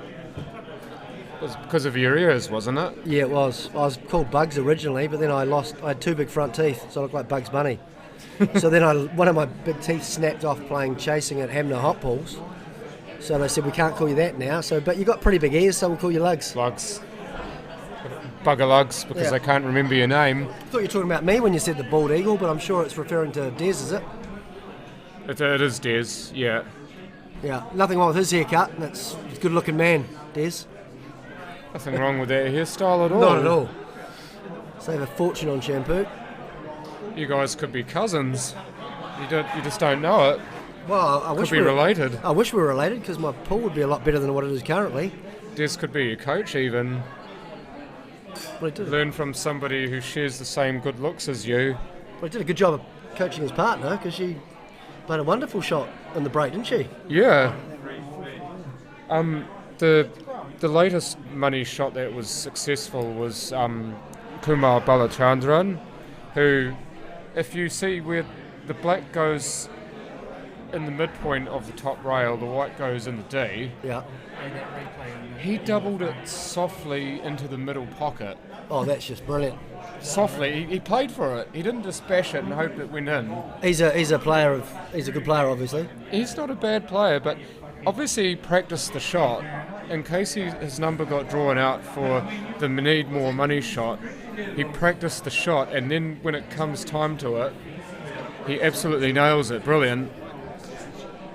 Oh, bad miss by Des. He'll be disappointed with that. That's one that he'd normally put away. Yeah, to be fair, even if you practice a shot a million times, to actually do it in the one-off big occasion, it's a difficult ask. Here is that money shot, by the way. You only saw the back end of it, but he's just going to fast forward through it just so you can see the whole shot. Here we go. Kumar Balachandran. Mr. Stiff touch in the side pocket. Beauty. It's a beautiful shot, wasn't it? Was it $500 or $1,000 he won? Oh, he won a full K. Oh. Easy money. Why are we working? Why aren't we getting drinks? Yeah, I mean, I should have hit him up. He's still in the building. Oh, he'll be the talk of the town tonight. Everyone will be hitting him up. That's a shout the bar, isn't it? Yeah, I think there were a few people who became his instant friends after that. Did that go out in the live stream, that shot? Yep. It's only a shame that I wasn't here commentating on it. That would have been the pleasure to end all of them. What are you doing? Commentating, buddy. I'm trying to drag some people down to the racecourse. I put it out a couple of times. I got you down, didn't it? By the way, for those of you who have just tuned in, the voice that you hear that is not mine is none other than cricket legend Chris Harris, the Chris Harris, joining me for a short stint on commentary in this final. Well, how could I not join you here watching class pool down at the Racecourse Hotel? Class venue, class people. Yeah. It's a dream result. Wouldn't want to be anywhere else right now. No. It's Lovely. like Simon at the moment, he wouldn't want to be anywhere else bar at the table. Lovely control of the white there too. Yeah, you got just off straight on this yellow, which is fine because the white will come more towards the middle of the table and be pretty much perfect on the other two, or one of the other two. So now all he's got to do really is just stun this in, and then it's just a stun, and then another stun, really. Oh, it's just loaded with stuns. Let's see the first stun. Stunning. There we go. Nice. Oh, probably can't really stun was from where gonna the say. white is, but he can still just pot it normally. He's made it difficult for himself to stun, hasn't he? No. Looks like he's going a bit of topspin. No, you just play it normally. Nice. Just play a pocket weight. He actually had the angle that we didn't quite see. Yeah, that's that camera angle, just makes it difficult for us. There it goes. So locked up again at 2. And you just see here, that it looks straight, doesn't it, Chris? And that was the camera angle fooling us, but Yeah, nice. it was just off straight. So all he had to do was pot it, natural position on the black, and then the rest just follows.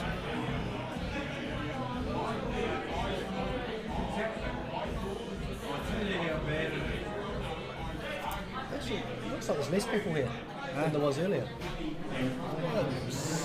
Oh, that's enough. It's interesting. Yeah, I would have thought there'd be more. I would have thought they'd be busiest now. That's true. Busiest day was Same Friday yeah, morning. I thought it would be more viewers. Maybe they just tuning in now. How many viewers are there? 161. 330 was what we Oh, We got up over 300 at one point. Oh, did it? Oh, let's get some more in. Come on, people, it's your chance to listen to Chris Harris. Who wouldn't want to do that? That's why the numbers are down so much. That's why there's no one listening, because I'm here. Because of you? Yeah.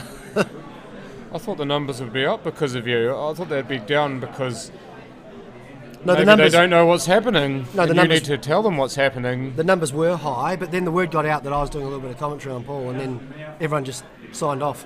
It's like, oh, he doesn't know anything about Paul.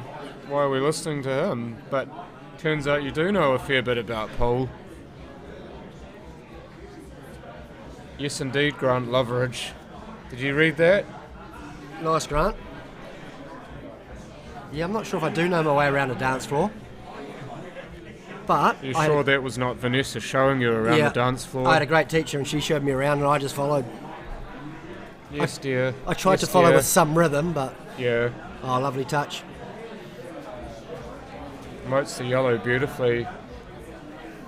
Looks like it will pass the other one into that middle pocket. Janet Scanlon, by the way, is Simon's mother, so you will see a lot of comments from her cheering her son on. Well, Janet, you should be very proud because Simon is doing the family proud, playing very well. Doing the business at the moment, I know, delivering those lovely packages. like all good sons, if he wins tonight, I'm sure you'll be the first person he rings. Yeah, well, so it should be. Hey, Mum, look what... Did you see what I did? And Janet, if he doesn't ring you, I will congratulate you. Yeah, like, oh, tough line, son, but I still love you. You're still number one in my eyes. All those platitudes and stuff come out as well. It's like an interview after a cricket match about how you hear all the same stuff and you're like, bro, media training, it hits you hard. See, they wouldn't like me if they had to ask me questions like that because I haven't had any media training, so I'd be too honest for them. Oh, the good news is, John, it doesn't show. Certainly sounds like you've had media training. I haven't at all. I've got no media training whatsoever. I'm just stream of consciousness type commentator. I just do it as I see it. You call it as you see it. I call it as I see it, and I haven't had anyone teach me to do it. I've just picked it up by myself. Oh, you're doing very well. Oh, look at him snap up. Yeah, Barry Appleton makes a really good point there as we see Simon probably missed that shot for the only time tonight. It's a match of attrition. Simon plays a lot of long races. He is the favourite. And again, hi Chris. Yeah, hi Barry. I Appleton. think very good points. I think it is a match of attrition, and I think Simon is probably favourite.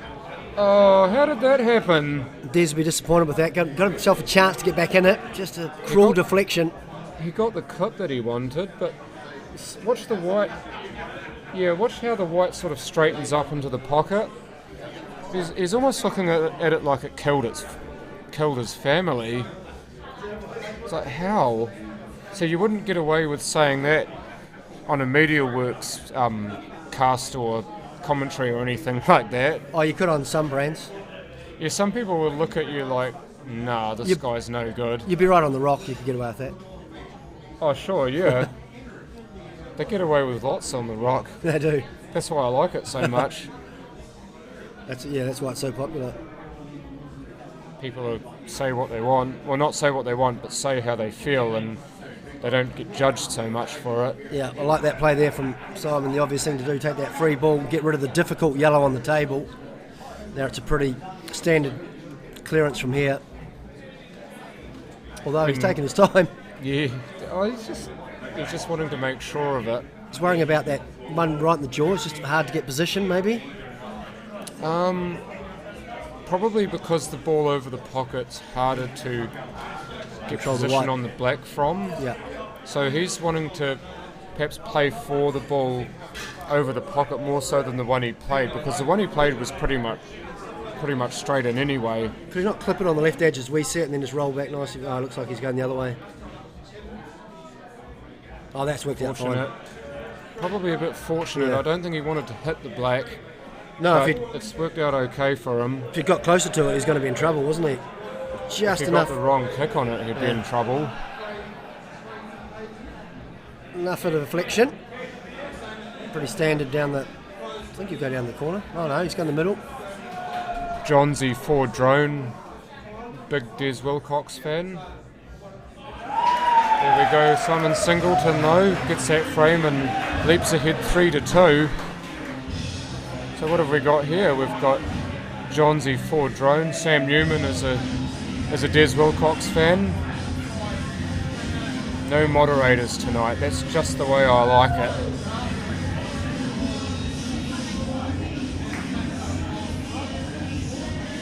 Oh, is that Tara back? Yeah, still is.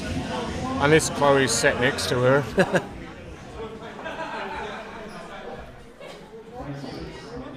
So now Tara would probably be quite impartial, I'd imagine, now that her husband's not playing in this. I mean, she'd just want the best player to win at this point. And Simon and Baden are good mates, but Des is good mates with quite a lot of people. And But yeah, if I she know just want the best player to win. Yeah, but I know Tara. I think she'll want Simon to win because Simon bet Baden. Sorry? I think Tara will want Simon to win because Simon bet Baden. Oh, how did a ball not drop? That's unbelievable. What? Take the goalkeepers out, all three of them. Look at the red. That's unbelievable. The red. It's like, kick the table quickly. Yeah, so the reason I said that was because if Simon wins, then Tara can just say, well, it was only Simon that bet Baden. Yeah, no, good point. That's often what you hear in pool tournaments, in fact, is if you lose to the eventual champion, then at least you've got that. Yeah, exactly. You know, I got knocked out, but the guy who knocked me out went on to win it, so I feel... So he knocked out everyone that he played. So I don't feel so bad for losing, because he turned out to, or she turned out to be the best player on the day.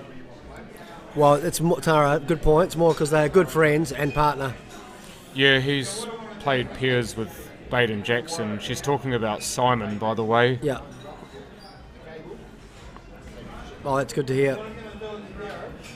Yeah, I did see them having a chat to each other outside and just trying to calm each other during their semi-final. Yeah, well, I mean, that's as well because they're both English too. Like Simon and Baden both from England. Simon from Preston, up in the northwest sort of Lancashire area, and Baden from Derby originally, so pretty much right in the middle of England. Derby, it gets cold in Derby.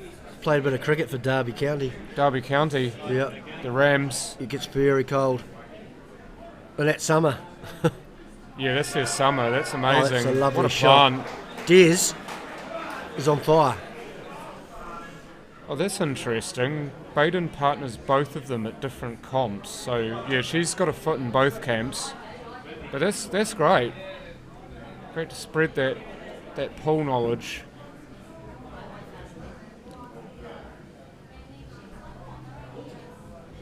Sam Newman saying that he owes his very pool life to Des.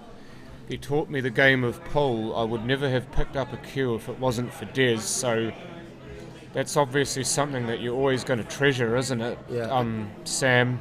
And Barry Appleton, I like that. There are no losers in pool, and we all compete, and worst case, we get second. True that. So true. It's just a game at the end of it, and I know it sounds bad because it's a pool tournament, but yeah, the rack's still on the table. It's Chris just pointing that out to me. And Grant Loveridge there, go the Naki, so he's barracking for Des as well. Ah, beautiful part of the country, the Naki. And your real name, just echoing what Tara had just said.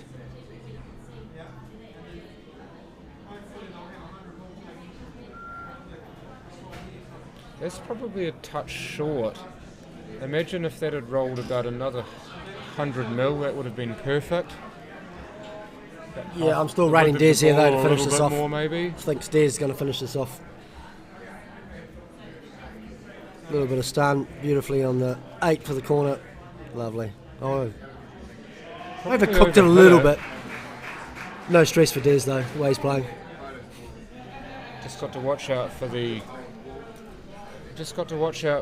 yellows in the middle pocket here. Yeah, perfect. Even if that yellow had dropped, it was fine because you potted the black, you potted your ball, you can pot their ball on the same shot and it's still your shot. Is that different to normal pool? Yeah, it's called a skill shot and it can be used as a tactical shot. If you're good at playing cannons, if you're good at billiards, then you can flick off your ball, pot your ball, and pot their ball, which is often blocking a pocket that you want. So you can use it to undo a person's work at trying to block you up. Shouldn't the score be 3-all? You try and just pump them. 3 apiece, isn't it? Yeah, he was talking to Waddy. Camellia Cook wants Des to win. That's Sam. That's a bit cruel.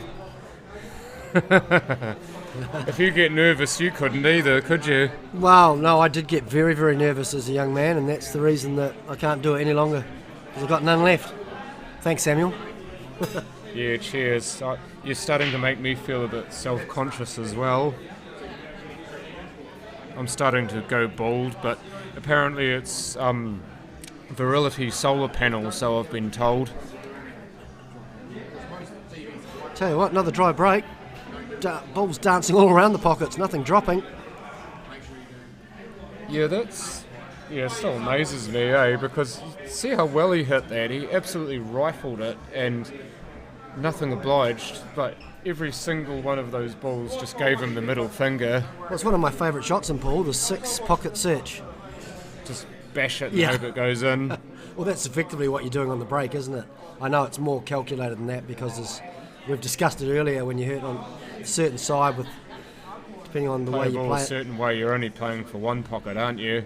Yeah. Tony Van Wyck there saying, I would say most people want Des to win. I can only imagine, and this is not being nasty, because sounds like a lot of people would be sick of an English player winning these. No, I tell you what it is, because as Kiwis we love it, because I think most people consider, great player, but I think they consider Des maybe to slightly be the underdog, and Simon to be slightly, probably more favoured. So Kiwis, we love to support the underdog. We always have, and you did right, but I think in New Zealand there's, for some people, a slight undercurrent of hostility towards the English players that come here, which is unwarranted in many ways, but well, they loved it so much they become Kiwis. Kiwi win one of these. That's what they just want. These guys love it so much they live here. So I see them. I see them as Kiwis. That's the right way to see it. It's a simplistic view, isn't it? But the right one. Well, they've made New Zealand their home of choice, and they're teaching us how to play the game. Oh, and they're up. They're the ambassadors for the game here. Well, they're up in the skills of everyone. I mean, the better players we've got playing the game, the better everyone will become. Careful how you type that, Janet. I want the postman to win, I imagine.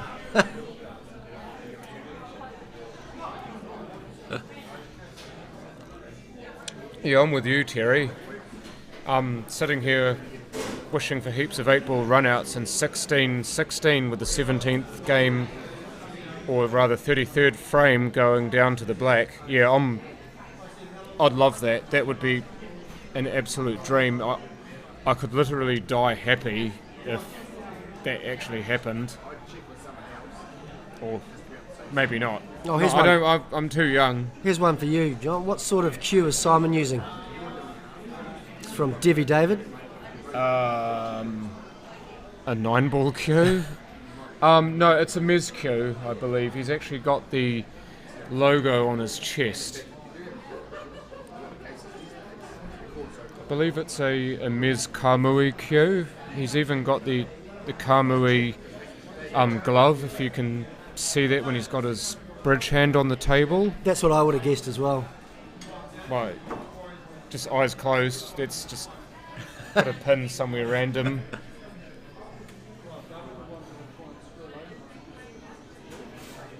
What else would you be imagining? I'm going to leave that to you to figure out there, Terry. Thanks, Chris. We've made New Zealand our home. It's Tara, is it? It is Tara. You're absolutely welcome. It's lovely to have you here. And hopefully we're looking after you, Tara. Colour our lives. This for a 4-3 lead, and down it goes. Stevie D20, or Steve Denton. We were invited to live here by the New Zealand government, and we are very grateful for that, and contributing to New Zealand culture is part of that, and it works both ways as we become better people. Win-win. Absolutely right, Steve. Beautifully put. It's a win-win for everyone.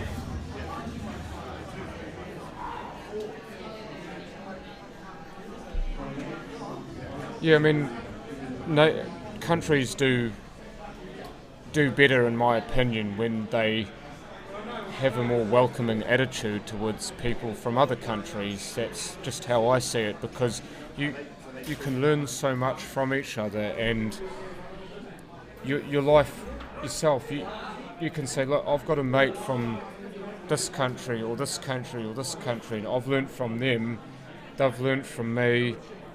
We respect each other, we have mutual respect for our cultures. Our cultures differ, but we're all human beings at the end of it. I mean, we both required a mother and a father to make us. Have you done a bit of preaching in your day? No, I'm an atheist. Oh. So so probably not then. No. Good words though, I like it. But we were both born by... I know it sounded wrong, but... Not at all, no. I knew exactly what you were trying to say, and I think good words. And I think as New Zealanders, we should open our arms. And also, the fact is that the geographical location of where we were born, as well as our parents' skin colour, defines our own in many respects. So people who dislike others basically because of their skin colour, obviously they're wrong for doing so, but they're ignorant as well. Look at this! Is that allowed? Yes. It's because of the cue he's using, isn't it? Oh, it has to be the cue. There's no way Simon actually played for that. No, I'm joking. Yeah, he was going for the straight double, wasn't he? At least he hit the jaw. That's what can happen. It's actually left him on. Not quite. Oh, that's nasty. Or maybe not. Is there a wee opening there? I just wonder if he can see that red furthest away from him. I think he can. The red right in the middle of the table looks like it cuts into the corner on the right, top right. Would have been good to see a Māori play. Yeah, that's true. Using a taiaha. Oh, good luck. How would you sight one of those? How would you sight down one of those? How would you cue with one? How would you chalk the end of it? It's a Māori spear. A taiaha. See, we're learning from people who aren't New Zealand Europeans. Well, I've already learnt something today already. Yeah. To swing it at the ball. You can't hit the ball with anything other than the tip of your cue, Terry. It's actually written in the rules. Is it? Yeah. Well, see, I've learned a couple of things today. I thought everyone knew that. Even players who don't play for that a makes sense. living. Oh, I thought it was so obvious that there wouldn't even be a rule, but I suppose you need to write even the obvious rules in. Otherwise you have loopholes and people just whack the balls with the side of their cues. Yeah, Des got a couple of tricky balls here, but he'll make his way around the table. It's a bit like the first semi-final, the first 7 games, ending at 7-all, and this is nip taking and tuck, yeah, as Alex eloquently referred to it as. Nip and tuck. Yeah. Frame for frame. Good program, neck and eh? neck. You ever watch it? We are nip and tuck. Yeah. Two plastic surgeons. I know what it's about, but I've never watched it because I enjoyed it in the I've early had days. I'm just to be honest, I've had enough of watching medical themed shows at the moment. No disrespect to any of them or people who watch them. Yeah, Grey's Anatomy or ER. Sorry about that. We're getting too deep. What about Shortland Street? I have watched that, yes.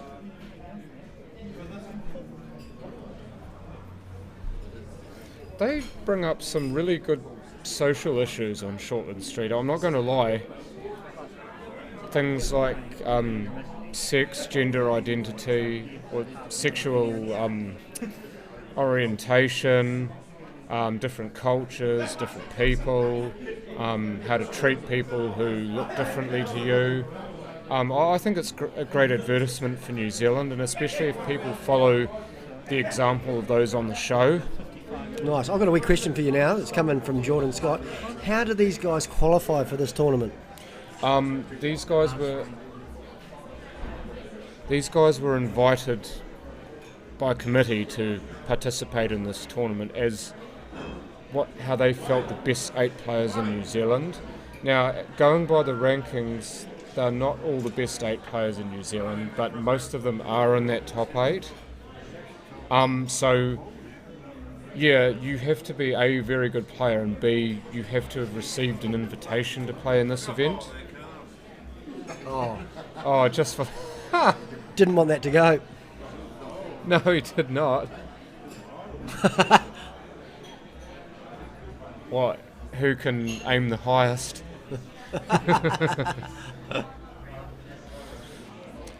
Tony Van Wyk with a good piece of knowledge. I believe I read this about him in the interview that he did with Alex Stones, because all of these players did interviews with the man behind Inside NZ Pool promotion, Inside New Zealand Pool, Alex Stones. Simon did say that he was originally wanting to make it in the UK as a pro snooker player. So a good piece of statting there and information by Tony Van Wyk. That is interesting. Most of these guys have got, I'm sure, some snooker background. Jimmy White was one of my all-time favourites. Who was yours in the snooker world? Just going to be honest, Ronnie O'Sullivan. I just love watching him. Oh, he's just so clinical. clinical. I don't watch a lot of snooker, but he Hurricane just Higgins? makes the game great to watch. Yeah, I found, Hurricane Higgins was cool. Jimmy White, because he played quickly. Stephen Hendry was quite handy. Yep. In his day, he was dominant. Steve Davis, brilliant player. Found him a little bit boring.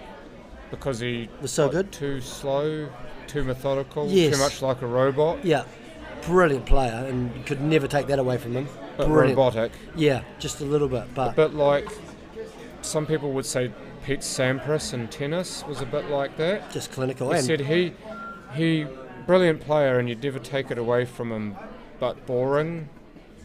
And some people might say that about Bjorn Borg as well. Like, he was an absolute iceman. so Baden also on the Pro Tour in the snooker world. Tell you what, it'd be tough in the UK on the snooker tour. There'll be some brilliant players over there. Oh, hell yeah. And it's a game of millimetres despite the table being that much bigger. Yeah. So you have to be perfect with your cueing and your mental game. I'm telling you, just to be on the Pro Tour, you've got to be a heck of a player. And then to really make it, you've probably got to be in the top 20 probably to make a living out of it. In the UK, there are thousands and thousands of players too. It's amazing. You talk to Baden Jackson in particular about what it takes to make the Pro Tour, because Tara Jackson was just talking about how Baden used to be on the Pro Snooker Tour in the UK as well. Now, you talk to Baden when you can about Pro Snooker, because he's got a good inner workings of it, and it's amazing the hoops you have to get through to even be on the tour. Never mind being one of the top players in the country, but just on the tour.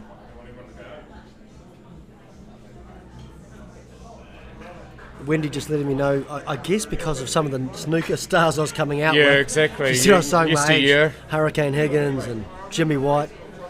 Back when I was still in nappies and it just started playing cricket. Yeah.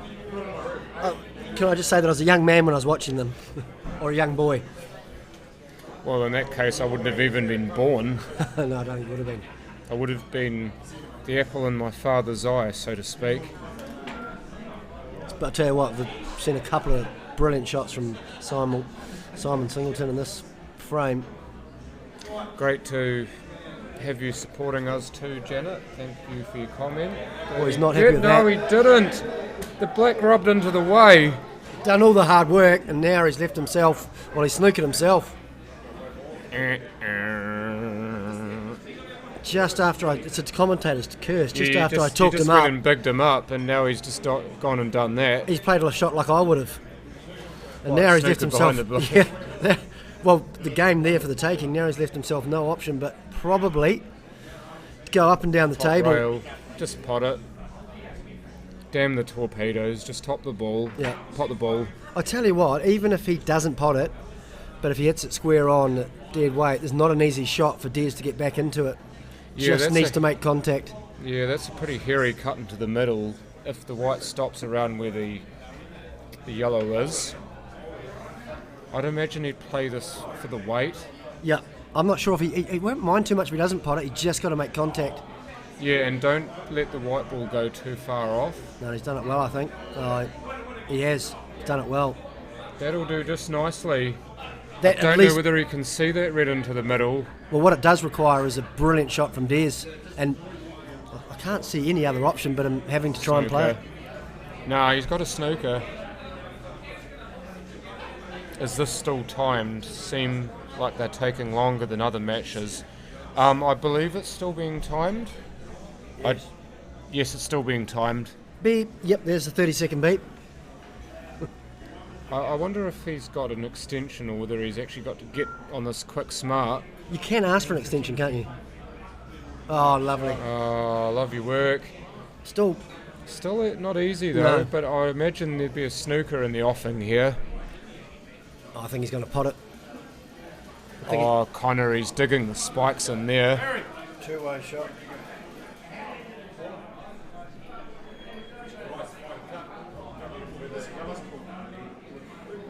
Look at Connor just digging his spikes in.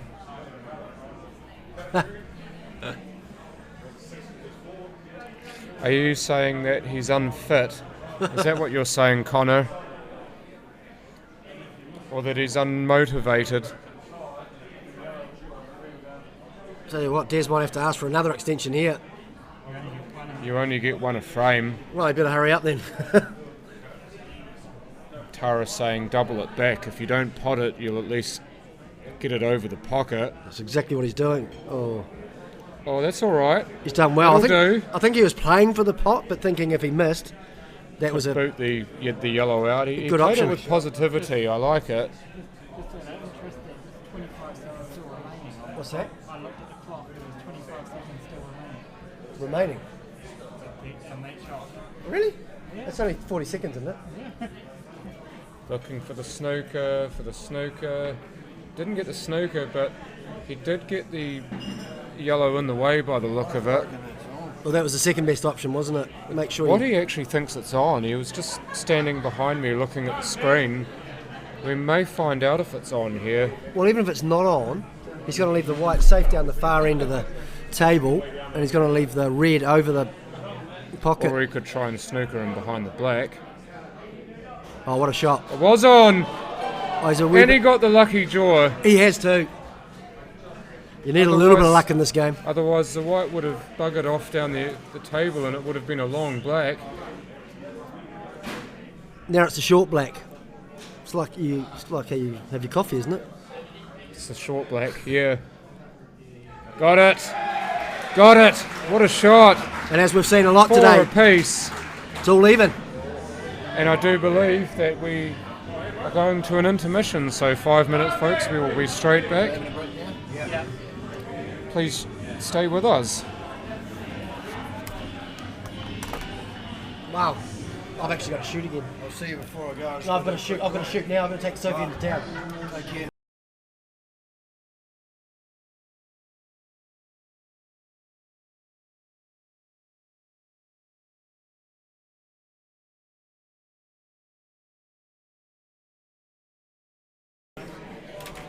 Just got an announcement to make, folks.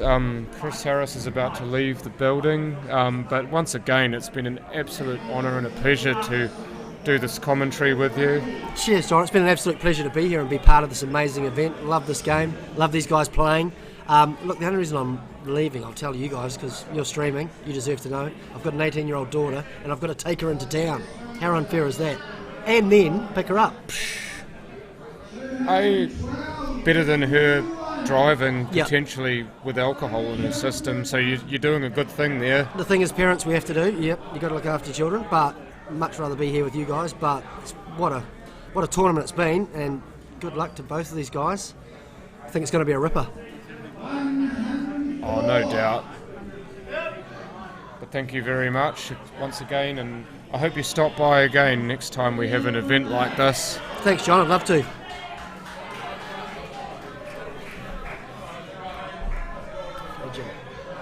Thank you.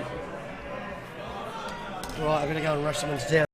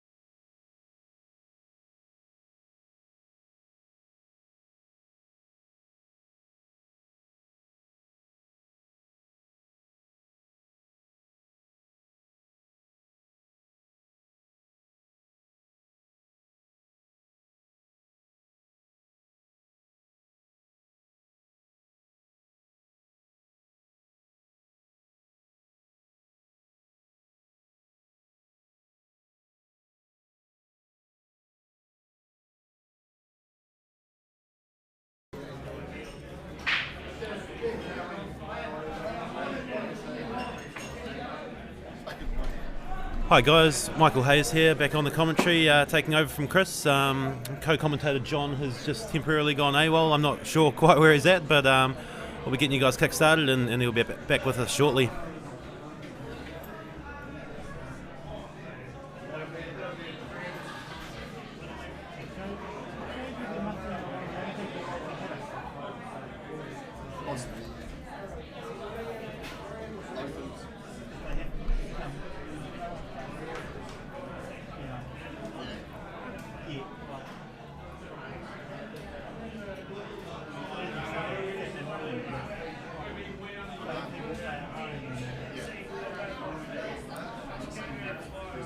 Straight away, it's a feature we've seen a lot from Simon this weekend, that perhaps some of the other guys who don't have quite the same experience with the black ball rules, you see, he's just looked to tie up a couple of the opponent's ball there, burning the first shot while all his other ones are on, and perhaps a few of the other players might have just hooked straight into the clearance, but it's good insurance policy there from Simon.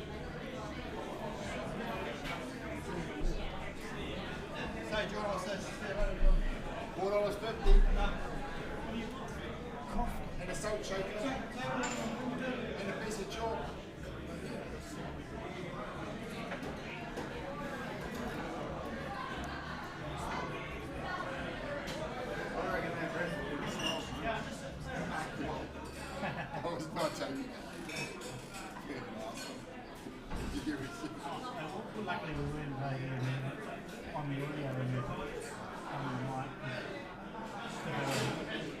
Backing up. I'm not that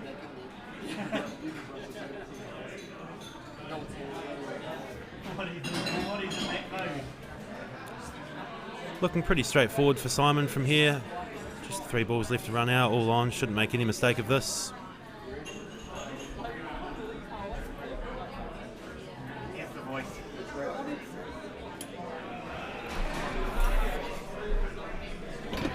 Sorry. Sharing mics again.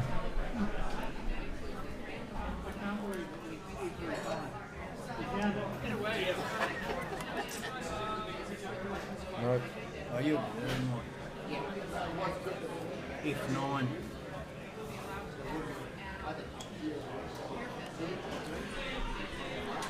Righty ho, back into it. Looks like I missed quite a lot there, Mike. Yeah, it's alright, John. I took care of the first frame for you. Let it breathe, largely. Favourite commentary strategy. And now you're playing an absolutely kick-ass tune to boot. That's what we do.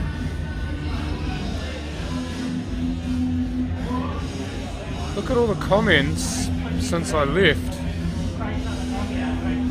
Holy crap, there's almost a whole page of comments.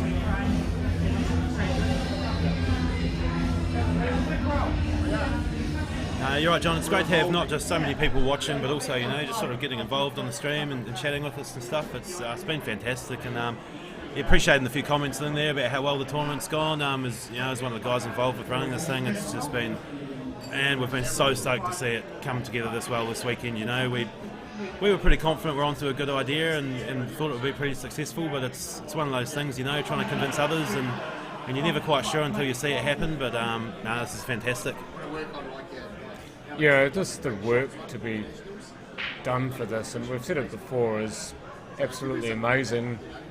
And to see it come to fruition, you must feel a sense of pride.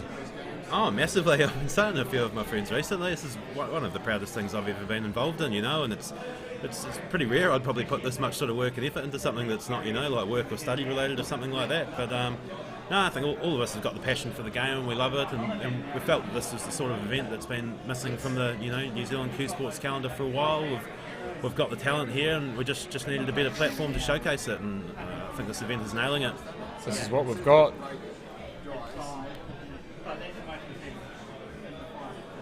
So we've got the different angle here at the moment. Once Paul settles back into his seat, then we can change it back to the normal showcase. There we go. I think he's looking to remove that rack.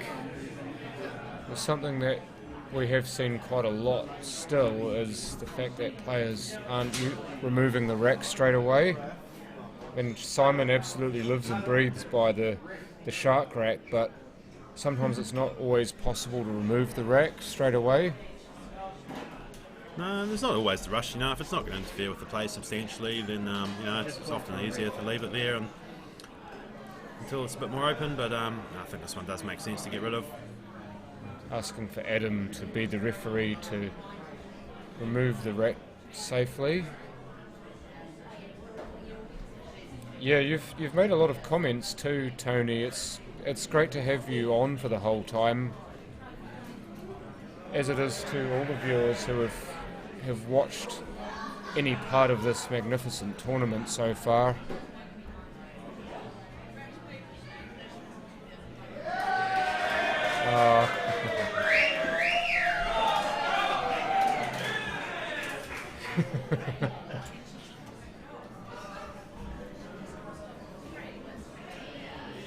Simon mounting the table here.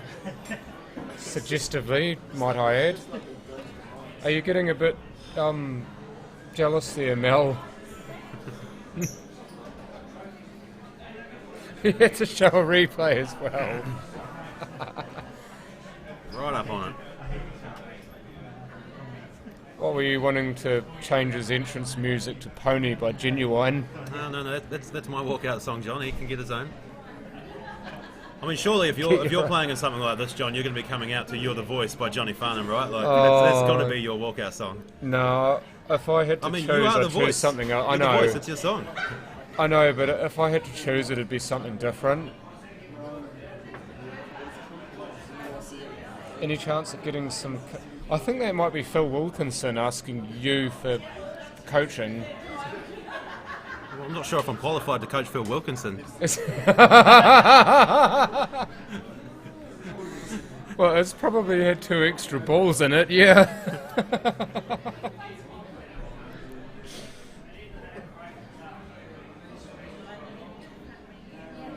Sounds like something Kerry Wirtz would do when he plays behind his back, or he generally defies what the human body should be able to do.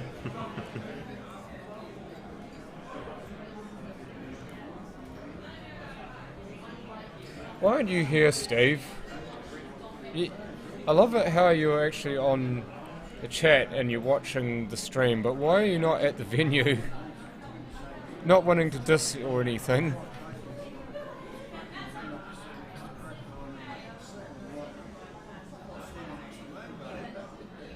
Oh, he couldn't get the cover.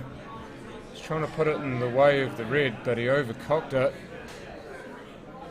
Definitely a clearance on here if he can get onto that red that's right near the black spot. Yeah, it's definitely the problem ball. We should see how he approaches it. I was wondering if there's the angle here. Hello, just like this. No problems. So if we can find a way here to sort of... I'm wondering if he'll go for that red in the centre of the table and try and get on for the one further up and come back down to the top near the black, but... Yeah, it might be a bit more safer to start with this one. Down. Yeah, I mean, it's always nice to try and start at the far end and work your way back towards the black ball if you can, but not at the expense of having to take on tougher pots and posies. Sulking, washing it through your empty bottle of Jack. Allowed to sulk with my wife, see you soon. There's so many different little statements in that comment there. It's a tough one, and I feel for the 4 guys who've, sort of gone out in the first round of this, and it never feels good, to go to an event and lose and be done straight away, but you've got to remember that when you've only got 8 players and they're 8 of the best guys going, and you look at all the names who are not even here, it really is, just an achievement just to be here playing in this, so I'm sure that's not much consolation to the guys, but no, they've been a part of something special, and hopefully they've enjoyed it. Yeah, I'm hoping that's the takeaway from this as well, is that they've been some part of something revolutionary, and even if they lose the first game, even if they get beaten badly, they're still, you've got to feel like I was part of something magnificent here. Oh, it's a well-controlled shot from Simon. That wasn't easy, and he's played that perfect. Might have wanted to be slightly low on the table so he could pop that red and have the white running a little bit closer to the black, but he shouldn't have too much problem just dropping this straight in, maybe come back out off the cushion and black to the corner. Just keep it simple, eh? You didn't need to do anything, just pot that, be straightish on the black, and just one good stroke and you're 6-4 ahead. Well, that's it. And by this stage, these guys have had, probably, 40 odd frames under their belt. So at this stage, you're pretty confident in your queuing and potting if you're still going at this point. So yeah, often a lot to be said for just giving yourself that look on the black and just making sure you queue it well. Exactly what he's done. Didn't find its way in cleanly, but it's in. He's used the whole pocket, but it's in. That's all that matters. Steve said 21. 44 frames, 13 and 8, 21 and 15 and 8. Who's that, sorry? Steve, not Steve, sorry. The guy, Simon. He's had 44 frames for my count before this final. It's a lot of pool, and that's even though it's only 3 matches. That was the focus here is getting these guys into a long race where they've got a better platform to sort of relax and go about their pool, and it's what we've seen in multiple matches, which has been brilliant. There's plenty of time for momentum shifts. The number of games where guys have raced out in front and then everything switched up. That match between Adam Lilly and Des Wilcox is just an absolute standout for me. It's probably the best game of pool I've ever had the pleasure of watching live, and luckily calling that one. It was just fantastic to see the shift in that game. Oh, we were jumping up and down in our seats calling that, especially towards the back end of the game. We just wanted it to keep going, didn't we? Obviously it had to end at some point, but can you imagine if Adam had potted that ball before the black and then the black, and we would have been hill, and that's the only possible way that could have gotten any better, as awesome as that match was. Yeah, but there's a saying John, my father, always used to say to me when we used to play snooker, and he always used to say, if your auntie had balls, she'd be your uncle. I think I must have been quite shocking as a young fella for pulling out a lot of what ifs, and if I'd made that ball and if I'd got that white ball there, and no, that was always his response to me. And at the end of the day, it's the result that counts. It's a good chance here for Simon. Unfortunately, Des scratching off that break. It's it's a lot more of a penalty in these rules with it counting as a foul. The other World 2-shot rules. If the white ball goes down, it's just a one shot. But behind the head string, big chance for Simon here, and he's just finally built a little bit of a lead for the first time in the match. And if he can go 3 up, that's sort of just starting to ease away a little bit. Follow the template of all of the other matches in which the players have gone on to win. Like, apart from the game between Simon and Baden for the first, 40% of it anyway, which was pretty much neck and neck the whole way through until Simon pulled away, a player has at an early stage of a match who has gone on to win been a fair few frames in front.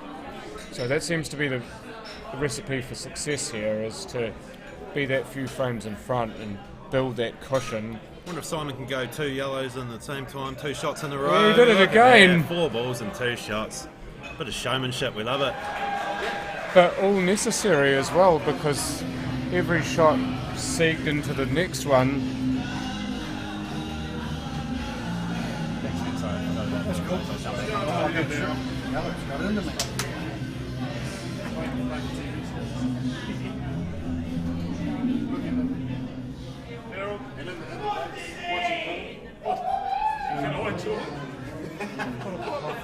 Praise the dome, how much time did you get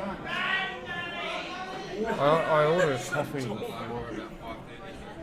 Hasn't come yet. You just see the Hulks. Waddy to ask them.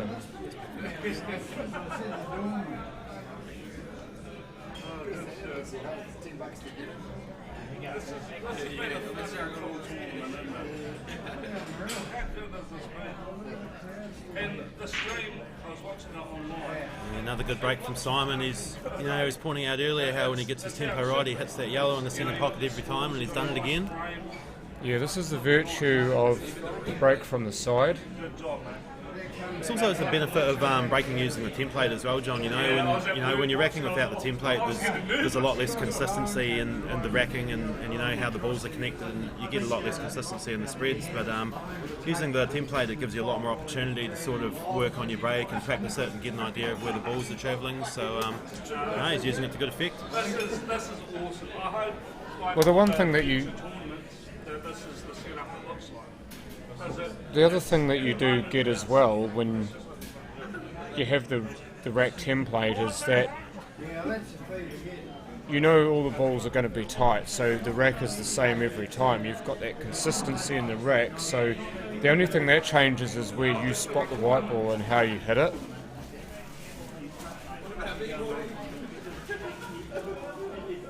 I believe so, Jordan. Certainly from Simon's perspective, because of his recent experience playing in 9-ball, he's kind of adopted that break.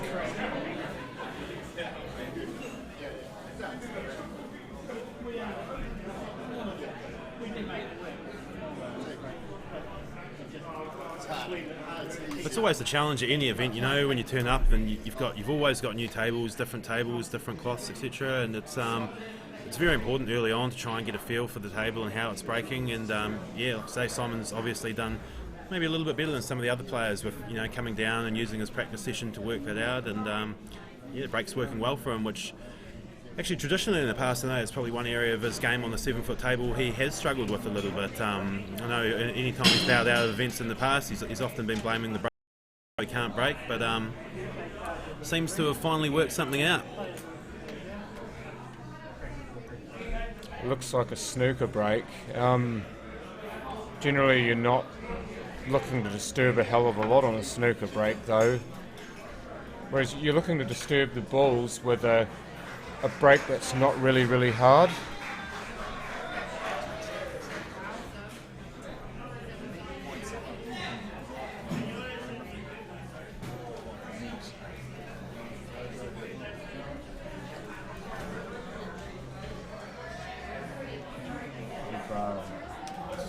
I ordered that before, but they haven't been able to find me for some reason. Is that to write their name on it?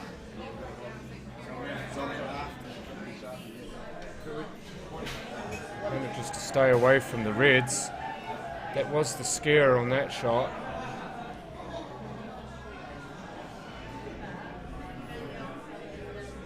He's wanting to hit only the red here as he off the yellow to get position for the black.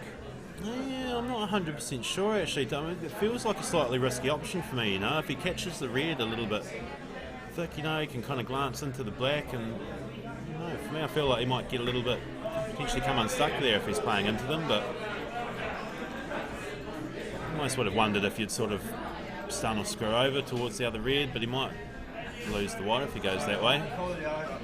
I'll go and get it. I'll show you. Does he get a curse? Oh, is that's that a wee on? bit fortunate.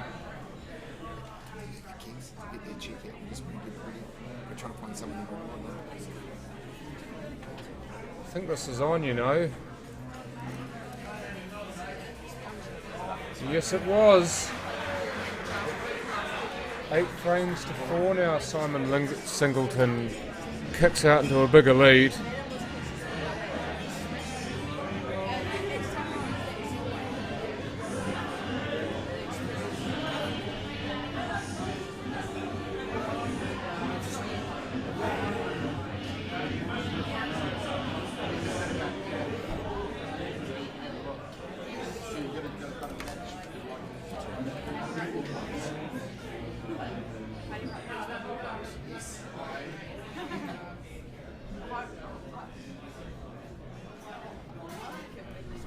Yeah, that is very true, Grant.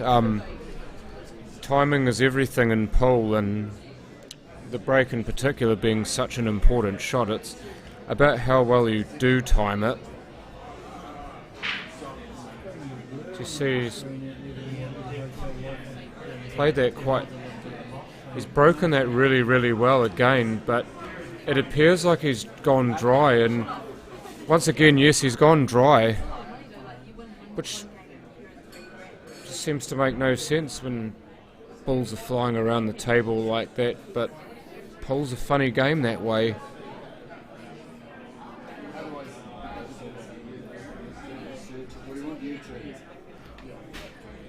Simon looking at the yellows here.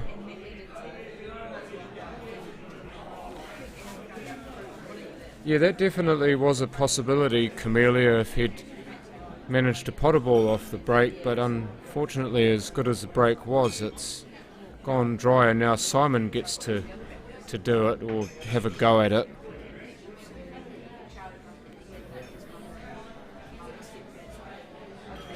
Yeah, that's pretty much the gist of it, Jordan.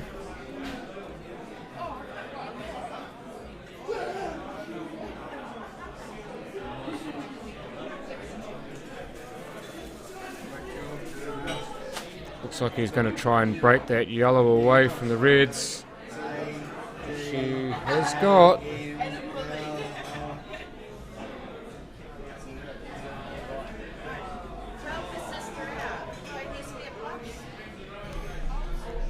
So Mike at the moment away doing some official business.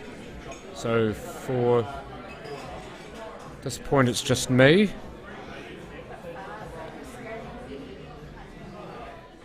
It's got an issue here with this yellow nearest the bottom rail as we see it. That will be by some distance the toughest one to get onto. I would think he'd want to play this and be the other side of this yellow, unless he is trying to get on the yellow. But, oh, he's not going to get lucky, is he? No.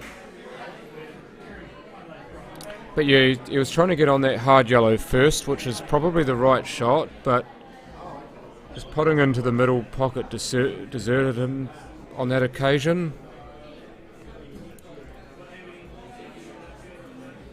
Des will be looking to see if he can play the plant there and perhaps put the ball over the bin. Mike comes back. Or play the snooker.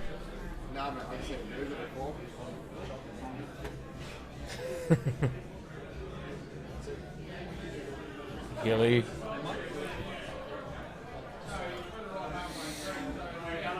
Only if you're willing to put up that sort of money, Healy.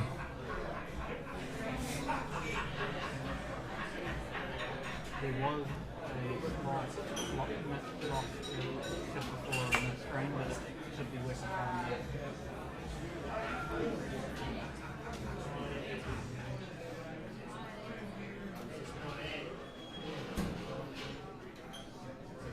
Didn't quite see that. I didn't see what happened because Simon was in the way.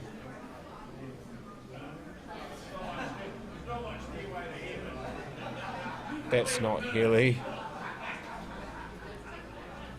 Now, Healy would want to play for more than that, surely. What, a grand? 10 grand.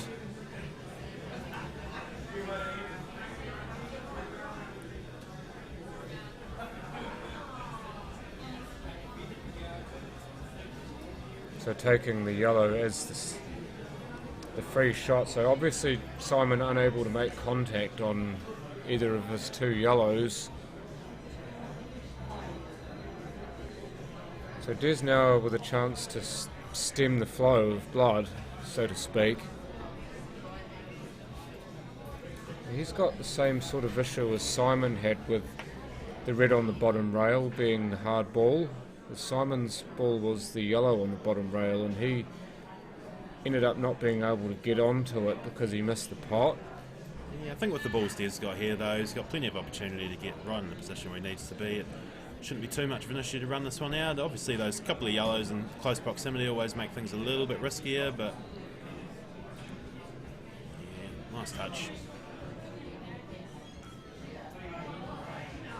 Yeah, it was really cool to meet him. I thought that his knowledge of pool actually surprised me, but the fact that he speaks so well in general just made it so easy to talk to him, and I didn't feel like I was intimidated or nervous in any way because it just felt like talking to an old friend that I hadn't met for a long I'm time. not sure about that one, as he overscrewed that. I think he wanted to be straight on the other red.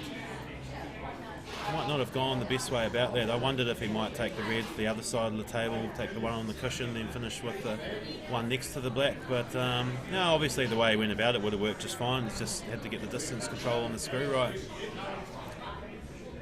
I'm not sure he can take the red closest to him now. I think he's going to have to play the one on the rail, but the white's going to get away. Spitting down the other end of the table, isn't it? I think he'll just go up and down off the bottom rail, and at least this one, the red in or overs, still not too bad.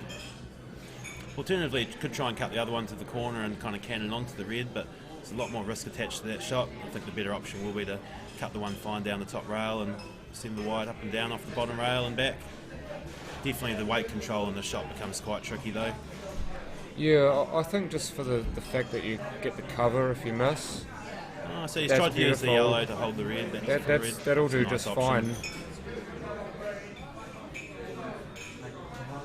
Obviously, had he potted that, then that would have been perfection, really. But it should work for him. We'll find out if Simon's got a different idea. Maybe he's got a skill shot in his locker that he hasn't used yet.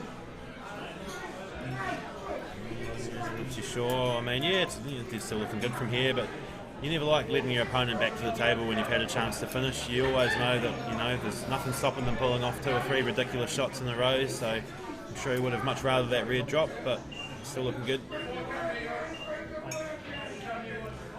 He was under time pressure there. You could see it because you could hear the beeps going off in the background just as he took the shot.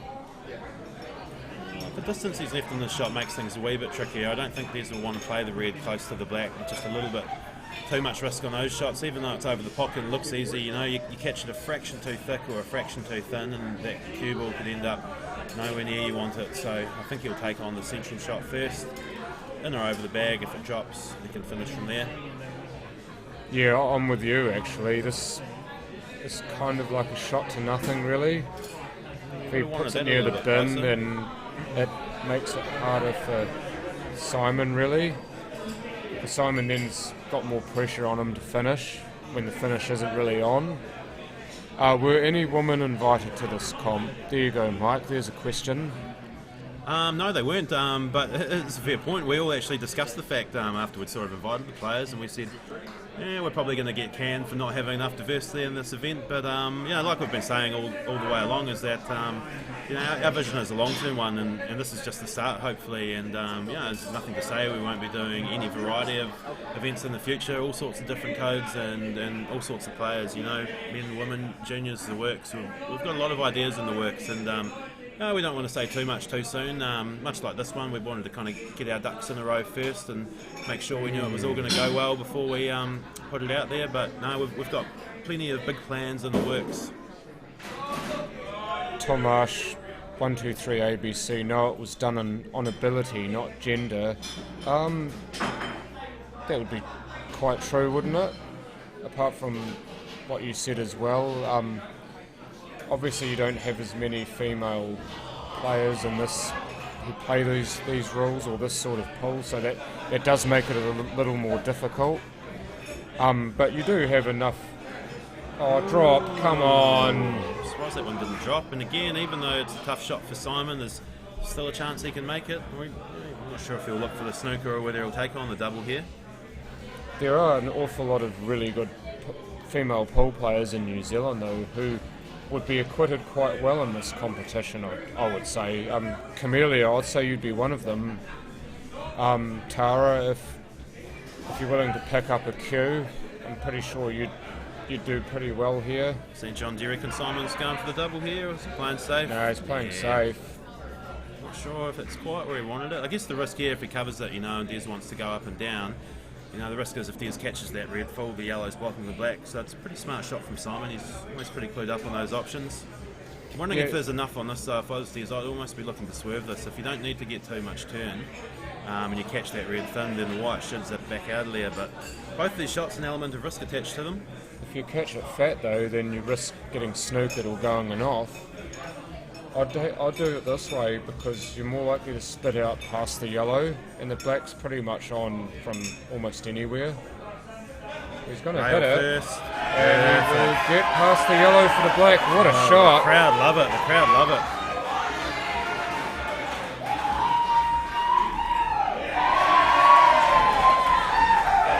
Obviously down goes the black, even though we didn't need to see it. Des Wilcox gets a frame back. It's 8-5.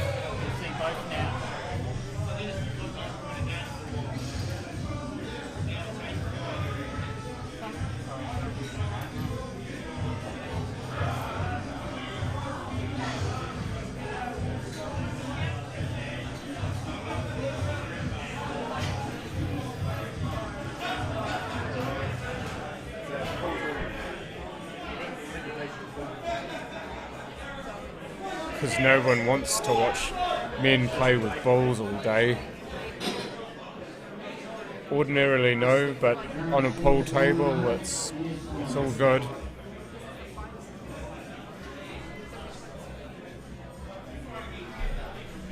Right, I'm bowing out of this gender debate and getting back to the pool at hand here for myself, Yeah, John. that's true. Simon to break. Let's see that's if he going to can- end up in tears for people that don't really want that. Oh, that yellow was tracking to the middle pocket again, but the red bumped it out the way that time. Nothing down. We're dry again. You see though, he's definitely found that consistency with that yellow on the sort of left as we're viewing it, just below the red. It really is. It's heading straight at that middle pocket every time. I'm actually quite impressed with the consistency he's hitting that. And obviously that time one of the other reds, tracked that way and gave it a tap out the way. But the braking has been has always been key in deciding this, and Simon's doing it well again. Yeah, it is. It's 8-5 Camellia, but I love watching people play these rules, Tara. I think, and I've said it a few times, that these rules are the future of the sport, in my opinion. I'd just like to see more of this being done to promote black ball rules, because I do think that they make for great pool.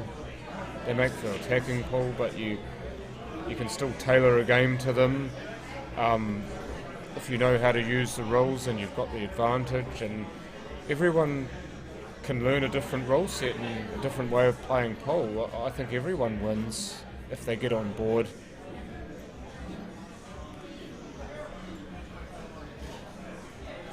Yeah, personally, myself, I never really like to sort of favour one set of rules or too much over the others. There's plenty of place, I think, for all sorts of games out there. But I definitely think for this first event and trying something out new, the feedback for the rules here has been overwhelmingly positive, which is a bonus. It gives you a lot to work with, rather, going forward, doesn't it? Because you already know what you're going to play. I think he's just overkicked that yellow past the middle pocket, but you know what you want to play, so now it's just to tailor the event and market the event and do all of the magic things that you do to make this successful. Oh, it's like I say, John, though, we're not limiting ourselves to black ball rules, that's what we're doing this time round, and we've got the Black Ball World Champs coming up later this year, and obviously there's Black Ball New Zealand and they're doing things with that, but like I say, our possibilities are wide open. We're open to suggestions. If there's anybody out there, who likes what we're doing and has ideas and thinks maybe they'd like to be involved or get us to help them out with something in capacity, then definitely get in contact. Yes, I'd be remiss to forget that. Stuart Singleton, can we have a big shout out to all the people from the UK who are up watching Simon this early in the morning? At the moment in the UK it'd be 7:40 in the morning roughly. Shout out to all you UK pool fans. Great to have you all watching Simon do his business, do what he does so well.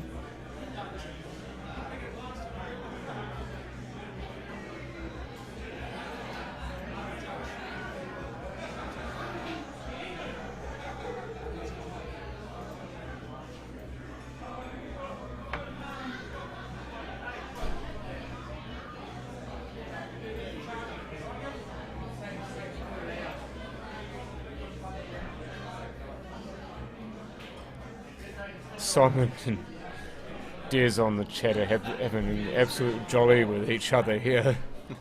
I know that those are not the actual players on the chat because they're playing pool, but Another good chance here for Simon to finish this one, looking pretty routine from here.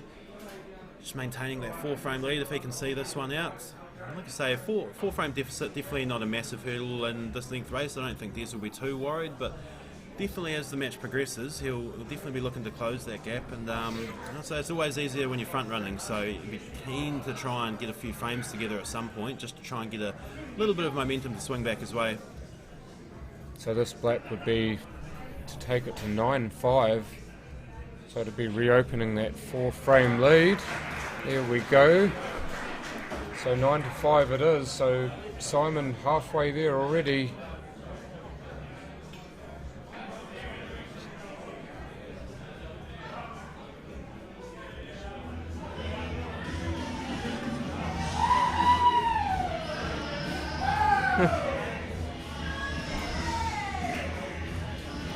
Oh, go to the other view. Go to the, yeah.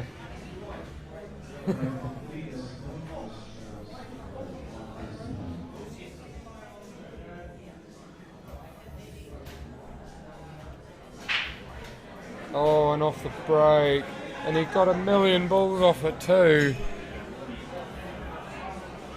And to be honest, John, this is probably the difference between the two players currently, from what I'm seeing, is that is the breaking really. Simon's breaking pretty solid, a couple where he hasn't potted balls, but he's not scratching that wide, and he's often getting to the table first and getting control of the frame. And it's a couple now recently where Des has scratched the white, and it does a lot more damage in these rules. Yeah, it seems quite a harsh penalty to scratch off the break, doesn't it? But it's a ball in hand and 9-ball as well, I believe, to scratch off the break. So either way, it puts more onus on the player to control the white ball. Yeah, but I think the big difference here, John, is that you get that free shot with it as well. So it's not so much the ball in hand. That free shot allows you to, if there's a red over a pocket that's covering a few yellows and the yellows are looking great otherwise, you can pot that red first to clear the pocket and then run out on the yellows. So the free shot off the break is a massive advantage in this set, I believe. Oh yeah, and but the free shot just allows you to do so much, doesn't it?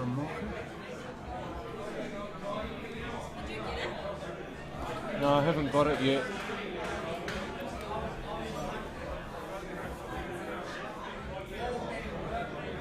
Probably be cold by now. It's the mocha I ordered. It's alright, still like them cold. John's just sitting here seething about this coffee he ordered a while ago that hasn't turned up.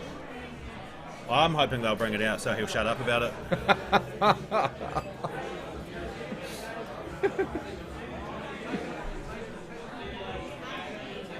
Block these from the chat, guys. No,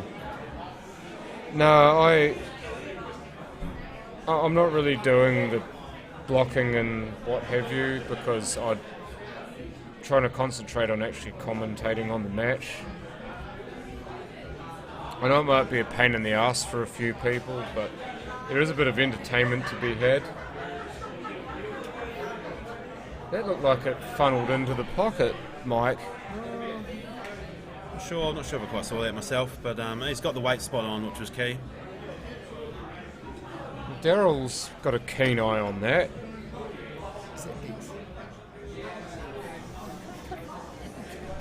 No, it can't be.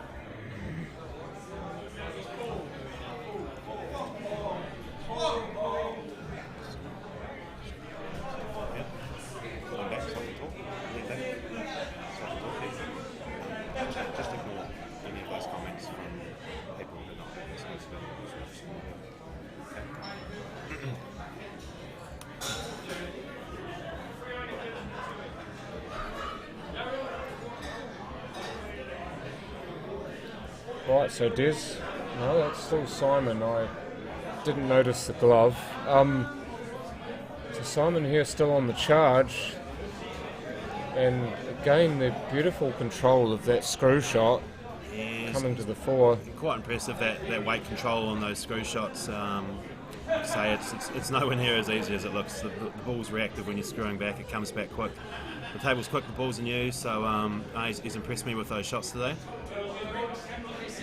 He's just got the measure of them, hasn't he? As he goes 10-5 ahead. This is where other players have struggled with speed. Simon's just picked it up so quickly. As we see the crowd that's gathered here, the lively crowd, shall I put it. It's been lovely to have an audience here the whole week, and it's been a good one too.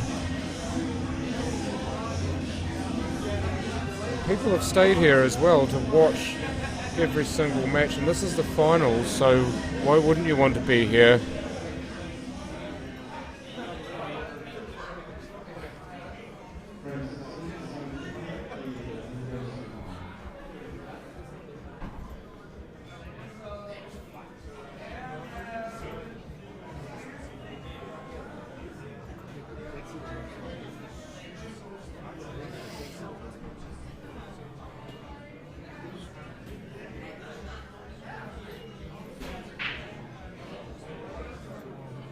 See that?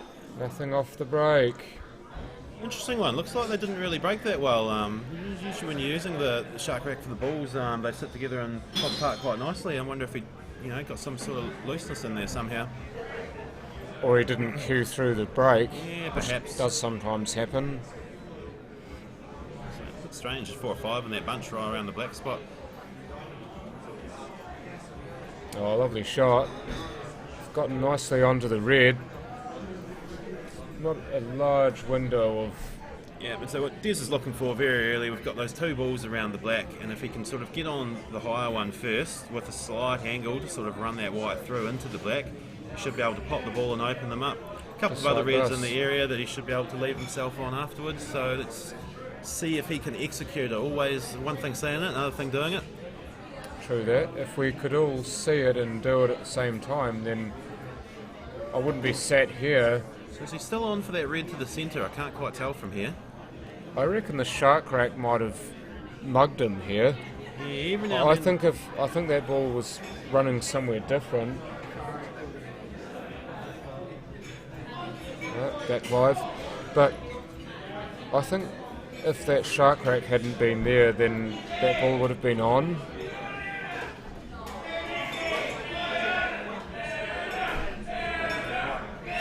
Adam getting a massive chant from the crowd right now for removing this rack.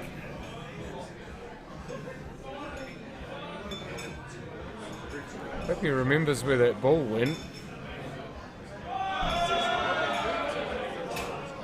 He's shaking his head. It's not an easy one.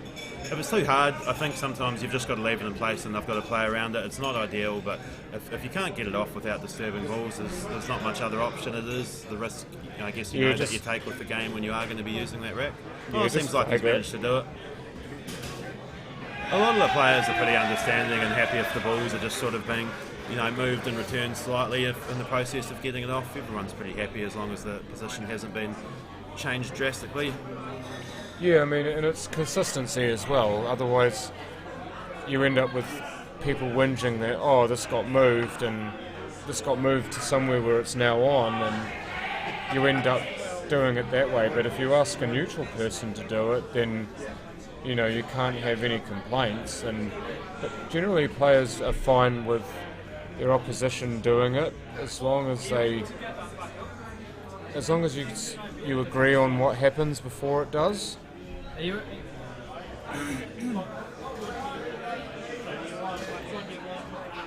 Just what it was like before the shark rack was taken off?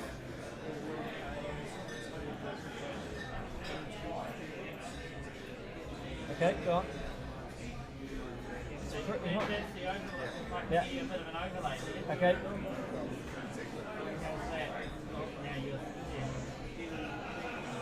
It looks pretty good, doesn't it? We're just going to find out if Adams replaced the quite in the right place or not, using the technology we now have.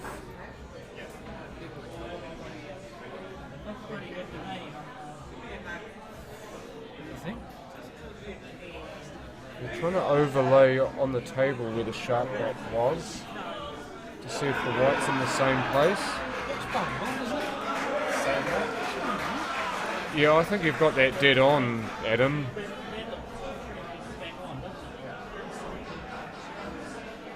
I think the debate arises as to whether this red in the middle's on.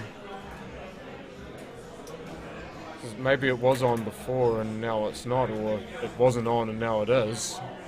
It's just a little millimetres.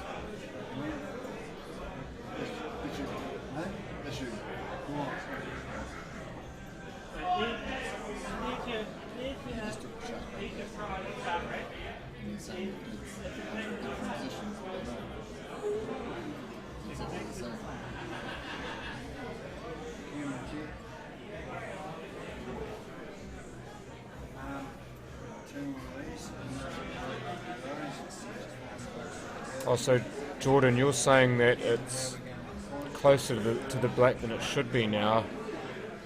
Well, there you go, don't have to worry about it now because Des has just played his shot. It's a bit of a rough one, because I think the shot Des might have been looking to play, because if that red to the centre was only just not on, you could look to play that shot just with a, sort of play with some low right hand side, go past the black and sort of bend around it slightly to kind of create the angle on the red. But the problem is when you play that low sort of drag side shot over the shark rack, that spin can often grip on the rack and sort of, move the rack and change the direction of the cue ball. So, tricky little situation, unfortunately. Yeah, that's an idea, Carl, if that's possible to implement. Bird's eye camera also gives you a good view of the table too, if you can use it as an alternative camera look. We'd looked into that for this year, John. There's a few other sort of logistical issues associated with it, namely how the camera interacts with the lighting. Because you can imagine with the type of lights we're currently using, the camera would be sitting dead centre of that sort of, bar fluorescent light, and it would be casting a shadow onto the table. So you end up sort of needing, multiple lights then to sort of fit in around the camera and still create the same light on the table. So definitely something we'll look to in the future. Just slightly out of our reach for this first event, but as we've said multiple times, we've taken all kinds of suggestions and only looking to do things bigger and better in the future. Yeah, I mean, again, all suggestions are considered. Whether or not they're taken is up to whether they actually would work. Now, I think this may very well be on in the corner, Mike, just that top right corner, so if he does get it...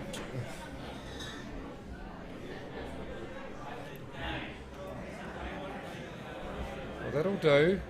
That's fine.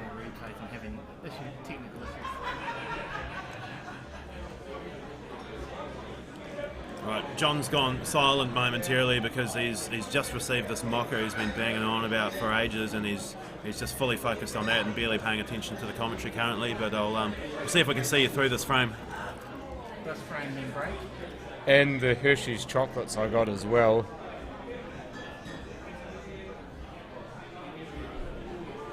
Thanks, Grant. We're glad you're loving the live stream. It's definitely proven popular, and we're enjoying commentating and calling the game as well. Yeah, it's been an absolute pleasure to be doing this and to be asked to do this, and just to be a part of this, in however small a part, is wonderful as you're seeing it really come to life. Yeah, how's it going, Pinelli? Yeah, the night's going really good here. The best thing about this event is probably the atmosphere in the room. It's the thing when you round up 8 players of this calibre, the people will come out and watch, and especially when we've got all the crowd stuff going on, the PA system and the music cranking and that. Everybody's got a few drinks deeper on a Saturday night than a Sunday afternoon final as well. So it's going great down here tonight. It's as you want pool to be, especially at the top level. You want the crowds, you want the atmosphere, you want the players. I think Des just wanted to catch that a fraction fuller and trying to get into the under the side of that black, but maybe just caught that cat cut a fraction thin, and unfortunately has left himself in a tricky position. It's going to be hard not to disturb those 2 yellows here as well, which is a shame, because it's the one thing maybe making this finish a bit tricky for Simon. So hopefully he can manage to hit the black and not disturb those yellows. That was almost inevitable, wasn't it? Obviously you couldn't see any of the ball by the look of it. And like we said, in some situations there, when you know that your opponent's ball they've got all the balls, they're all on, and you know that, basically if you don't pot that black, you're probably in trouble. He's given that one a decent nudge, and sometimes it's just in the hope that, if it doesn't go in the pocket you're aiming for, it gives it a chance to go somewhere else and for something else to happen. Yeah, and this is, Pinelli's made a good point, is that you can learn things from watching the stream. What you want to do, obviously, is to learn them yourself when you practice, but when you see players play certain shots on stream and you want to implement them into your game, then you can watch the shot again and again on the stream and then try to practice it yourself, knowing what you've just seen. Oh, it's brilliant, and I'm almost jealous sort of some of the younger guys coming through at the moment. I know when I first started playing pool myself, I think we barely even had internet back then, and there wasn't even any Q Sports on TV here in New Zealand. So I know for myself, growing up as a young fella at school and enjoying playing pool, there wasn't actually any top level Q Sports to be readily watched, on TV or online, and there's a lot of information that you're not picking up by watching it regularly, and I see that so much in the young guys coming through now, and that they've got so much more access to so much more matches they can be watching and information they can be learning, and you see a lot of guys coming through a lot younger with just a lot more knowledge and a lot better cueing. It's fantastic. Well, it's like they get a head start, and it's the same for me. I mean, you and I both played junior pool growing up at about the same time. All I watched really as far as top level pool went was when my uncles were playing in what was Division 1 at the time, but is now the Premier grade, and watching all of those guys play, and they were my pool idols. I wanted to emulate what they did, so I learned from them and took tips from them and got a little bit of coaching and so on from them. But I couldn't watch a hell of a lot like this because it just wasn't there and it wasn't available. So to be able to call on this sort of thing to improve your game and to increase your exposure to players, whether it be in New Zealand or abroad, is quite amazing.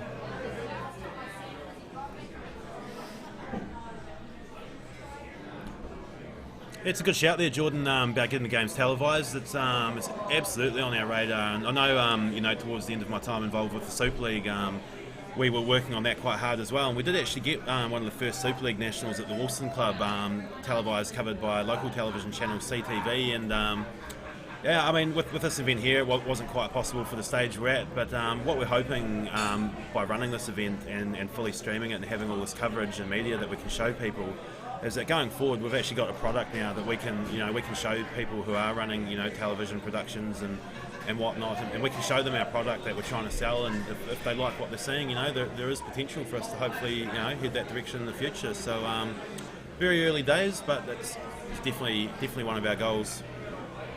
Well, maybe having Chris Harris on commentary was a big help because people know him, and he knows people at MediaWorks, so obviously it was an honour to have him on commentary, but just that exposure to a person whom people know a lot of can really help you when it comes to going that extra level with an event like this. So I'll be curious to see how Simon uses his shots here. I'm guessing he'll probably look to play that yellow on the bottom rail, promote it, and that's all right. I think he might have wanted to catch it a fraction. There's a pretty good angle to run around behind the yellow. I probably wouldn't have wanted this cut, but should be all right if he plays a drag shot and plays a good weight. I wonder if he'll come off the rail and back past. I think it'll spread too wide if he does that. Pocket. Yeah. No, he's come up short. The problem here is, with White's just going to want to travel quite close to the black. He's probably just going to screw though off the right rail and back across. Yeah, I mean he's got got the cue power and the timing to do it. He just needs to execute the shot.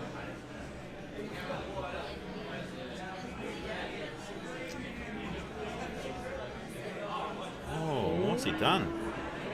I wonder if he just decelerated a wee bit on that one. It just looked like the white never really got the zip off the object ball he was I love looking the for. gamesmanship though. Look at him. He's owned the mistake, hasn't he? He doesn't just slink off and get ratty with himself. He actually owns it on camera. You see him just smiling to himself. Yeah, and you're right on Jordan. Like, we would love to get New Zealanders, some worldwide recognition. I mean, I'm definitely not claiming these are the. Oh, what a black! Hey Simon, that was a special delivery. 11-5 now. Simon Singleton leads.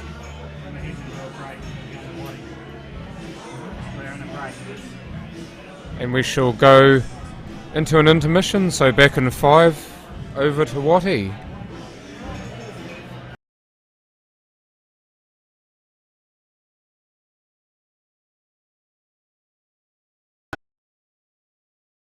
That session, some brilliant pool here, guys.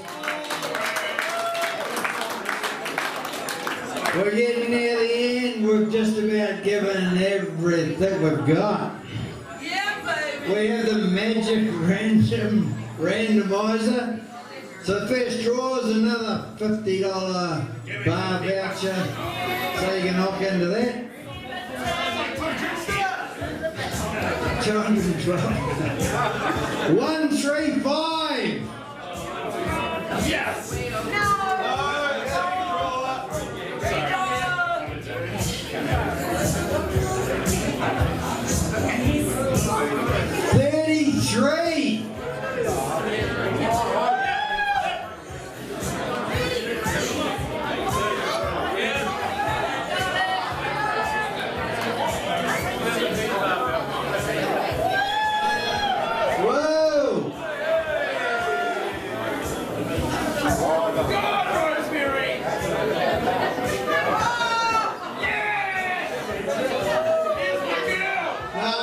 You've run out of time.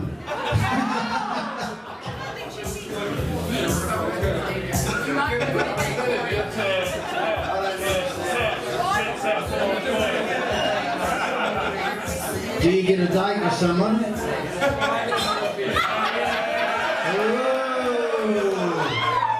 And I hear Charlie always delivers. Would you like to cuddle his package? Did you say I'd like to cuddle his package before it's delivered? I swear that's what she said. Well done. No, let's keep it going. Another $50 voucher. Simon. She wants to cuddle.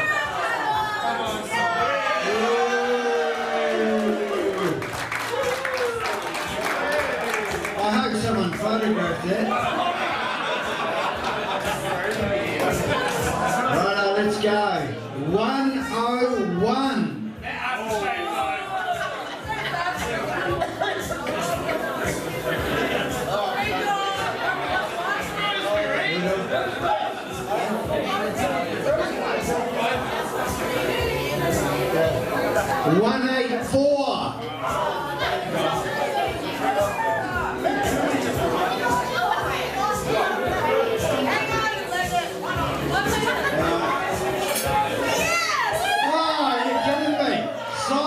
Ready for another cuddle?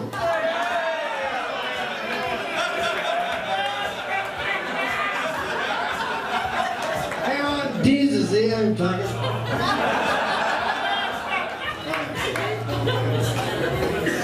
Alright, we're going to keep going because it's getting late in the night. We've got 4 tickets here. They won't be eligible for any draws or anything, but they are worth 4 pints or 4 glasses of wine or whatever. So if you win them, you can shout your mate or you can drink a lot. 100!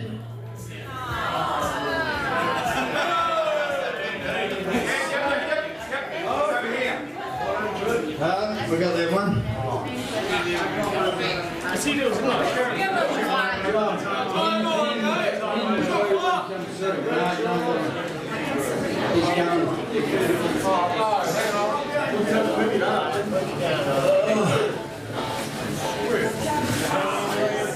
got a couple of shirts here. I don't know what they are. I think they've got the postman or something written on the back. 113.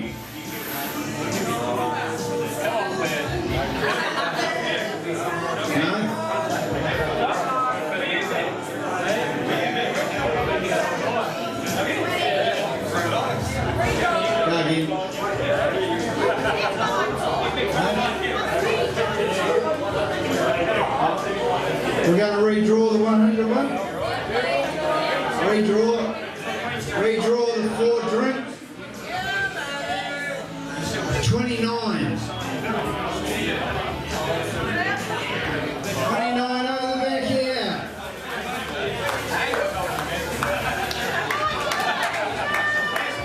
Would you like a hug or anything? Right, let's go. Keep it moving. 196.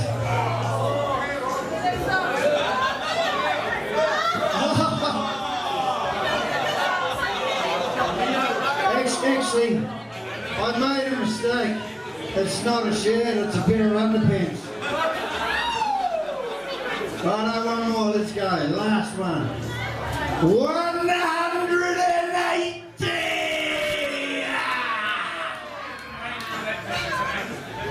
You always wanted to do that, didn't you? Absolutely. Is that Adam Lee coming down for the ship? You know we got 180? Let's go, one more. 152! Someone's got that.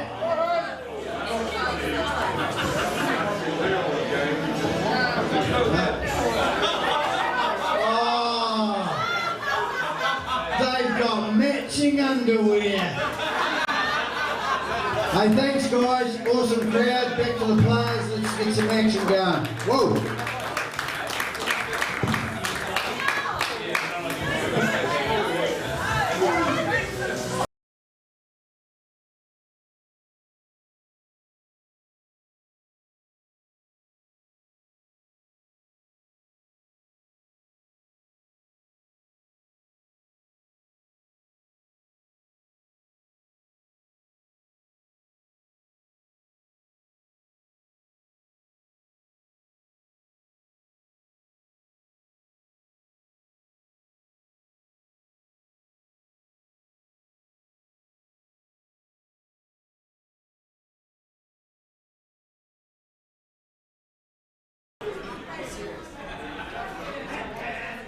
All right, welcome back, guys.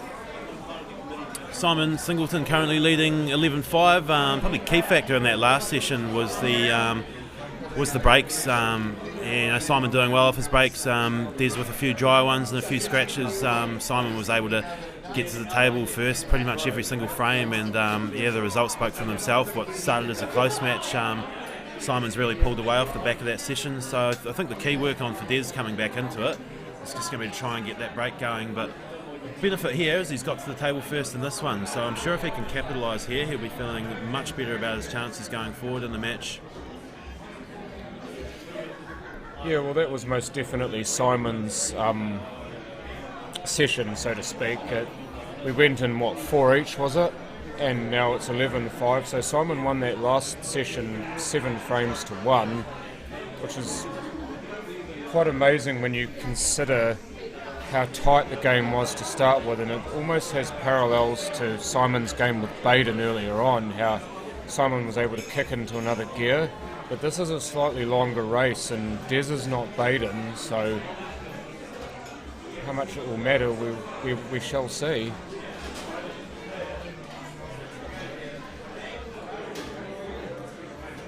Key shot here, really. If he can make this one or get it over the bag, he'll be feeling pretty good. Oh, it's come out pretty wide. Oh, he's left the pocket open. Yeah, with a small white ball, it actually makes that red more on than it looks. I've said it a number of times, playing the reds and yellows on the 2-shot rules, is that small white balls do generally make balls on when the larger white ball wouldn't make it on, because you'd contact the other ball first, but the smaller white ball slides into that gap more readily. Absolutely. Nigel Muir, come on Desi, play your game and attack. Maybe he's been pulled off his natural game slightly by Simon. It's something that Chris and I were talking about before, about how you trademark your own game. If you're able to play your own game consistently during a match, then chances are you'll win. But Simon's been able to keep him away from the table, to not allow him to get into a flow with his natural game, and Simon's just then been able to come to the table and pick off the scraps. I always think you can't get too hung up on playing in a particular style, and I know I used to kind of get my own game in a bit of trouble with that.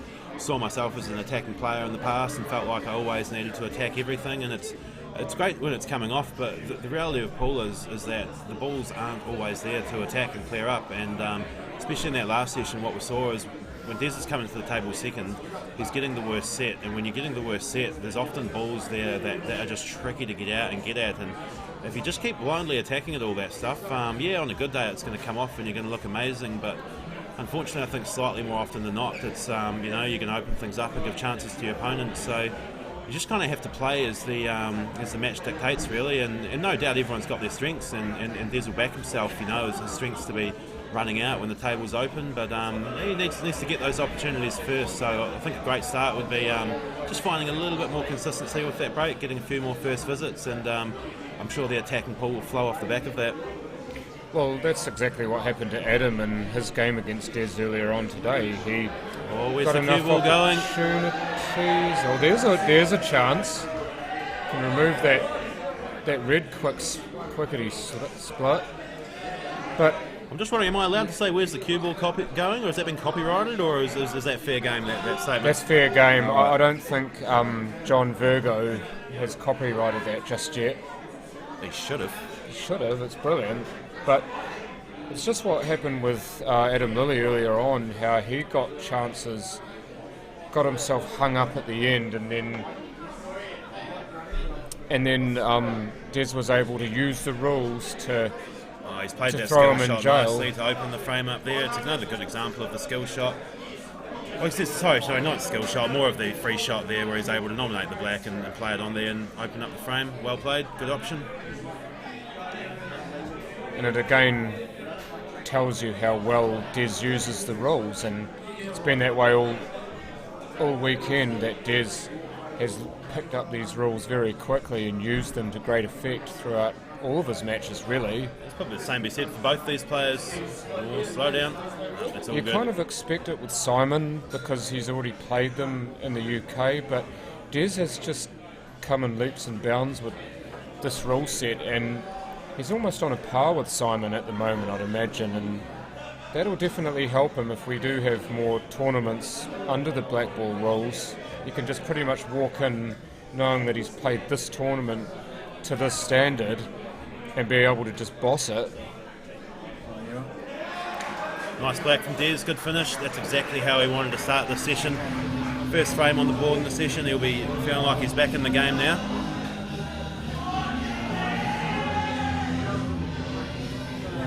So, just to answer the question, Jordan, why is the white ball smaller? Why is the white ball smaller?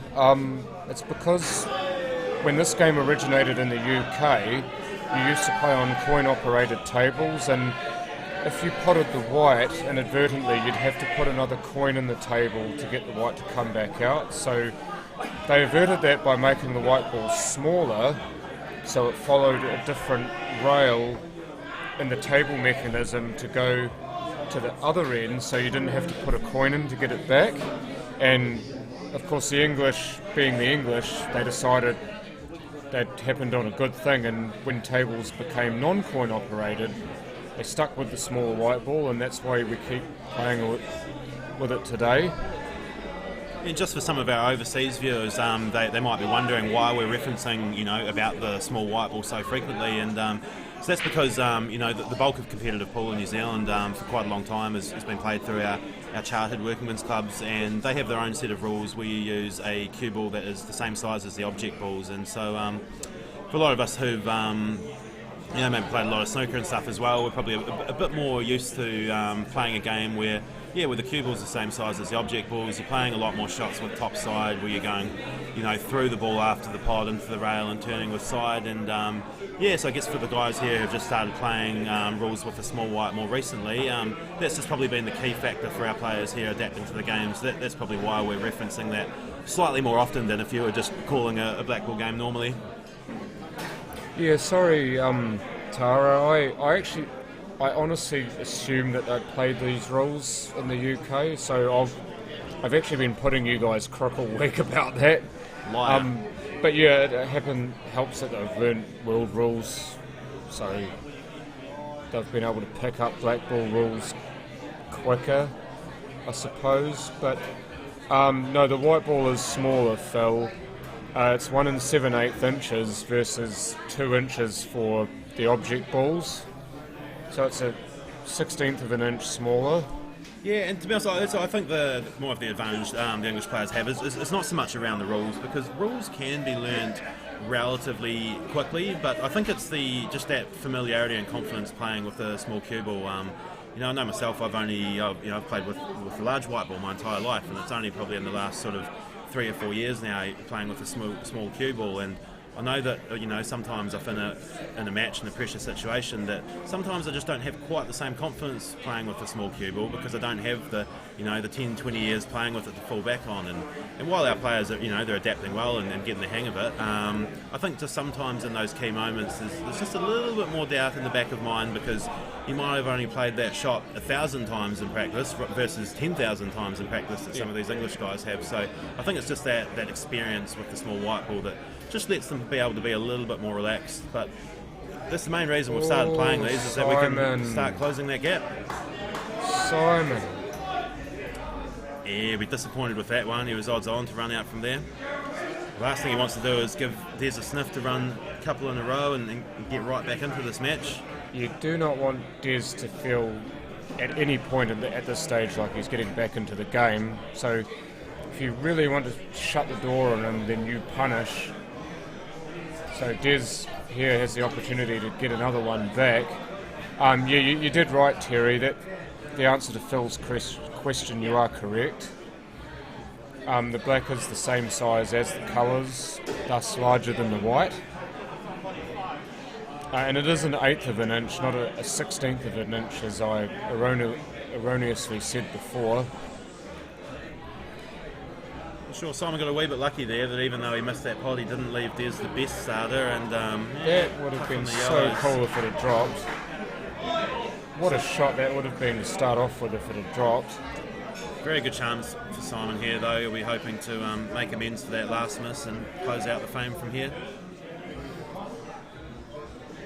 Imagine you'd be thinking about a plant here, do you think? Yeah, I'm wondering if I'd maybe take the central red rather than the one over there, because that one's still an option to the middle. The one closer to the black. Yeah, for myself I probably would have, but it's a good option as well. And like we always say, more than one way to skin a cat. If you like the look of a shot, that's the best option for you. Yeah, now, he's got to be careful of all the traffic here. He doesn't want to run into the mines like he's in Cambodia. Do that, if you're playing the other red closer to the corner pocket, then could end up getting stung. That's probably why he's gone this way. Yeah, as always, you want to get that red up the opposite end of the table first and try and work your way back towards the black, creating that last shot from the last red to the black as short as possible, just taking as much risk out of it as you can.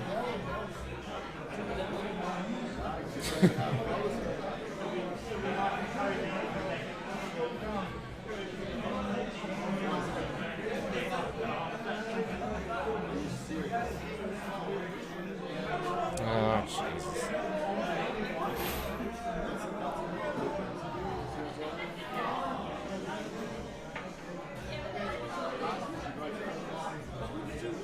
Needs to go around these yellows here to get on the black.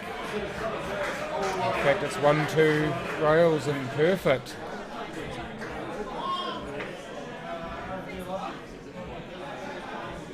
That's as automatic as the transmission. So 12 frames to 6, Simon Singleton leads.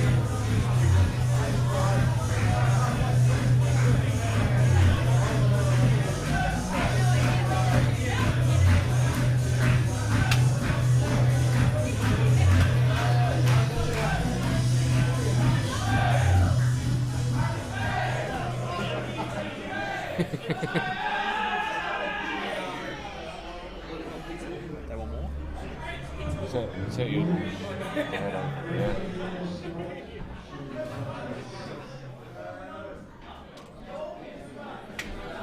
Get in. That's exactly what it did too, Janet. I love that English expression, eh? Get in.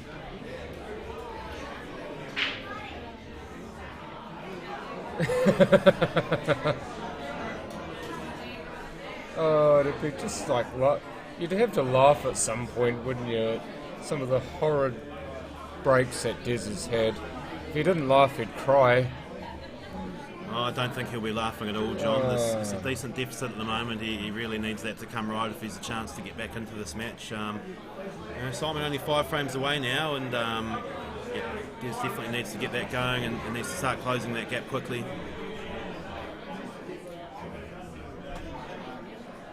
Yeah, red's definitely your set.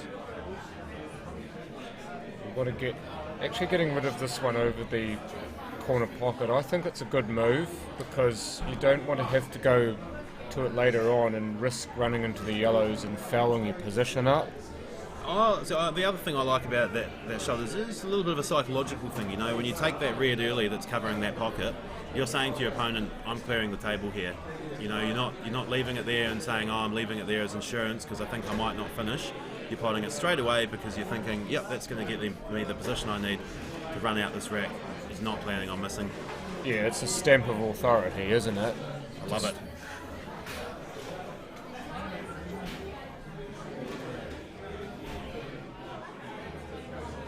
Des is trying too hard. Yeah, that happens sometimes when you are behind like that. You think, if I try harder, then it will start coming to me. But if you try harder and you think about it too much, then that's when you can run into more problems than you're currently having. So, I mean, Tony, you would have experienced this yourself as a really good pool player, that if you just let it flow and you don't think about what you're doing so much because you don't have to, then the game kind of comes naturally and that's when you flourish. Yeah, no, I agree. It's a fair point, and it's possibly a little bit more prevalent on the 9-foot game where they often talk about in tournaments that it's the weight that you break at, that you have to find out on each different table. And with this table here, new cloth, new balls, running nice and quick.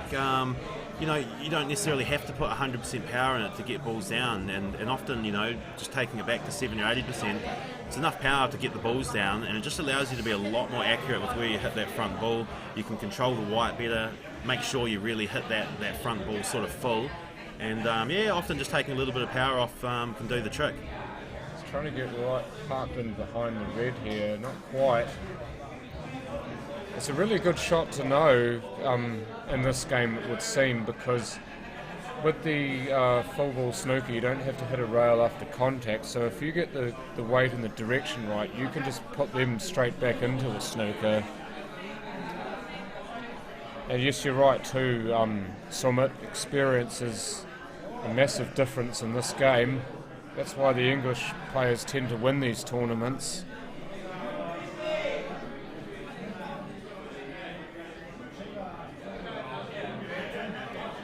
Desi looking to turn that all on its head right now. Yeah, great opportunity here. He's got to take this one. Brown, yellow. Got the choice here. Could either go left or right. Go right, just pocket weight. Can still go for the yellow in the middle pocket, although I imagine he would have been wanting the one in the same area of the table. I think maybe starting to go out on a different limb here. I think what I'm just noticing... Don't do that, don't go in off. what I'm noticing about Des at the moment is I think you can see where the pressure of those breaks is getting to him a wee bit. He doesn't look like he was playing at the same sort of nice considered pace he was playing earlier. It just looks like he's upped his tempo slightly, possibly in a bit of a hurry to get back, and doesn't look like he's hitting them quite as well. He's still going to take this frame, but hopefully getting another frame will settle him down, and I think if he just goes back to playing that pace he was playing earlier in the match, I think he'll be right. Just really needs to start getting some balls off the breaks and start getting to the table first more often. True. So true. And Tara actually said that Des's natural pace is quite fast. So maybe it's a concerted effort to get himself playing back at that pace. It's 12-7 now. Simon still in the lead, but Des Wilcox just trimming a little bit off it.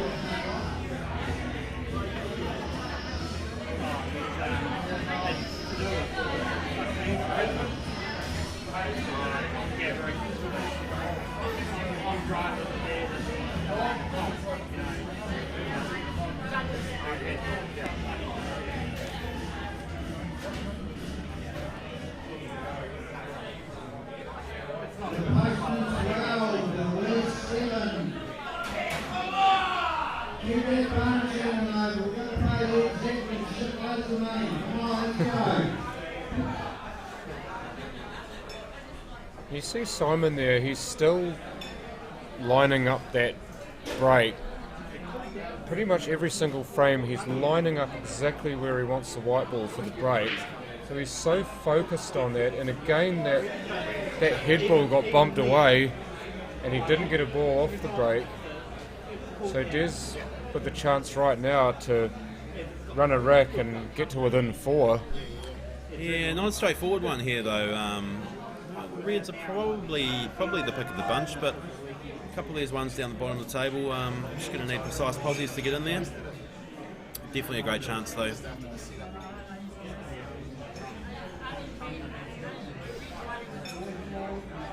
I believe one of these reds has to be on, surely. Probably the bottom red of the two. Get yourself into the centre of the table so you're not got an untoward angle on it. Or maybe the top red of the two's on.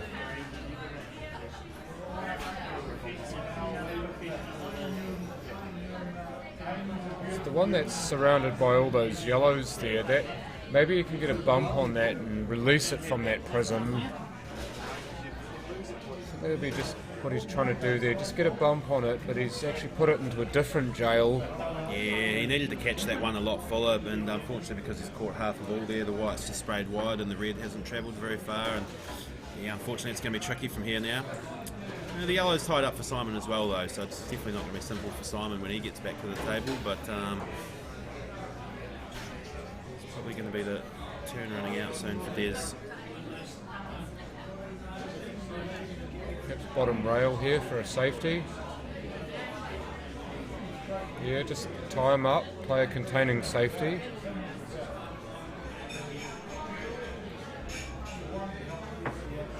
Yeah, we're all on. Not now, Jordan. That shot was very much by design, though. Yeah, I wondered, John, whether he did have to play into that red. I wondered if he could get enough bottom on it to sort of screw the white over to the left side of the table as we look at it, and potentially at some point I think that red would have been on to the middle from the right position. He wouldn't have been able to get straight on it, but one of those things you'll never know. And again, I always say if you like the look of a shot, you've got to back yourself and play it. You start second guessing your shot selection, it's a slippery slope down from there. Corey Freeman, great to see you on. Definitely a Des Wilcox fan.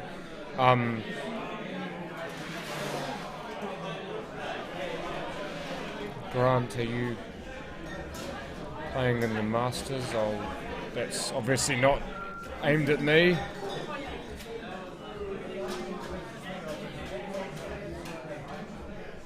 Not quite sure what Des was trying to do there. I don't suppose that was the only shot he had. I think maybe he wanted it closer to the bag to put a bit of pressure on that red on the top rail as we see it.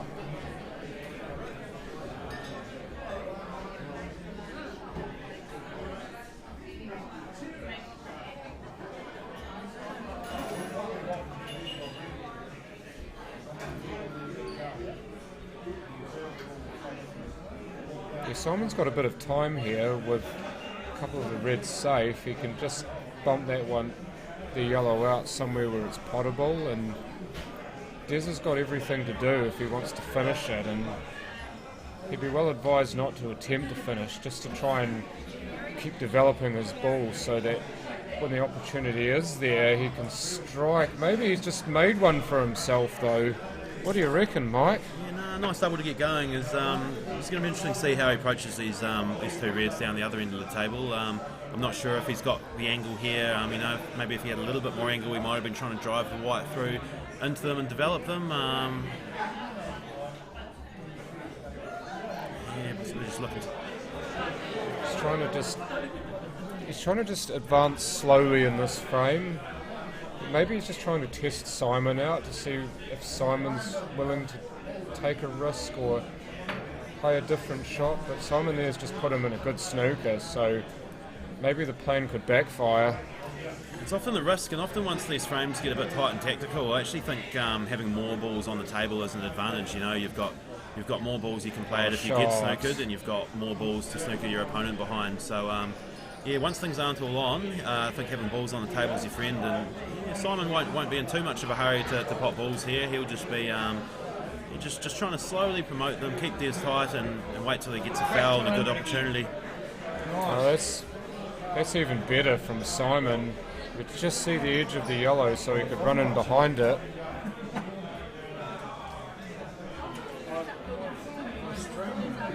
And that wasn't far away from a pot, so he's given himself another opportunity by putting that red over the pocket too, that now it just amps up the pressure ever so slightly on Simon, and if he gets this shot wrong, Des gets a chance maybe to do something more with it, but he's played that pretty much as he wants to. Yeah. That's a tough snooker to get out of.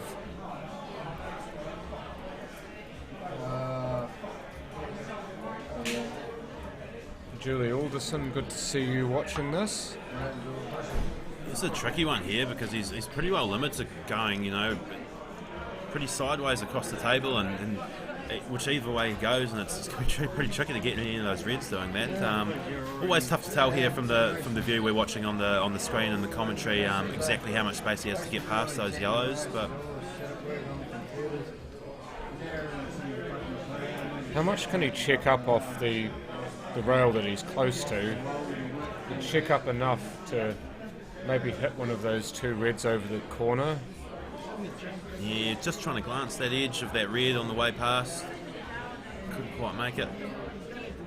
I think he was trying to not hit that red, but one of the two over the corner pocket, but he would have needed to check up a fair bit on it, and that risks hitting either of the two yellows. The one sort of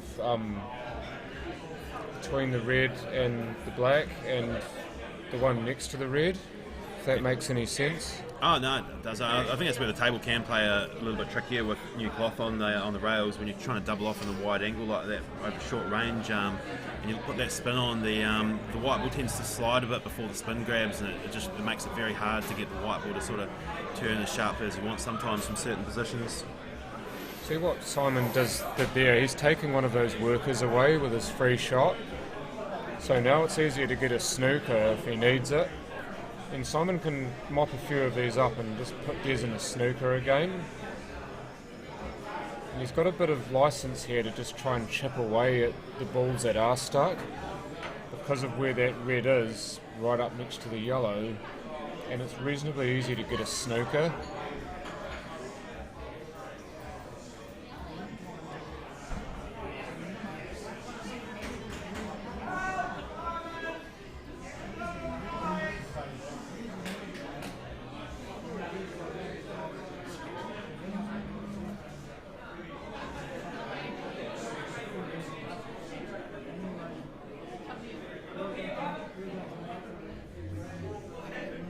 Quite sure what you're trying to ask there, Jordan. I imagine you made a typo with that comment.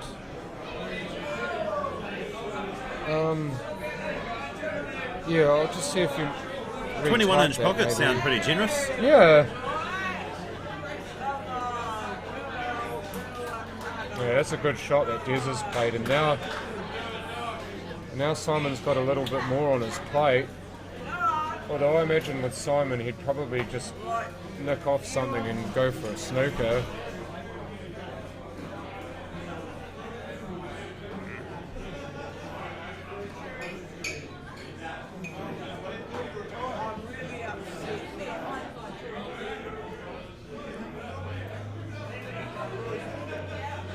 You just tie that other red up. The one that was on is now blocked.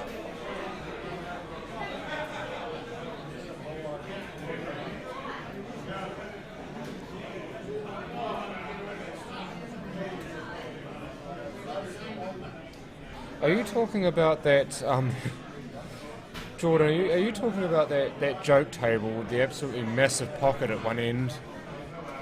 Or are you talking about the American 9-footers? The Super League's played on 7-foot tables like this one.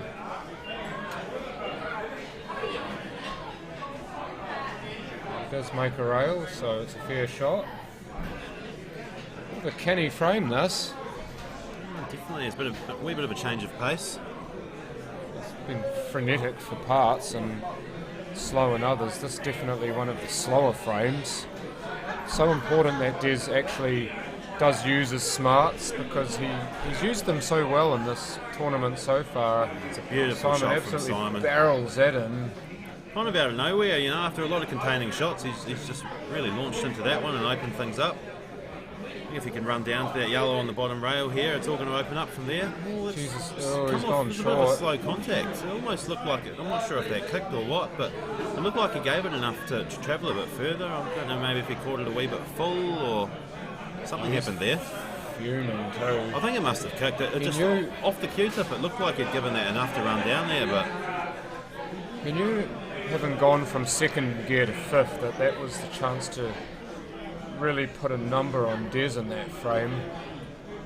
Oh, and there he's just compounded the error by missing that. And you can tell it's the shot before that has caused that miss. And it's always easier said than done, but when you make mistakes, you've just got to try and put them out of your mind and focus on the task at hand, because all it's going to do is distract you. But I've seen a case of that there, that it was still all there for him. He just needed to cue that long straight one well, and he was away. He still had that previous shot in his head, didn't he? Yeah, I think so. You are right, by the way, Tara. Well, that's well played. See, that yellow that he just released from the red's not on, so Simon's got work to do if he wants to finish this one. Yeah, at Bowie's, by the way, from the 18th until the 20th of June this year, John. Asking where the Super League finals were this year.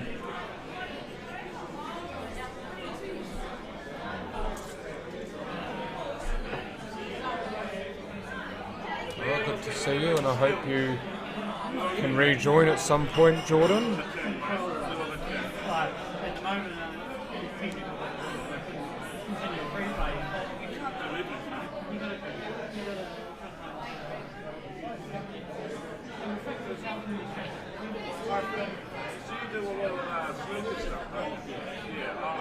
Oh no, anywhere but there.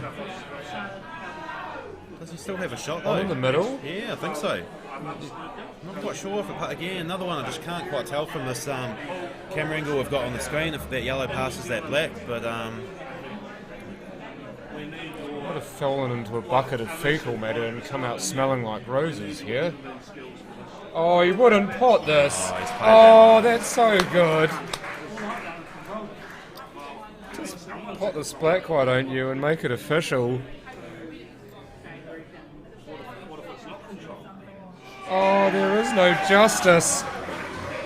But there is a postman and he leads 13-7.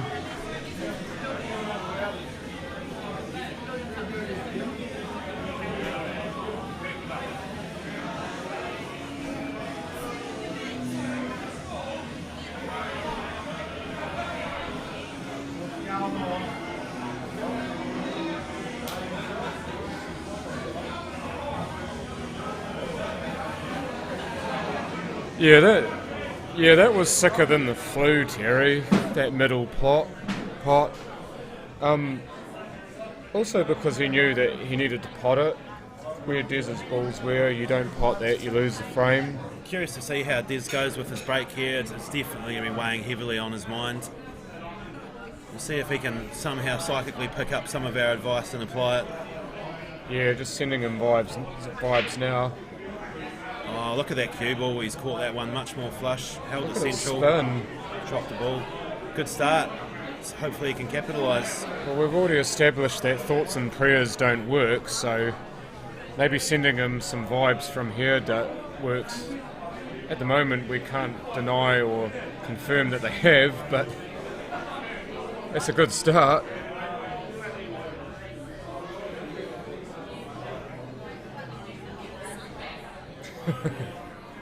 It could be true, Corey.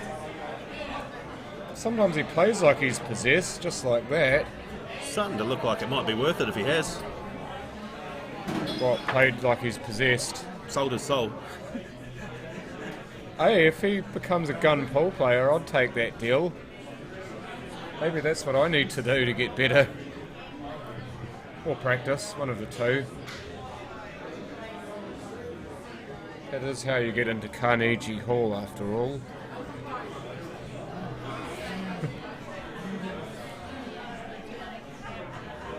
Just a wee pop off the rail here, Mike. Got to be careful of that yellow next to the red, though. Yeah. Oh, that's what he was thinking of too, and that's why he missed it. Yeah, I just don't think he stayed down and cued that one very nicely. I think he's just played that a little bit quick. Tricky wee shot though. He did just need to play it with a wee bit of drag just to kind of take the pace off the cue ball and hold for that red. I don't know, Carl. I am an atheist myself, but I've got no idea. No, you can sell it to me, Carl. Are you not an atheist?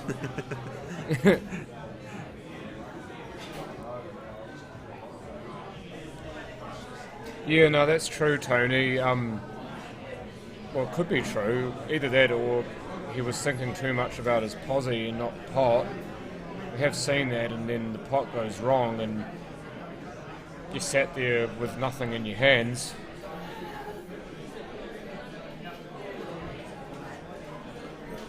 Uh-oh. Where's the cue ball going? Oh, that's okay, except for the jaw. Is the jaw in the way? Oh, it hasn't He dropped, jawed but it. it's not great either. Yeah, right. We'll all have one more break, eh? When? On the hour, isn't it? Close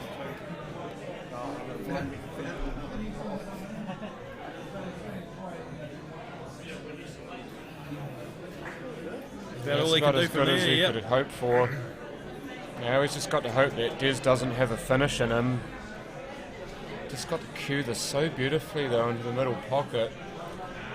The position's there though. He just has to make sure he pots it.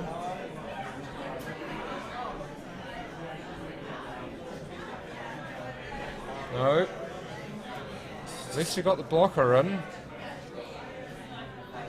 Sure, just wondering if the pressure's starting to get the better of Dez a wee bit. There's just a few shots in recent frames, just not quite looking as fluid and confident as he has earlier in the day, but it's finals pressure, and it's been a lot of pool these guys have played in the last 2 days. This is their third really long match, and it's tough work.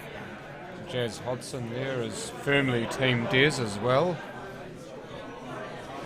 Bit of filth put in there by Simon yet again to leave Dez in a snooker. Just able to slow that tempo again and make Dez think about what he needs to do. It's a good ploy. No, he didn't get contact on it. Free shot coming up. He can get rid of that red if he wants to. Should be costly. I'm just wondering whether he'll want to pick up that cue ball and maybe pop that red over the middle, bunting the yellow a bit more central, the other yellow down the rail next. It's definitely not straightforward. Maybe you can promote... Oh, I see what you've done, yeah. I think if he can pop the red from here though, it's probably going to be the shot. Yeah. And then you'll naturally nudge that yellow out. Your shot, to be fair, had merit too, to put the white ball behind bulk and just cut the red in, nudge the yellow away from the pocket and be on the one down the rail. That would have been a good shot as well. Simon's seen it my way for once. Yeah, no, actually, I think the good thing about keeping that yellow there where Simon has it was giving him a ball that he can use to sort of get back down to the bottom end of the table for that yellow on the bottom rail. But yeah, hasn't quite worked out. Hello. Going to cue this one well for Des. One good pot, and he should be away here. This is where your queuing comes into it. This is where you test. This is a massive test of queuing, this shot. It's not good enough. If you're Simon, do you play that ball down the rail now?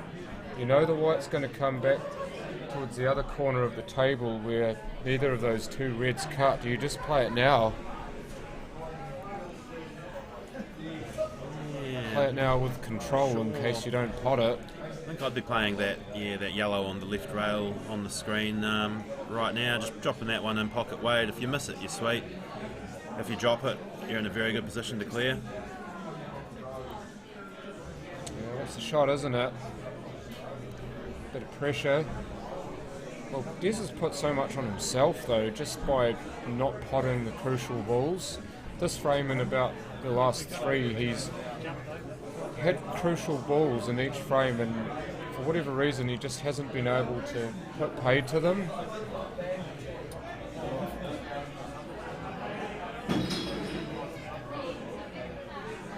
Oh dear.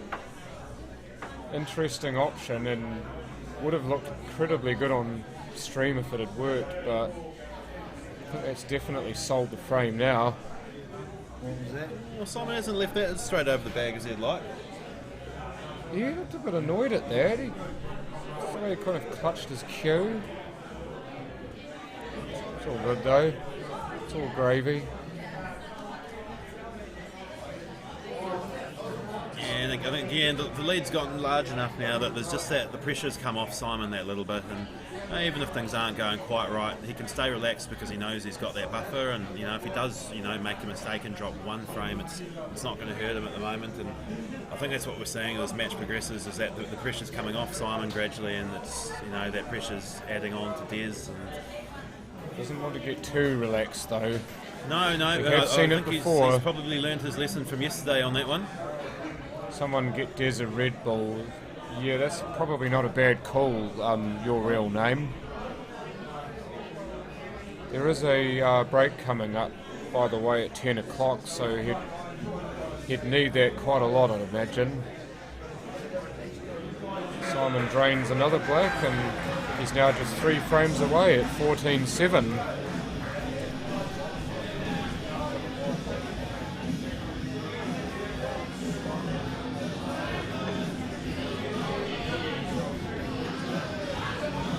Yeah, that body language isn't good, is it? Just watching him walk over to his partner.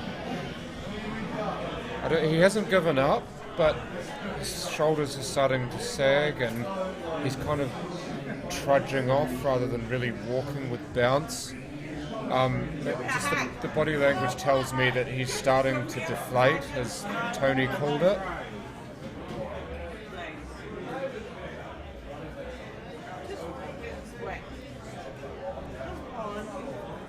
I think also he's looking for a bit of solace from his partner when he goes over there, just for her to tell him, look, you can still do it, Des, you've still got it.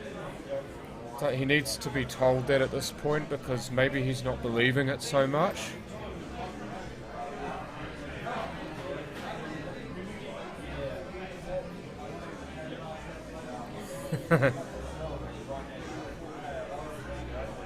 Sure, he'd be happy to oblige that Janet if he could see that comment.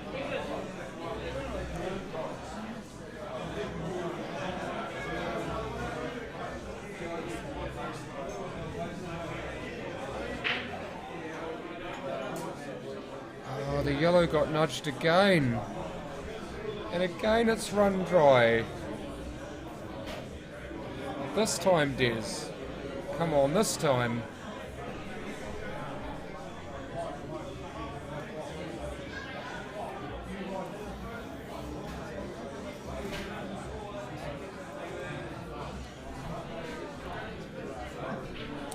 Yes, we can confirm this is actually the same Des that beat Adam, but no, I personally feel that the big difference has been the break, and I think as this match has worn on and Des has continued to struggle with the break, I think the pressure on him is just building and building off the back of that. Definitely against Adam, especially in the first half of the match, his game was well rounded. He was breaking well, he was potting well, he was playing safeties well. He just looked a lot more in control, but. Yeah, pressure's a funny thing, and it is at such fine margins and pull between playing your best and dropping a long way off. You don't have to do much wrong to sort of drop your level a bit. So hard work for him from here, but hopefully he can find something. Adam Lilly showed earlier that you should never be written off, and we're definitely not going to be writing him off here. Yeah, well, mentally he's not the same person, is he, at the moment? But that could change, and you did make a great point about Adam Lilly, and we saw it on live about how he never gave up. He was always second best, but he played like he was still a champion, and he ended up showing us what a great player he is from adversity to be able to go within a shot and then a frame of being able to topple Des. Now Des needs to draw some of that for himself here. A bit unlucky not to contact anything to release that red.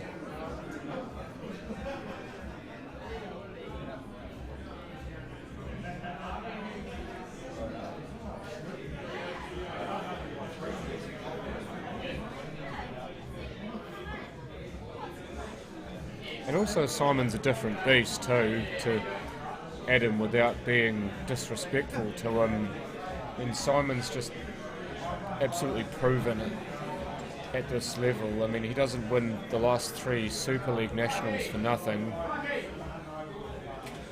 And only the very best players in this format can do anything like that. And Simon bringing that big match experience and nous to this game now to really turn the clamps.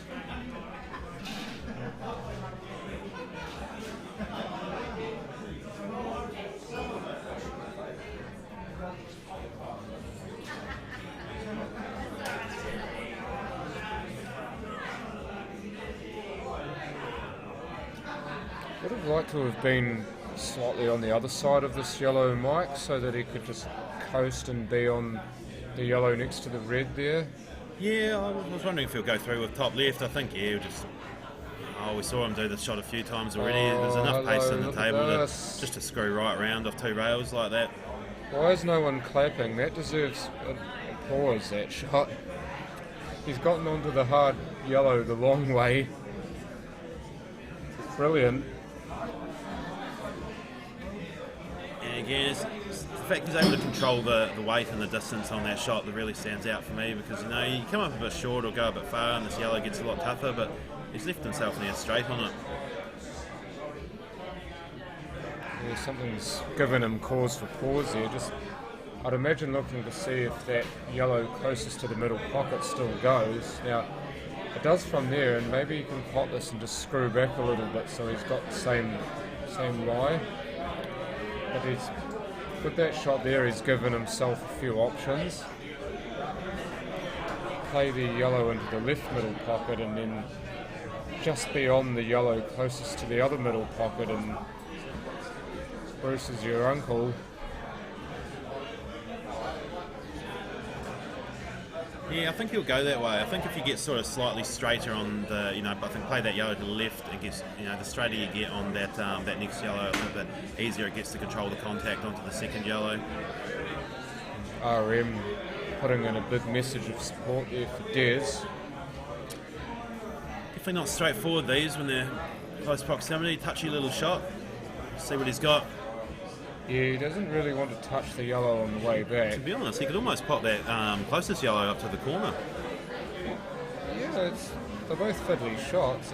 I didn't realise it was going that far across. I thought that white was popping into that yellow. That makes a lot more sense from there. They might have liked to have got a bit further through. I think from that angle, he's probably going to struggle to kind of run through straight enough to get a nice angle on the black. Yeah, just just with the smaller cue ball, you know, with the big cue ball you can get this white to run through a lot straighter, but when you're driving through with the small cue ball, it is going to spray that bit wider. He's going to come back out. Oh, he stabbed it. Interesting choice. Stabbed at it. And what was he doing with the black from there? Yeah, he didn't get the work on the white ball. I think he wanted the white to come off the right cush, Just be get back onto the enough black so in the it same can- pocket. Interesting one. I never said he wasn't, Tara. Oh, that's a great part. It's great confidence, little confidence booster just when you need them. But I never said he wasn't a great player, Tara. He's just being kind of made to look ordinary at the moment by someone who's quite clearly at the moment got his number. I think But saying he's he's still got making 3 to Des go. look, I He think hasn't won it yet.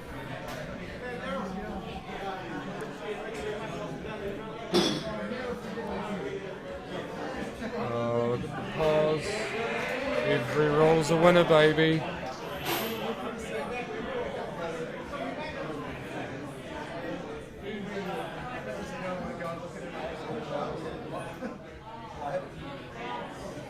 Drops it. There we go. Not over yet, folks. 14-8 now to Simon Singleton.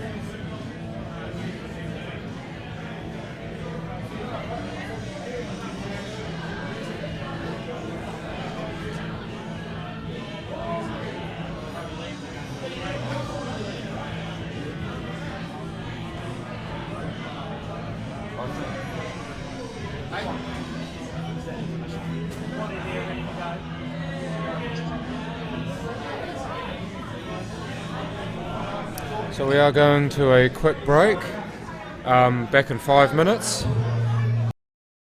Righto, when the chips are down and we ain't got much left, this is the next raffle prize.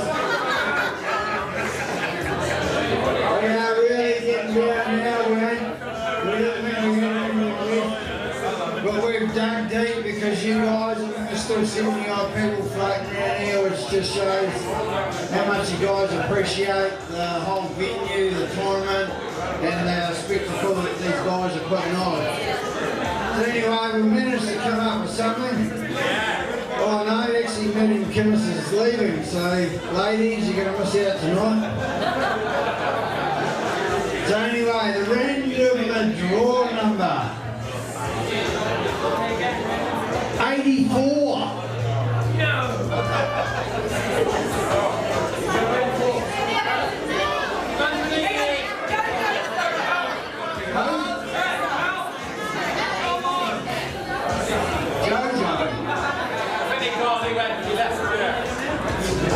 Where are you, Jojo? 84?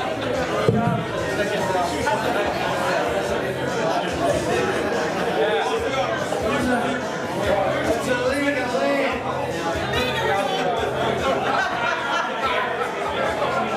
Oh, he's reaching under his jacket.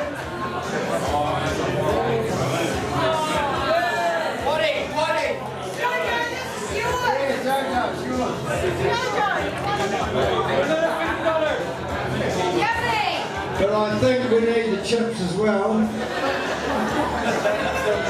Hey look guys, I wish we had more. I think we're going to get over $4,000 in spectator prizes. And we've got nothing left. Yeah, one more. Alright. Half an hour of Daryl brushing your carpets. Another hug with Simon.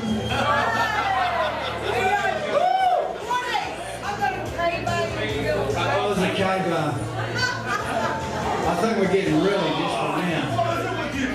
Hey, look, I wish we could do more, because you guys have been so great, but all good things must come to an end. Come on, Woody, get your tits out!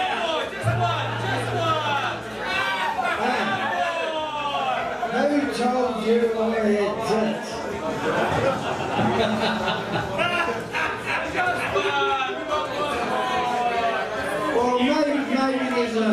tradesman in the room that wants to donate an hour's time or something? A plumber? An obstetrician?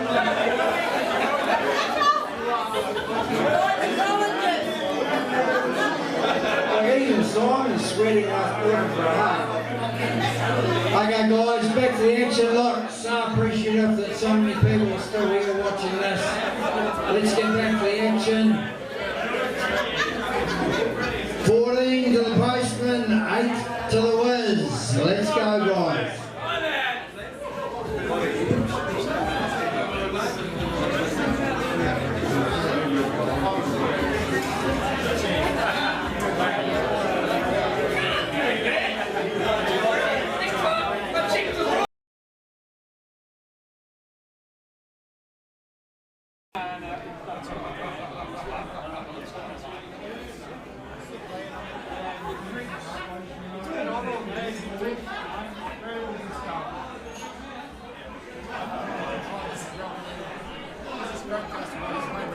So we're back on again for this. Whether or not this is the last session, we shall find out, but Des is most certainly hoping that he can extend a stay of execution a little bit more, or even turn the tables on the executioner, who knows. Joined back again by Michael Hayes. Thank you, John. 14-8. And he gets to break after a break in play. Now, this could be just the tonic for Des.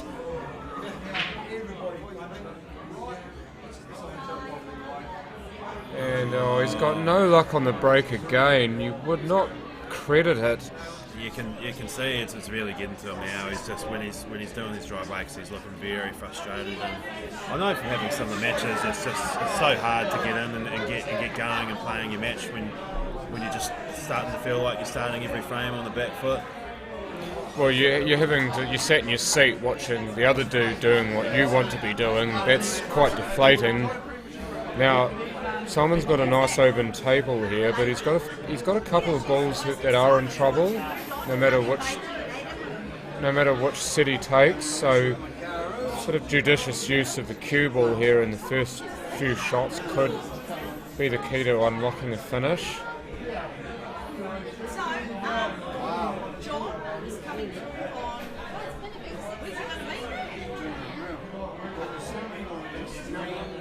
Oh, he tried to remove the harder of those two yellows straight away and couldn't quite get it. Hasn't really got much position on anything else either, Mike.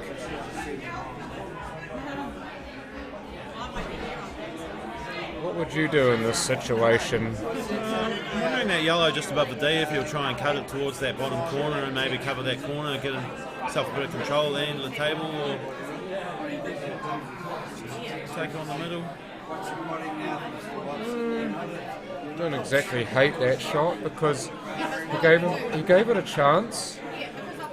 He actually had a chance at perhaps two balls to get onto. The one that he tried to get out before might have been one to get onto, and also the one that's on the top rail. So he was still trying to create something there despite being out of position. And I guess that's the benefit of having that 6-frame lead as well, is that you can take slightly more risks with some of those shots. I mean, as we said earlier, you don't want to go too far and start taking a lot of risks and throw the game out the window. But it just takes the pressure off if you do want to fancy going for the odd shot here and there.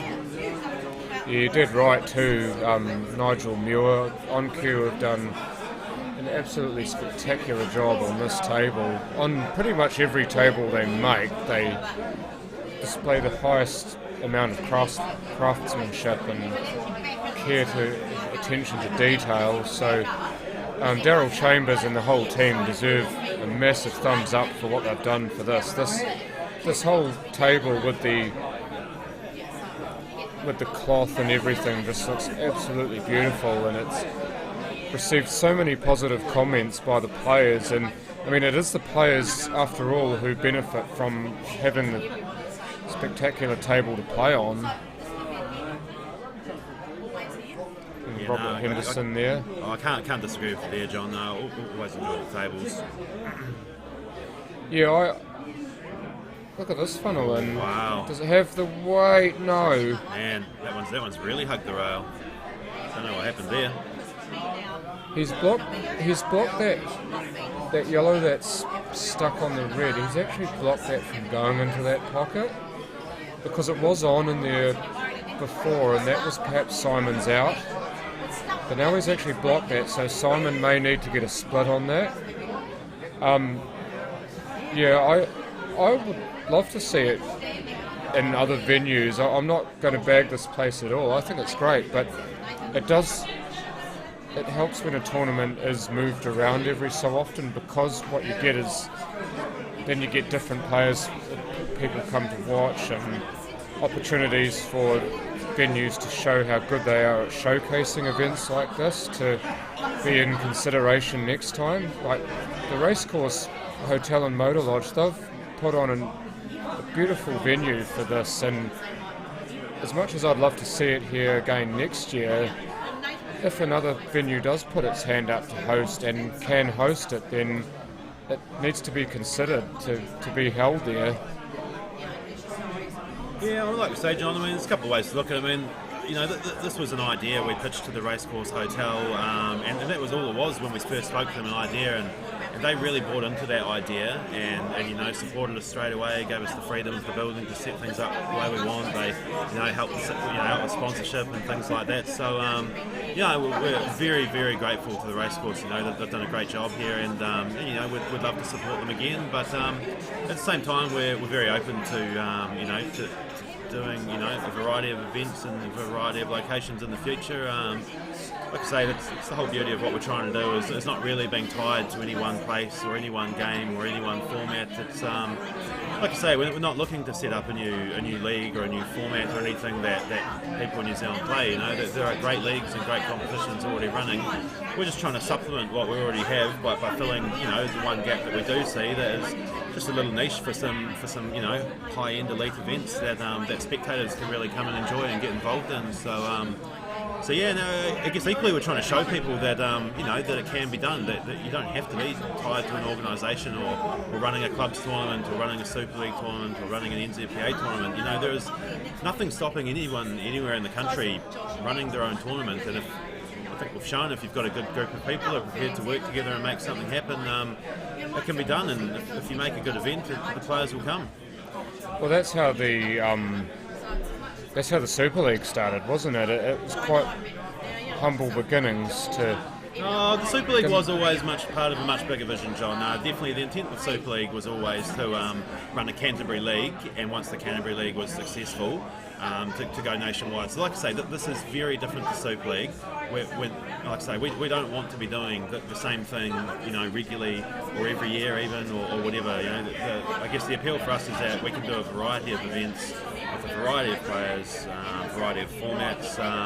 The door's wide open. You know, we're not tied to anything in particular, and that's what really excites us about it, and gives us a lot of freedom to kind of you know, put together a tournament the way we see fit.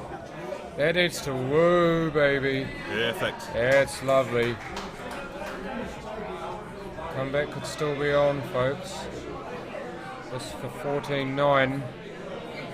Drains it, so reduces the deficit to 5.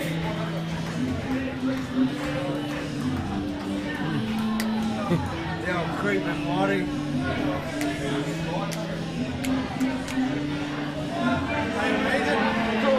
Press the button and I hit the different screens.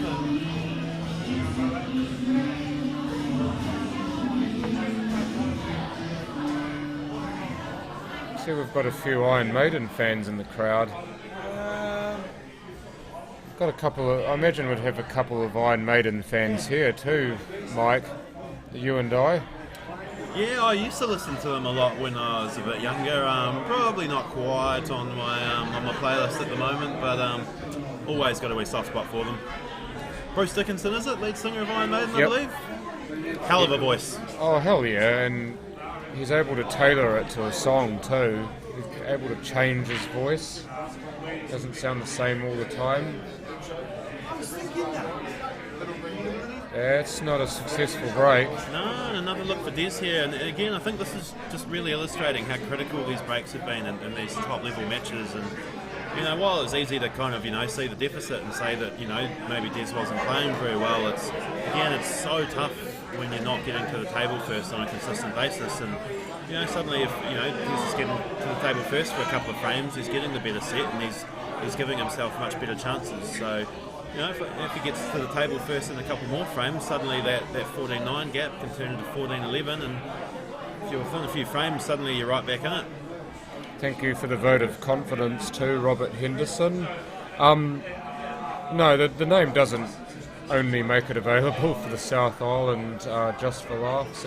You could always call it the Great New Zealand Knockout if you move it to the North Island. So again, this name is specifically for just this one-off event, and again, just really trying to stress what we're doing is one-off events, not necessarily regular things. And yeah, we'll do an event next year for sure, but it won't be the Great Southern Knockout. It might be something else. It could be somewhere else. It could be different players.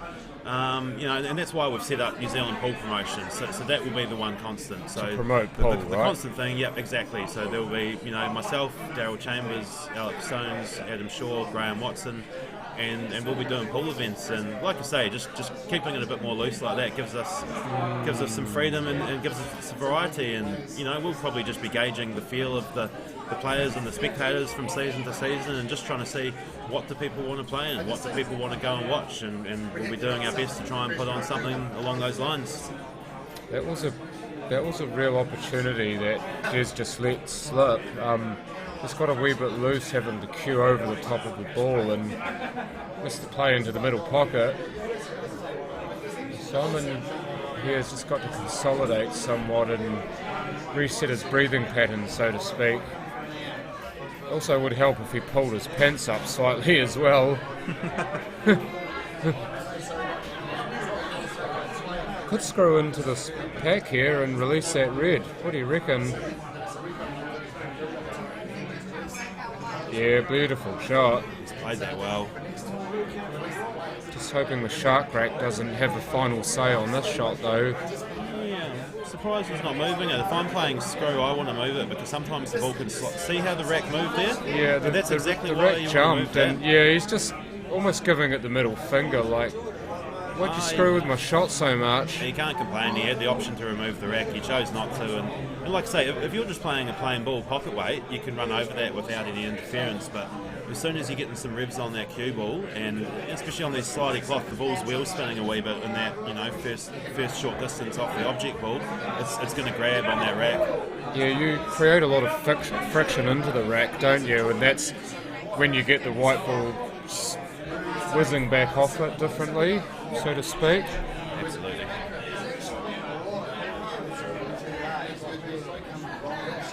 Always dangerous. Doesn't like this, does he? Yeah. He doesn't like it. He's standing away from the table.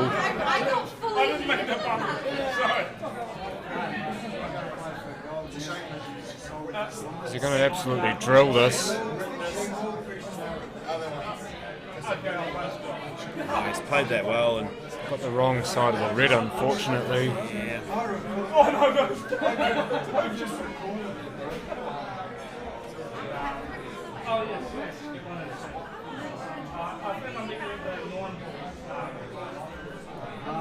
Just ultra sensitive mic here. I think people don't realise that they're being broadcast live.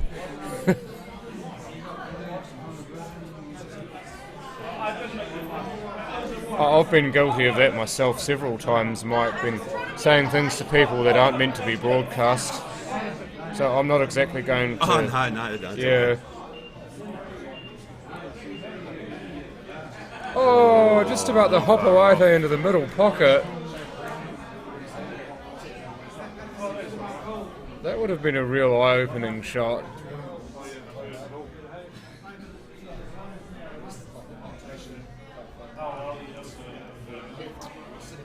Is this on in the middle?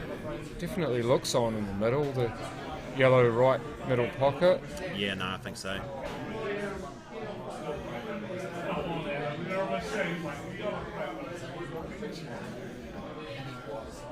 Wow. Not like that, it wasn't. trying to play it with drag to get the ball to suck into the pocket, but didn't get enough of the pocket for the ball to suck into. Do you ask Hopoate? Basically to kick the ball up the backside and pot it into a pocket. Certain rugby league player it's named after. It's probably all the explanation it needs, John. I think if you know, you know. Yeah, and if you don't know, well, maybe you don't want to know.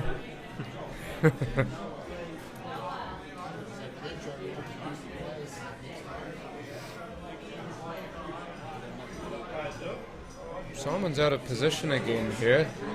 It's just starting to creep into his game somewhat as he just kind of gets out of pos at inopportune times and has to go towards the second part of his game. And I did wonder if for Simon if fatigue might be a factor, you know, because we've had 2 semi-finals today and Simon played in the second one, so his match today started at 2 p.m. and finished at around about 5:30, I believe. So he had the pretty short turnaround before coming into this final, whereas Des played this morning and sort of had a lot longer to sort of take a rest. And I did wonder if that might catch up with Simon later in the match, because essentially at this point right now he's probably played in the last 7 hours. He's probably spent about 5.5 of that on the table. So it's definitely a test of that mental stamina and endurance. That's agreed, especially when you rank it with Des, who, as you said, did play in the morning. So, I mean, Des will be feeling a bit fresher, at least in terms of having had that break, but Simon's actually done extremely well to beat that expectation and be ahead by how far he is, and it just goes to show you that he's not going to use it as an excuse. Oh, Des, why did you go that way? I Did you think not he have brain just straight? got slightly low on the cue ball, and again, I think just that finesse he had earlier has just deserted him. And earlier in the day, that shot he's stunning into it, drifting over nicely for that yellow straight to the corner. He'll be pretty disappointed with that shot. Just wonder if he runs straight, then he ends up on the more central red of yellow of those two, and maybe he can just run that in and run the other one in, and he's got his goal. He's ended up scoring a goal there and going into the pocket, right between the reds into the hole, yellows into the hole rather.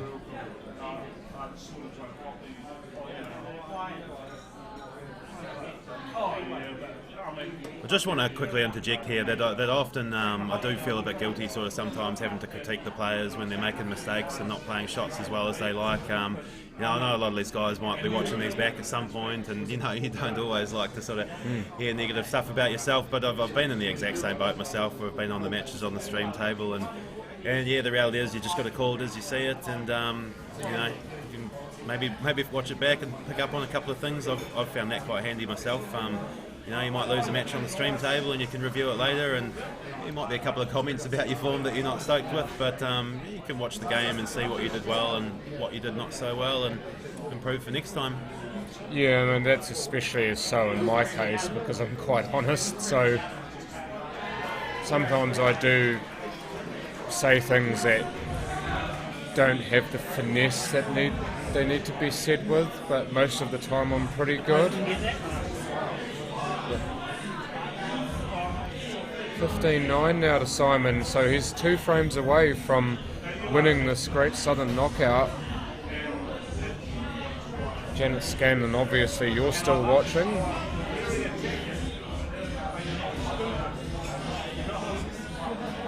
There is again Simon's partner just below the on-cue table light.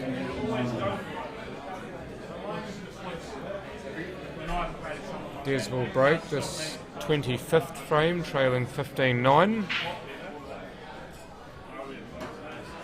And is this going to be another dry break? Oh mate, he's going to be having nightmares about breaking balls. Yeah, he'll be feeling absolutely filthy.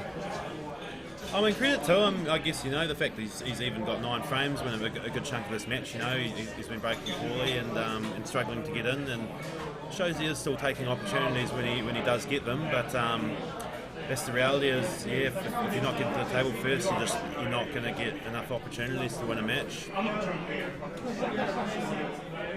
Yeah, that's. I know it sounds painfully obvious, Tony, but it is true, because a little bit does go a long way in this game, so to speak. There's those little 1, 2 and 5 percenters that aren't happening for Des that could mean that instead of 15-9 the score's 13-11 or something like that.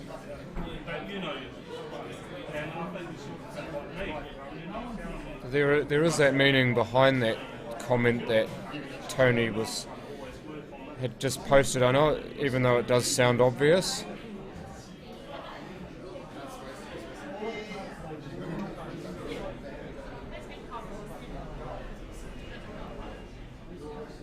Take the yellow on the left, would you? Instead of having to go across and across and across. Yeah, again, I'm always thinking, which ball do I want to play last to get onto the black, and then sort of work my way back towards that. So I'm not sure if Simon's identified probably the lowest of the yellows. He wants to play that one last and leave a finish angle, so the white's naturally running off the bottom rail back up towards the black, and he's mapped out the other two balls to get himself into position to play that last. Yeah, because that ball he just played then would have been completely the wrong one for the black, because you've got the reds in the way, you've got a middle pocket waiting to catch you on the other side, and this one is not as difficult to play off. If you can get between all the reds and run more towards the centre of the table, you've got the black into the bottom right pocket. It's a tricky one. I'm assuming he's going to play left-hand side and try and play the black to the right side of the table as we see it. Just like that, and yeah, it's just given the right amount of side, yeah, that's and beautiful. He's got that spot on. Great control of that shot. It looked easy, but again, there are so many variables that can go off on you. Drops the black, so he's now on the hill. 16 frames to 9. Simon Singleton leads Des Wilcox in the Great Southern Knockout Grand Final.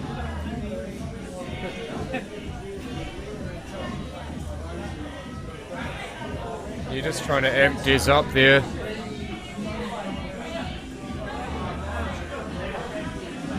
We're pumping up the jam.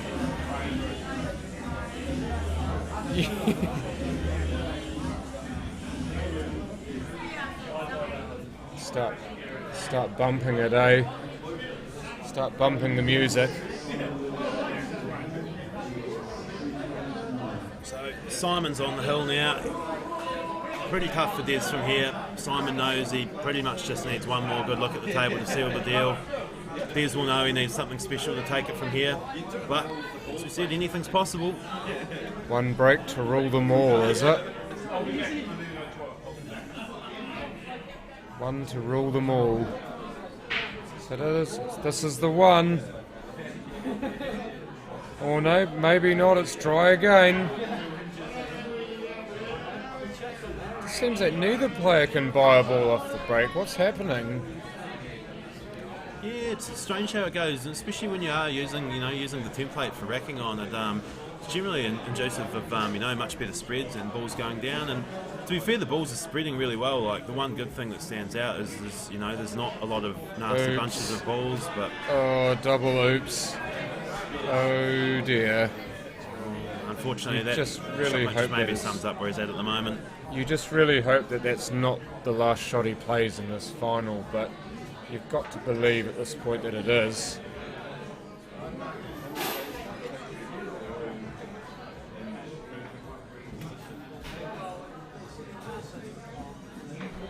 I don't want to speak too soon and do a disservice to Des or anything, but even though this match hasn't really played out the way he would have liked, you don't want to forget too quickly how well he's played in the other two matches today. And this tournament started with 8 of the absolute top players in this country, and Des might not have been anybody's first pick to take this thing out, but he started with a great win over Matt McInnes, and played really solid all-round game in that, and did the same to beat Adam Lilly, who's just been in great form in the last season or so as well. So you can still walk away from this, very, very proud of his efforts and how he's applied himself. What's over Simon the couple done of days. there? Sorry, but What's he done? He's just gone and tied one each of the sets, the balls in each set. Bit of brain fade. Sure, he was probably more focused on tying up his opponent's ball. He's done that pretty consistently throughout the 2 days, using that first free shot to tie up an opponent's ball before going about his work. And I think he's just got the line slightly wrong and accidentally covered his own ball too. Yeah, it kind of looked like he was thinking about too much. But you are dead right too, Terry. Adam did indeed win 8 in a row to make the game against Des that much exciting, and definitely not going to discount that Des can't do the same thing. I mean, Simon's kind of dropped himself in it ever so slightly here, but he is at the table and he does rule it at the moment. Thank you very much, Tony, for those words. They are worth a lot to us. We do love positive comments like your one, so I hope you join us in the future, because there's more great content to come.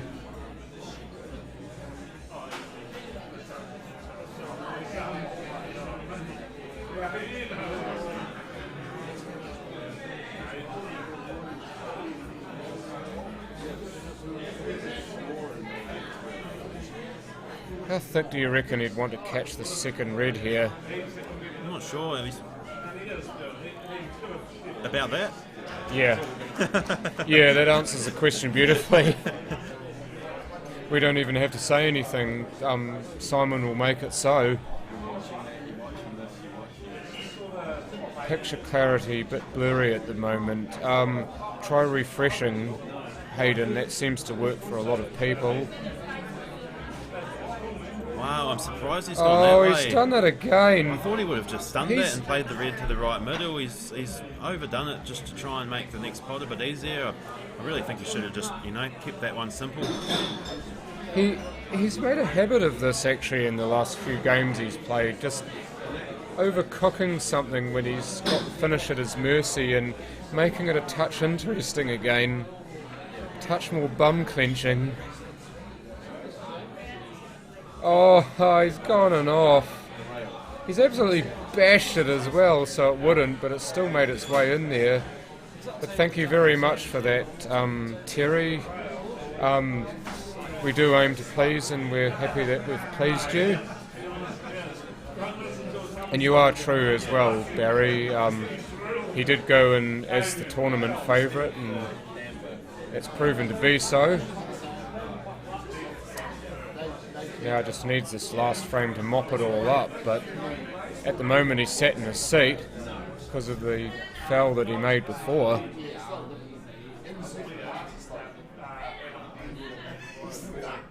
Organisation, you can take a fair bit of credit for that, Mike. Yeah, well, it's been a team effort, John, and that's what's made it possible.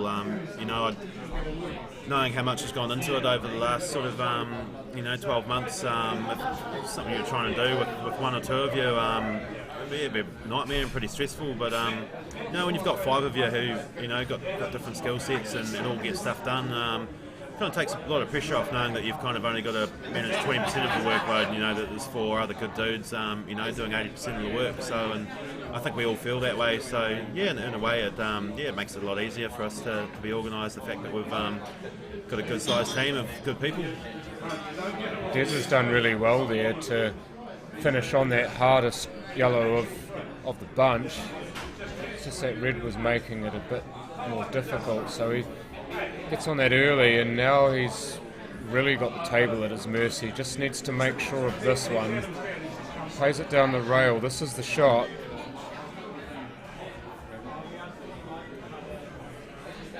Frame ball for me, match ball for me, for Des to remain in it. Oh, he didn't get the kick that he wanted off the other yellow. I think he just wanted to straight pot that. I think he's just overcut it. It looked like he'd overcut it to begin with, but the other yellow might have helped him, but he didn't get that help. Oh, Oh, now Simon's missed what would have been frame ball. I was ready to go. What are you going to do? This match still has legs.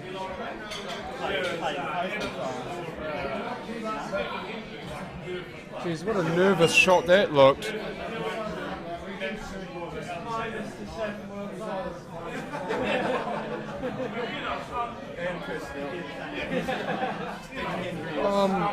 His break has been a point of difference, Tara.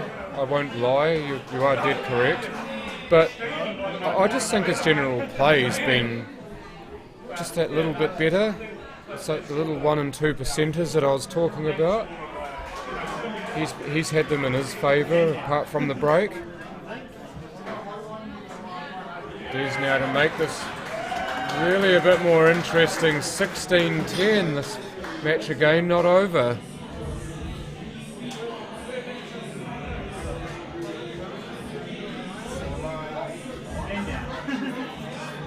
Is this a song tailored specifically for Des?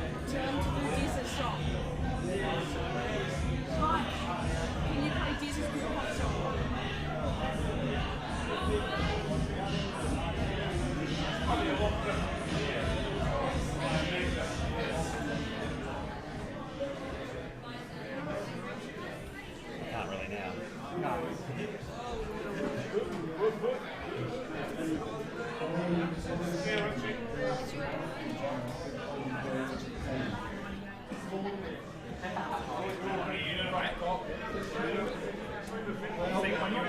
So 16 frames to 10, Des Wilcox with the break and needing to win every single frame now to have the result in his favour, and he's actually managed to make one off the break, Simon. Mike. Yeah, and I'm just sure the way he's been feeling, in the second half of this match with the dry breaks. I just know that any time he gets the ball off a break, that's going to give him a big confidence boost, and I'm sure that'll give him the kickstart he needs to try and do something decisive in this frame. This shot's so important though, because he could try to slow roll the yellow into the middle pocket on the right, but he could also try the yellow into the middle pocket on the left, but then he's sort of running into issues with position if he overplays it. So he's just rolled it in to make sure he gets the pot, and the position follows, but sometimes you do try to do too much on those because of the fact that the balls are open and you're wanting to get on a specific ball next. Initially, the risk here, John, is going to be, I think that the yellow he wants to promote here is going to probably promote the reds as well, and then with that yellow being on the red, there's no real guarantee of where it will end up, so it's a wee bit of a 50-50 shot here. And that was the risk, so he's promoted one of Simon's balls and his yellow's still tied up, so just the balls are starting to slowly look like they might suit Simon more unless Des can pull something off to open that up. Oh, here we go. Again. If it doesn't work, try again. Shot from Des. He's given himself a sniff. I'm not sure about that yellow central on the table where that's on though, if he's going to have to get low on that to have a shot to the middles. Yeah, no, it's on in the middle pocket, but I don't believe it passes either red into either of the corners at that end. So the thing for me is you pot this, and then it's your cue power that decides whether or not you get a shot on it. Playing that yellow near the rail. Oh, that's beautifully cued. Now, does he have any sort of angle where he can get onto it? That I know he can put a lot of bottom left on it, but can he get enough in? Wondering if he can drive through with right hand side to go right around the table off a few rails. No, he's going for the snooker. He's going for the snooker. He's played it beautifully right when he's needed one. And Simon there tapping the table in acknowledgement. Well played. He's just showed why they're playing and not us. We're looking at all sorts of extravagant shit he can go for, and he's played a very good shot there. Excuse my language there. Getting late, but tired. Slip of the tongue. I didn't actually hear you say anything. I'm being honest too. No, slipped it in very casually. Headset.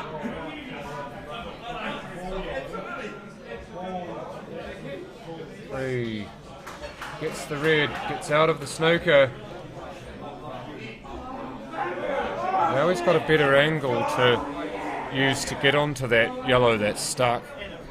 Same question asked though, it's that yellow's not really on to many pockets, and it takes such a precise shot. I'll be wondering if he can try and promote this yellow that's in the centre of the table and somehow get the white into a position where he doesn't leave Simon a starter, but it's going to be tough from here. Yeah, that's not easy because the reds are nice and spread, and there's one near a pocket, so maybe he just needs to have a go. I mean, it's getting to the point where what's to lose, really? Imagine if you were on the same colour the whole match. I thought we were all for choice here, Tara.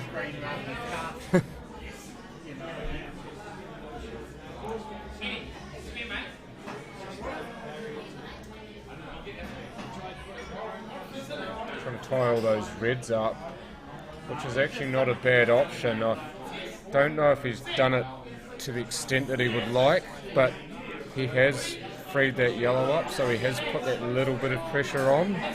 Yep, and again, just the fact that he's running those reds a wee bit tougher, he gives himself a chance. And I think just the way that frame was tracking, when Des has only got a couple of balls and Simon's got several, Simon does have the upper hand, and it's shown again, he's got that many more options to snooker behind, and it's, now Des doesn't have those options, to make the snookers, so, getting in front in these sort of rules is definitely not always an advantage. It's definitely, if you're not going to finish, balls on the table are often your friends. He's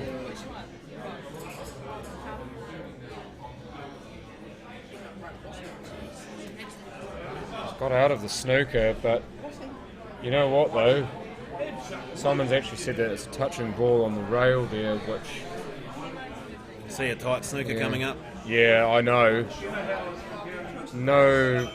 There's no word, nothing here that suggests that he's going to pot one. I reckon that's a snooker all day.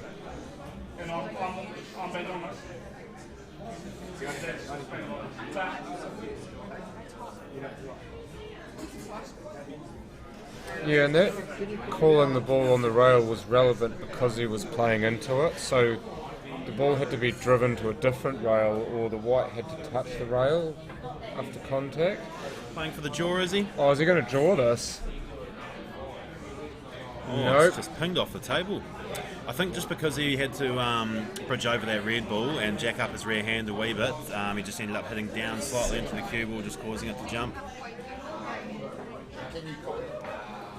And so once again, why he played that. yeah, he's just using that first shot just to burn one of the opponent's balls, and again, just giving him that security option that if he doesn't make his finish. But we don't know who it's going to be. You can just do it again, can't he? And I believe that's a touching ball. Yeah, I don't think Simon will be overly happy with how those two reds are set against each other, though. I think he's played that shot a little bit casually because, as much as what you want to keep your opponent tight, you need to advance your own balls as well. And I'm not sure. No. I was going to say that would be a hell of a snooker to get out of. Des unfortunately couldn't get out of it. So Simon can use the free shot that he's got to separate those two reds. Well, do you Tell think you what, all of those he'll reds probably there run that still yellow makes it onto the other difficult. yellow? I wouldn't be surprised if he goes the conservative option again. Yeah, that's always. Yep, and he's going to take possible. He Des's could yellow. take the yellow and pot it. That's so much now. It just gets even harder for Des because now Des has only got one ball to hit and only one ball to hide behind. Oh, he's not potting it, just tying it up.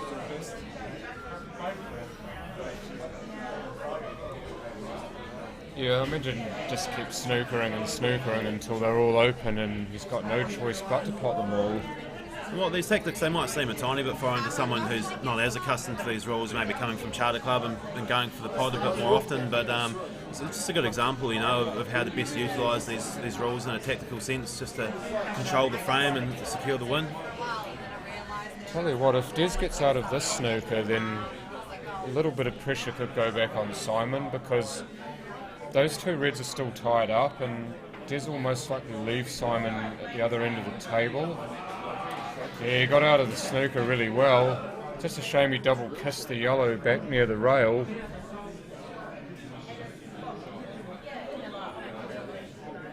of snooker, do you reckon? Or does he just leave him long? Not too sure. I guess what you've got to weigh up is how confident you are you'll make the snooker. You know, if the snooker starts becoming risky and there's a chance you'll miss the snooker, probably better off promoting a ball and leaving it tight. Yeah, he goes for the pot this time. Obviously the snooker wasn't of any real use to him, so why not try and pot a ball? I think he'll probably feel now that he's tied up Des's too, he can sort of afford to go for his pots a little bit more with the security that if he does get out of posse, he doesn't have to snooker Des, he can very easily leave him tight. Yeah, out of position, so again, play the snooker. Yeah, you can see just with each turn, Simon's progressing his balls and getting them into better and better positions, and I guess Des, all he can really do is just keep trying to make his ball and hope that he gets a bit of luck and not leaving a starter, and maybe just force Simon into an error or not making his finish. This has got to be so frustrating for Des though. Simon can't finish, but he can't play. Des can't play a shot. Made it out of that snooker though. So Simon's got to be trying again, and he doesn't have a free shot.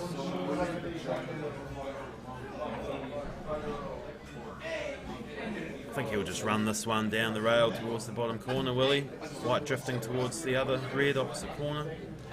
So he doesn't want to leave Des a shot on that yellow on the side rail though. As much as it would be a tough long shot, it is potable and would give Des a chance to finish, so he's probably just wary of that yellow. Yeah, it's like you're not wanting to give your opponent a sniff at all, are you? So he's played that there, you know, as a two-way shot, and if he misses the pot, he's hoping that black is covering that yellow. Starting to look like it should be over from here though. Said that before. Got the weight right on that, so he's off angle on the red, so he can kind of run through this if he wants to. Do you reckon what? He runs through it? Yeah, I think so. I think the white's naturally going to go pretty straight up and down with the top. Oh, that wiped its feet. But in it goes, and Perfect you see posse. why he's played it that way. Perfect position. Now just needs to roll this in quite slowly, and this for the win, for the grand final. Simon Singleton, 17-10 over Des Wilcox, is your champion in the 2020 Great Southern Knockout Grand Final. Well done to Simon, commiserations to Des, and thank you very much to my co-commentator Michael Hayes, and also thank you very much for the massive work you've put into making this tournament happen. I just want to say thanks to everybody who's been part of it, whether they've been organising, spectating, online on the stream, the players, everyone's been brilliant. So thanks for listening to me, and yeah, hopefully we'll see you guys all again soon.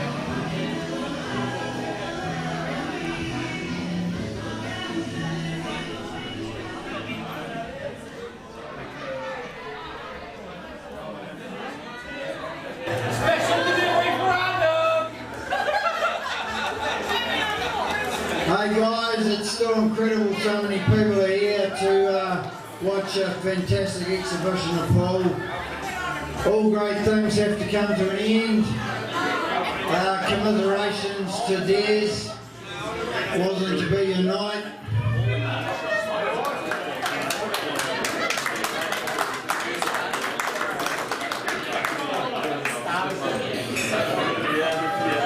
We're still processing. So commiserations to Des, it wasn't be your night, but look, to get through to the final in this field is a fantastic effort. So look guys, put your hands together for Des, great effort.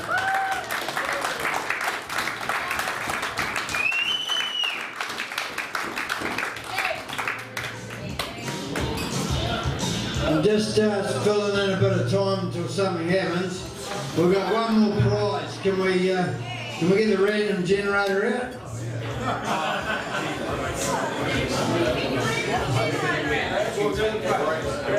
Yeah.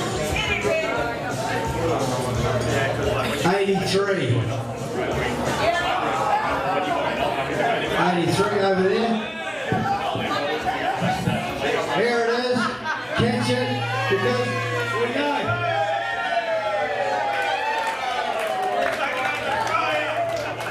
We know that there's no toilet paper left in Australia, so I hope you're going to the Gold Coast. So, Simon Singleton. His motto is the postman always delivers, and tonight the postman did deliver. Played consistently well on Friday and Saturday, as you always do. Consistent player, very, very hard to beat. Can't make mistakes against you, you take advantage of them. So we've got something to present to you. I'd like you to come up here, you two guys. Shake hands here with Des first. And Simon, we'd like to present you with this check.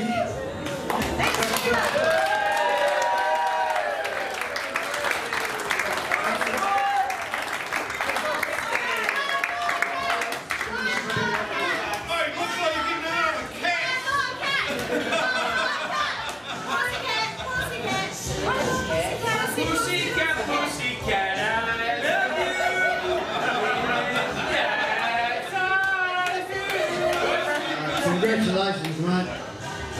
And look, before I hand over to Alex, just the crowd, you've been unbelievable.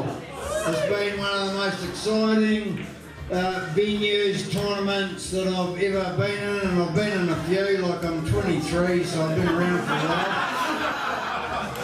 But the enthusiasm you've shown to get behind the players, and not only the players, but people playing money shots and prize draws and things, and you've stayed to the end, and it's not over yet, the bar's still open.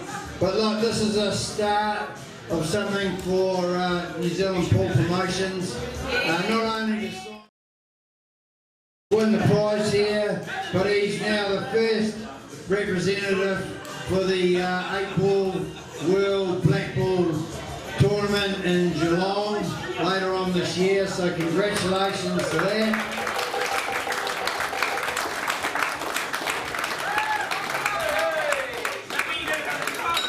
And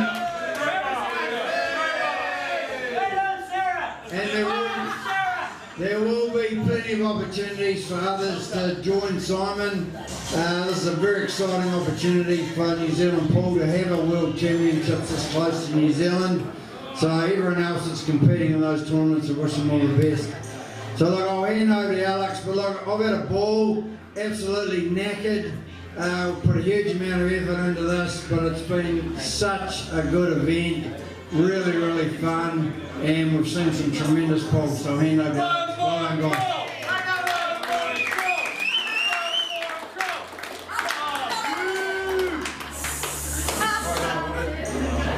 Firstly, Des, commiserations, Titanic battle. Over the last couple of days we talked about these matches being decided by 5 margins. I think one of the themes within that match came down to the break. You had a lot of dry breaks, and Simon just hammering balls into that middle bag with his consistent break.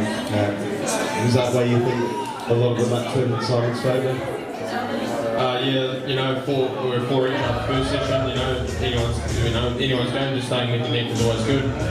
Through that middle session, I would have had like 3 or 4 offs, dry breaks. The breaks just didn't help. Didn't give me the opportunity to try to run out my own breaks, and getting pretty good spreads.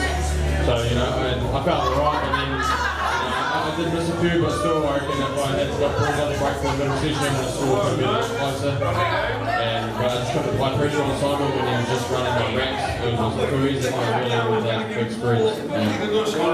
And we talked before the match about fatigue, and I think certainly in the last sort of hour or so you probably missed a few shots that you definitely didn't miss yesterday or this morning. I mean, how tough was it mentally and physically?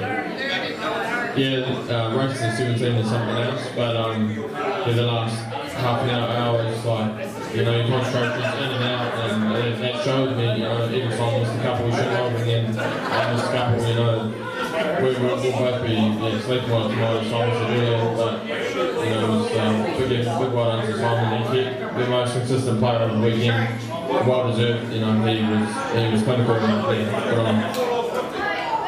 Fantastic.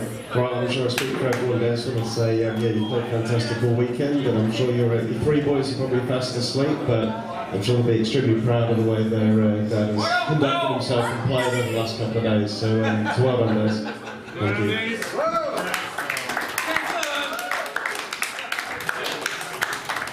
Simon, congratulations. Like you said, that break is just such a massive tool in your arsenal at the moment, isn't it? Yeah, it didn't actually work as well in that match. I think my first 3 breaks at the start of the match were dry, and to get in at 4-all in the first session, I felt like I'd won it because I just cleaned up Des' sort of mistakes, and yeah, it came good in the mid-session, which obviously Des was going off, and you can't do that black ball rules really. You know, dry breaks are hard enough, but foul breaks, you can just do anything you want. So. Yeah, I just got away from him and then just tried to keep my focus and not do what I did yesterday, which that's what I did. Yeah, so great, yeah. And there were times when you were sat down, it looks like you were falling asleep, your eyes were closed. Is that a bit of a mental technique you had? Yeah, just resting and trying to focus. It's hard because you know, we never played in anything like this, like what you create in terms of like the atmosphere and everyone cheering. It's brilliant, like it really adds to it, and obviously sometimes you get involved with the crowd and you lose focus, and yeah, just trying to get back, keep in the zone as well as getting involved with everyone. It was a learning experience really, yeah. Brilliant, and like what he said, the first official member of Team New Zealand for the World Champs Day in the year, has been pretty proud, pretty excited about that. Yeah, really excited. Hopefully I'll get to go to the big guns as well in September, and then that'll be good practice for the World. So, big event. It's great that it moves around the world, and hopefully now what we're doing with Black Ball New Zealand, one day we'll get to host it in New Zealand. That's the dream. But yeah, we're just trying to get a structure in place that ensures that we have representation every 2 years. So you know, there's always negative comments out there and things, but if everyone just sort of trusts the process and gives it a chance, then the reality is we can set this up and it could be something massive. I know it's failed in the past with people and organisations, and people have over-promised and under-delivered, but with the backing of the NZPA, like they've been doing this years, and we're just trying to get the systems in place, and if everyone can trust it and back it, then yeah, we think it's a pretty exciting future for New Zealand. Brilliant, fantastic. All right, well I think that's pretty much everything. So I think before we disappear, I think Michael Hayes would like to say a few final words on behalf of New Zealand Pool Promotions. Go on, son. Come on. On the sidekick. On the sidekick. No longer the sidekick. No, guys, like, there is so many thank yous we have to do for this. I'm going to try to keep people short and blade through them pretty quickly tonight. We'll catch up on Facebook and do a thorough post tomorrow, just with a lot of photos and stuff of the event, just thanking all the appropriate people and sponsors and stuff. So I just want to highlight a couple of key people that we want to put the biggest thank yous towards. I guess initially the venue who have hosted this and supported it.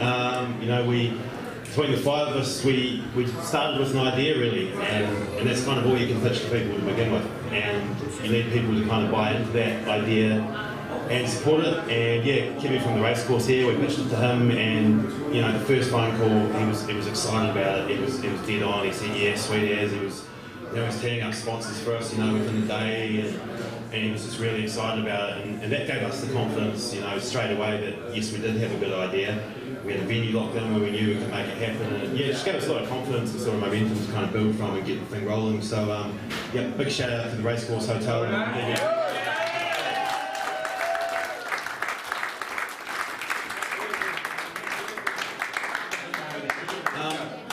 The second big thanks is to the players, and obviously these guys right here have done really well. And obviously Des, while that match didn't go your way, I think you showed a lot of people what you made of this week, and there's a lot of guys down here in the South Island in Canterbury who don't know too much about you, and there's a few people around here who said to me, oh, who's Des Wilcox, what's he doing around here? And I told them, man, I said, you watch Des, you'll find out, and they know. So well done to you, and Simon, again, just proving why you're the man to beat. Well done, man. Again, just top stuff. Consistent. But more importantly, just the players in general for supporting us, because again, it's the same thing. We pitched them an idea, partway through last year, and as much as we knew that this was going to be big, and we had the vision, we knew this was going to be amazing, but without 8 of the best players in the country, this isn't what it is, you know. And don't get me wrong, you can get a whole bunch of great players and do a great tournament, but without the best of the best, you know, people really won't come out of the woodworks to the same degree to kind of watch it. And everybody's just been raving about the standard of the players. So thanks to the guys for fronting up. You know, it's big money entry, travel, and the risk that, you know, even if you win your first game and lose your second game, you know, you're going home empty-handed financially. But hopefully all the players appreciate that they're they've been part of the beginning of something quite big. I think this is the sort of event New Zealand Pool's been crying out for a long time. You know, we've got so much talent here, and there's never been a greater showcase for it like this. Super League started recently-ish and it kind of started moving in that direction. We've been able to kind of piggyback some momentum off the back of it, and the feedback's been great. So yeah, thanks very much for the players for believing in what we're doing. All the players! And made it what it is.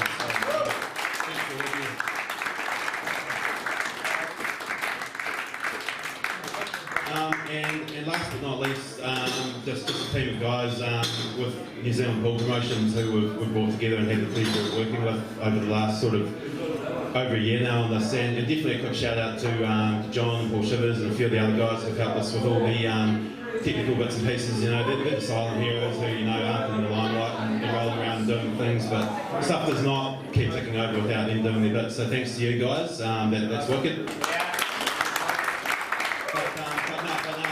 Especially, you know, the 4 guys who I'm working with, Alex Stones, Graham Watson, Adam Shaw, Daryl Chambers.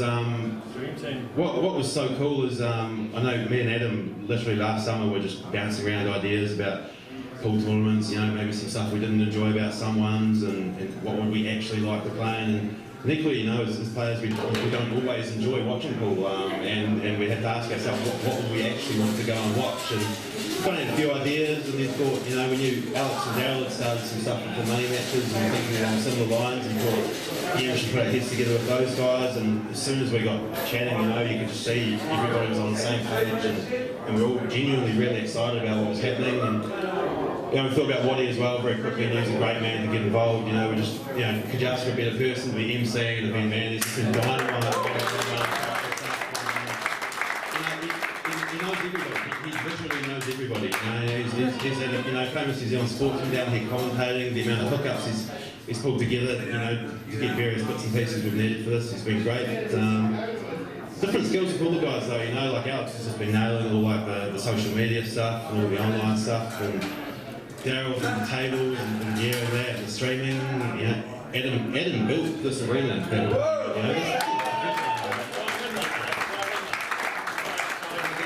The arena's going in that garage in Victoria, But no, like say as soon as we got talking, yeah, we realised, man, we're on the same page. We've got this great idea. This is going to be great, and seeing it come together the last few days has just been unreal. Like I've never been so proud of something. It's like everybody's been loving it, the players, the spectators, and we know this is just the beginning. You know, the fact that this has gone well. You know, we've got a product we can take out there now and show other sponsors, other venues. You know, whether it's other codes, whatever. You know, the doors are opening up off the back of this, as long as everybody's enjoying it, and they seem to be. And yeah, we just want to stress as well, like what we're about. It's not about sort of, you know, interfering with any of the regular competitions, charter clubs, Super League, NCAA, whatever. We just think we've seen this gap, but now just for these one-off events that are just all about top players and excitement and spectators, and just trying to put on a show everyone enjoys. You know, we're all pool players and pool fans, and yeah, we see stuff like this, and it's just that gap that was missing. So yeah, looking forward to the future, plenty more. So yeah, thanks everyone. It's been great.